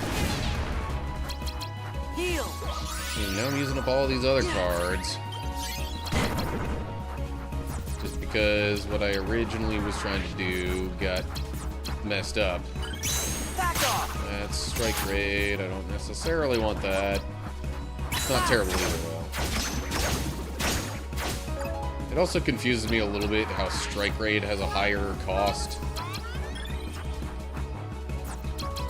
than Sonic Blade, because Sonic Blade seems like a clearly superior slight to me.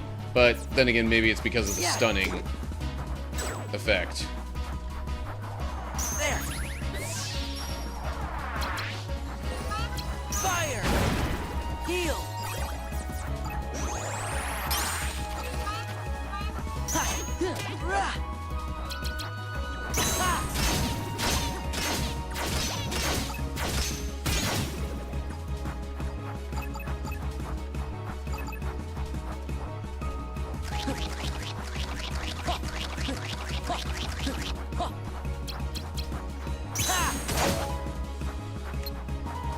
Fire!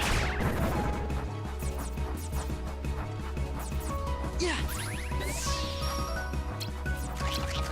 Fire! Okay, there we go. Be gone. I actually just had a thought related to my deck. This Thunder card here.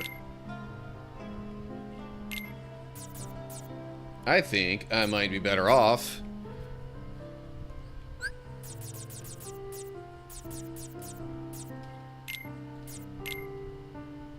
putting something like that right there instead. So,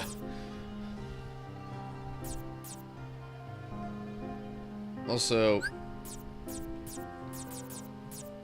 maybe part of my issue is having a bad spread of these crab claw cards. I wish I could, like, pick one up from here and place it somewhere else in my deck, but can't do that.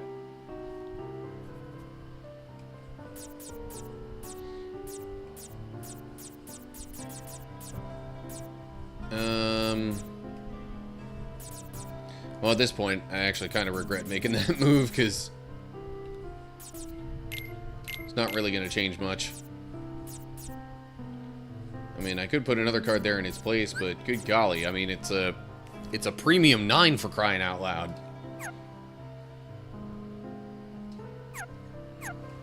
Yeah. Hit that already, okay. I guess now I must go this way. Actually, did I strike that already? Guess so.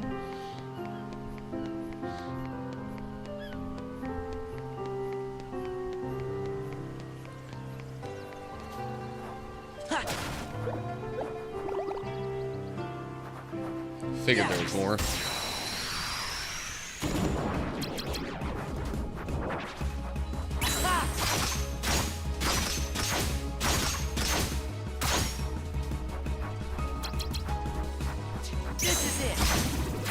Oh, come on. Why does it ever lock onto... I realize it just kind of goes for the next closest one, so... Back off. I guess in a way that's my own fault. This is it. I'm not exactly thinking that through very much. Back off.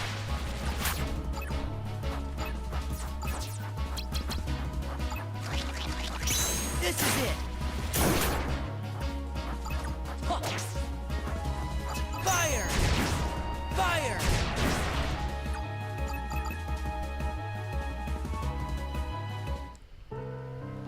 I really kind of should wrap up the stream soon. I wanted to get to the reward room before ending things, at least.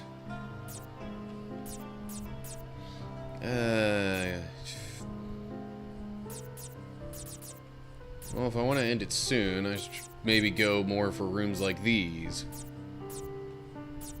KHCoM bounty, let's go.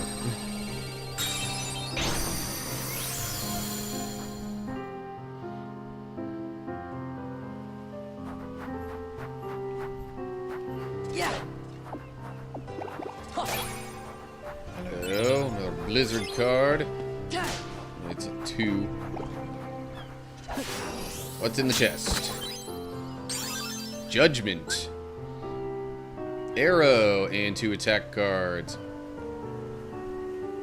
Hurl the Keyblade toward the enemy for multiple attacks. Well, I mean, in terms of stacking up the deck to get that to happen, it's pretty much the same as one of the normal, like, raid things. You know, like Strike Raid, Fire Raid, Blizzard Raid. I almost said Ice Raid. Close enough, right? See, now it's 7+. Why is it 7+ now? Oh well. Moogle Room! Although I doubt I have enough Moogle points to really get the highest value thing. Highest value card pack. Yeah. Fire card.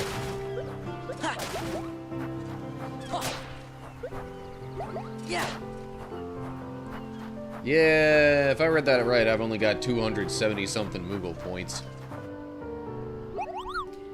But free card pack, so at least there's that. Before you even ask, full on attack always. Okay. Tell you what. let's see about selling off a few cards.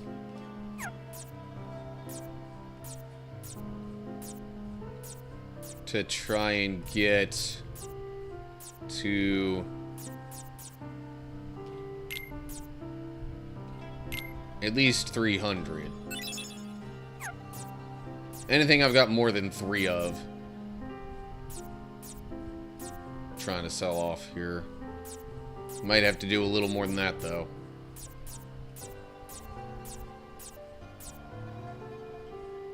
Of course, the premium cards, I kind of inherently assume I don't have more than 3 of those.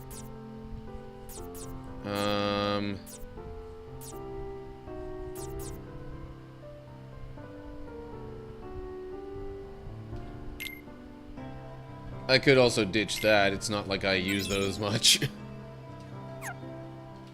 Okay. Well, at least go for the 300 point pack.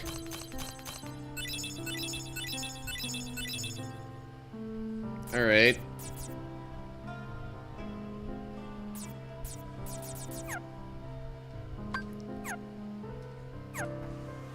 Alright, and then... Oh, shoot.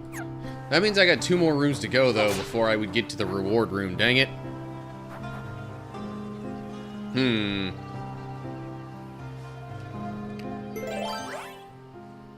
Well, I'm in no rush overall. Another KHCoM bounty.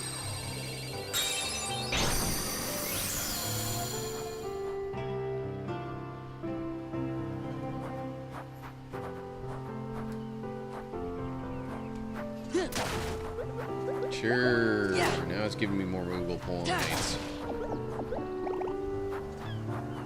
56. Now I'm at 68.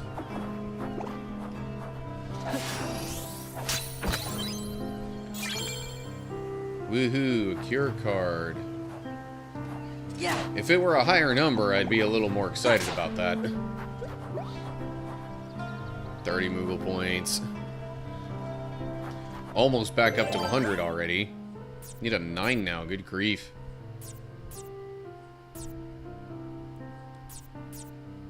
No, I'm not making another Moogle room. I could just do the random Joker, I guess, but Alright, let's move slowly. Meeting ground. Sorceress Waking wouldn't be bad.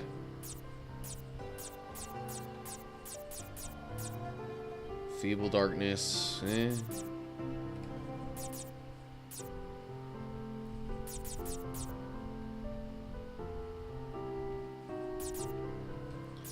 Feeble Darkness just because there's fewer Heartless.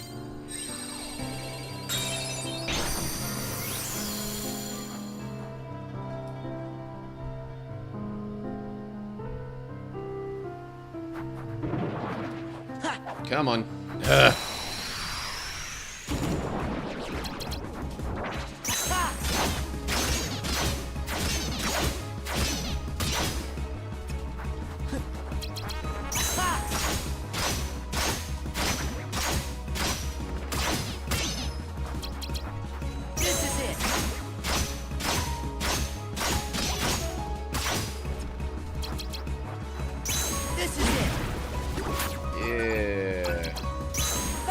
Those are the kind of hits I like to see from the raid slides. This is it.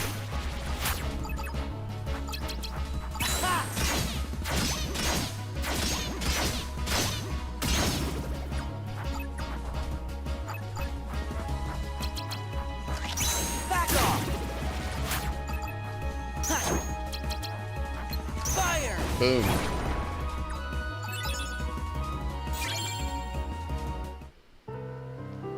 So if I level up and happen to get enough card points for it, I might go for that Judgment Slight too. This is it.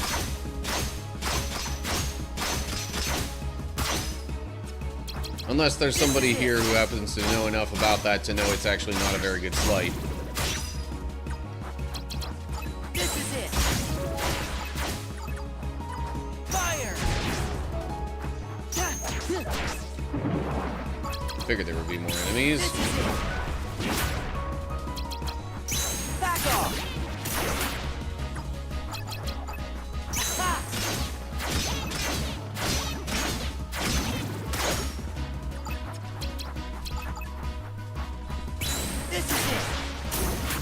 Okay, I got 2 of them.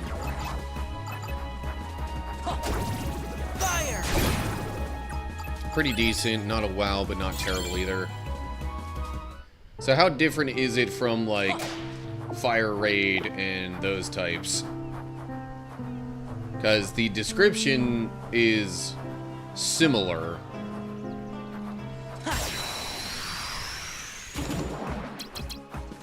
This is it!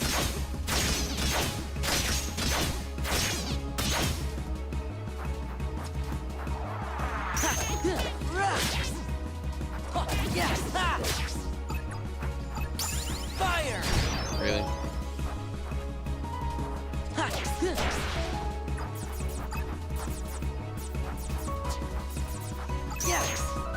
Fire! Fire! Okay, I thought maybe there would be more enemies. Nope. Guarded Trove. Card point boost. Ooh, hello. Gravity. Hey, there's also that tornado slight that I haven't actually managed. Whoa!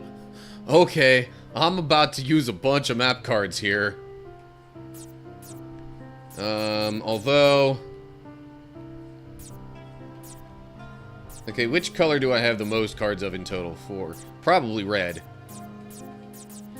4, 8, 12, 16, 20, 24, 28, 33, 39, yeah. So, not that much different. The other slights are kind of better. But honestly, it's best to stick in the fire category because Marluxia is... It's not that Vexen's fast. It's all the stupid zeros. Which I know Marluxia has some of, but I think... Really, I think Marluxia is worse with the actual, like, high point value stuff. Like, his battle is the one where the game all but forces you to use 0 cards to cancel stuff out. I don't remember Marluxia having as many zeros as Vexen.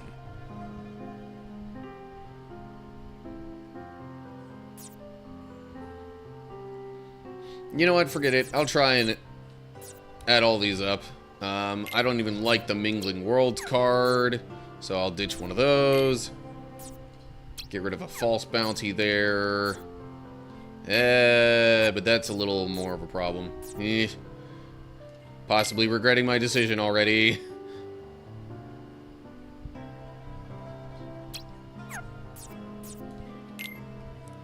Oof, gotta ditch a Moogle room, probably.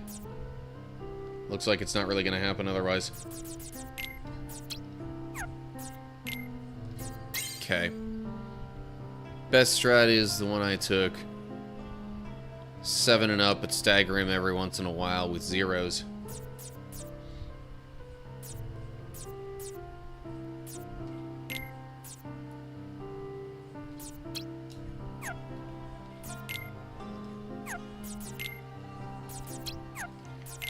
Is it weird that I'm aiming to just get rid of, like, duplicates first out of these?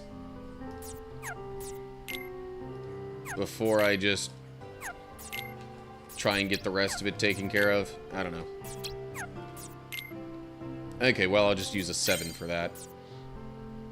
Gonna need some pretty high point ones here. Of course, most of the duplicates I have are low value. Alright, fine then. Use that 8. And that 9. Got 16 left. Got a 9 there. And a 7 there. Okay. Well, I shouldn't have too many map cards for a little while.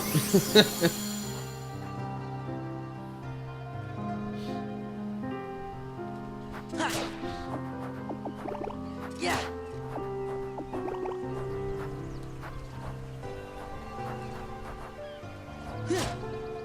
Maybe part of my problem with some of these games is that, like, or at least some of the more challenging parts of these games is that, like, I don't necessarily tend to think real hard about the strategy of it until it becomes annoyingly difficult. Yeah.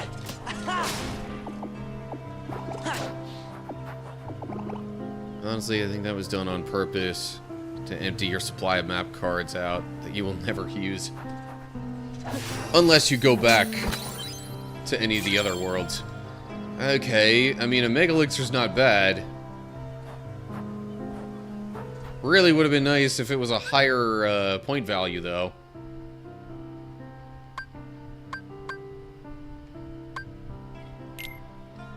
Oh, okay. As long as I get something equal to a 0 there, I should be fine. And I'm pretty sure I even have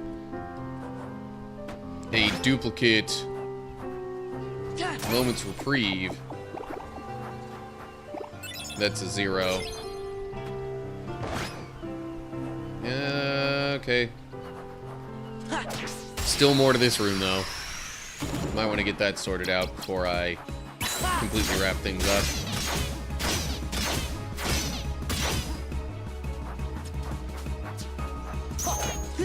Why were you targeting the shadow, despite the fact that you were hitting the other thing? I forget what exactly those are called. Fire. Yeah. And I get another key to rewards.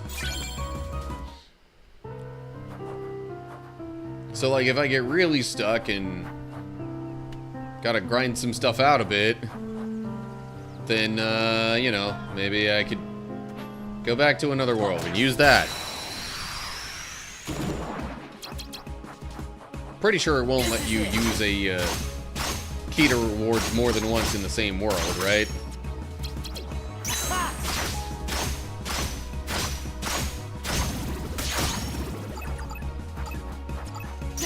Yeah. Fire. Yeah.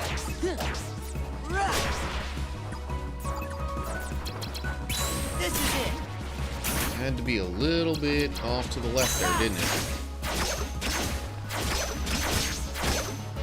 Oh well.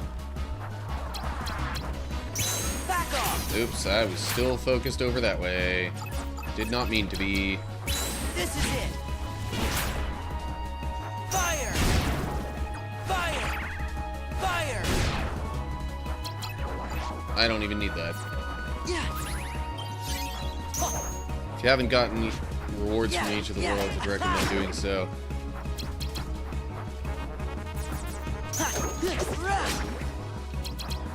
Yeah, it's mostly the earlier worlds that I haven't gotten rewards from. That was Strike Raid, not Sonic Blade. I was really hoping it was Sonic Blade, to be quite honest.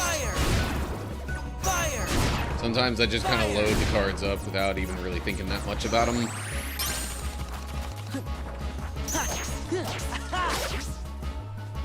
Fire. Yeah.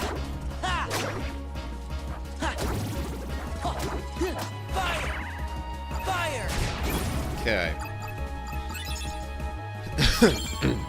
Yeah, I couldn't tell you off the top of my head exactly which worlds I haven't gotten reward rooms from, but it's most of the earlier ones. Like, I'm not sure I even actually hit a reward room before Neverland.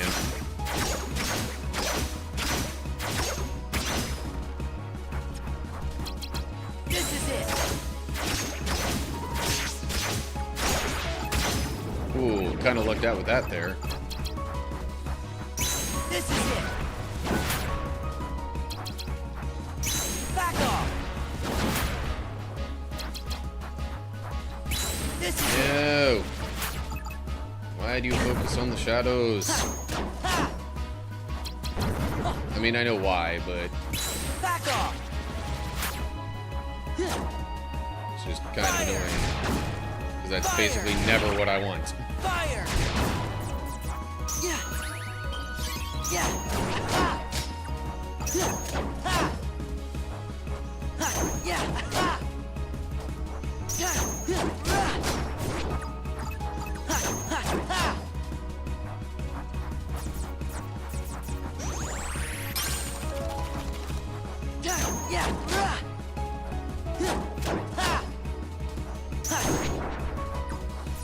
And maybe something I should think about doing, especially relative to Marluxia, is maybe don't dive so heavily right into the slights, especially if I have some higher value cards. But I don't know.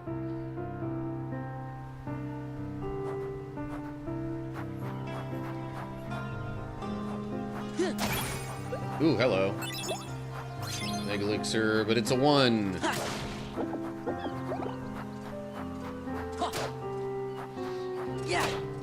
You know what would be really interesting? I know I'm pretty sure it's not a thing, but if they would have essentially allowed you to, like, superpower some of the item cards by basically using them like slights.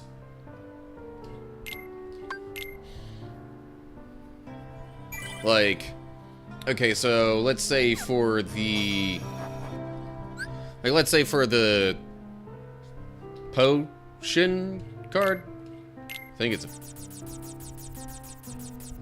yeah, so like for the potion card, if you just have one, you know, you reload the reloadable attack cards. But if you stacked 2 of them, you could reload all the attack cards. And then if you stack 3 of them, it would be reload all the attack cards and reset the reload counter thing. I don't know.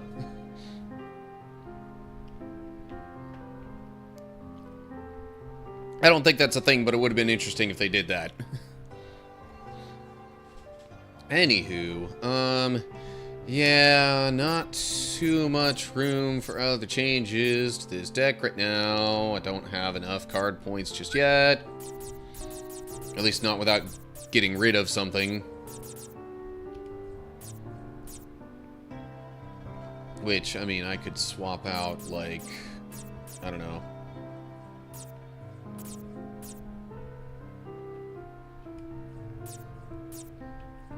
I could swap out one of these cards that's not premium, put the premium Crab Claw there, and then maybe think about trying to do a, another slight that I don't have in there yet.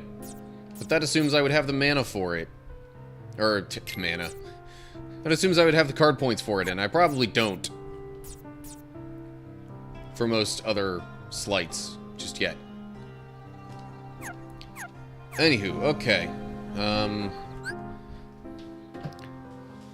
Alrighty.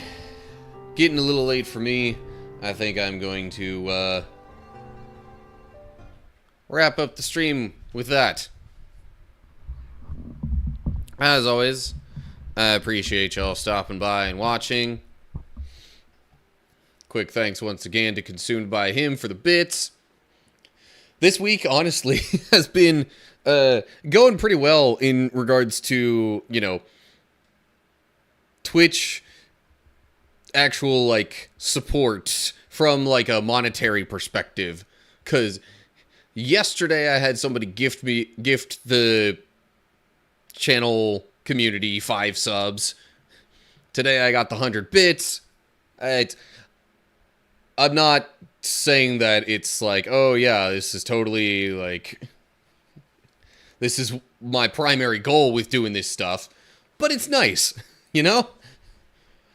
Especially if I were to ever actually go full-time with this, which is kind of the whole thing I'm trying to preview this week. No stream tomorrow, though. Because even if I was full-time, I'd be helping out with church youth group stuff on Wednesday nights. At least in my current living situation. So, you know, I figure I could give myself a break on those days. Anywho. Alright, I don't really got too much else to say for the evening. I'm just gonna try and find someone to raid while we're wrapping things up here.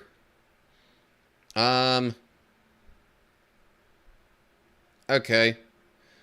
I see a channel I don't recall ever raiding before, And they're playing Breath of the Wild. So let's maybe look into that. Anyway, okie day. Good night, everybody. I hope you're all doing well. I hope to see you soon for another live stream or something like that. Feel free to check out my YouTube channel for other videos in the meantime. You can find me on Discord as well with the same... The server's got the same name. I probably should have left a link or whatever in the chat, but oh well. Yeah. So that's going to do it for me. Until next time, stay cool, everybody.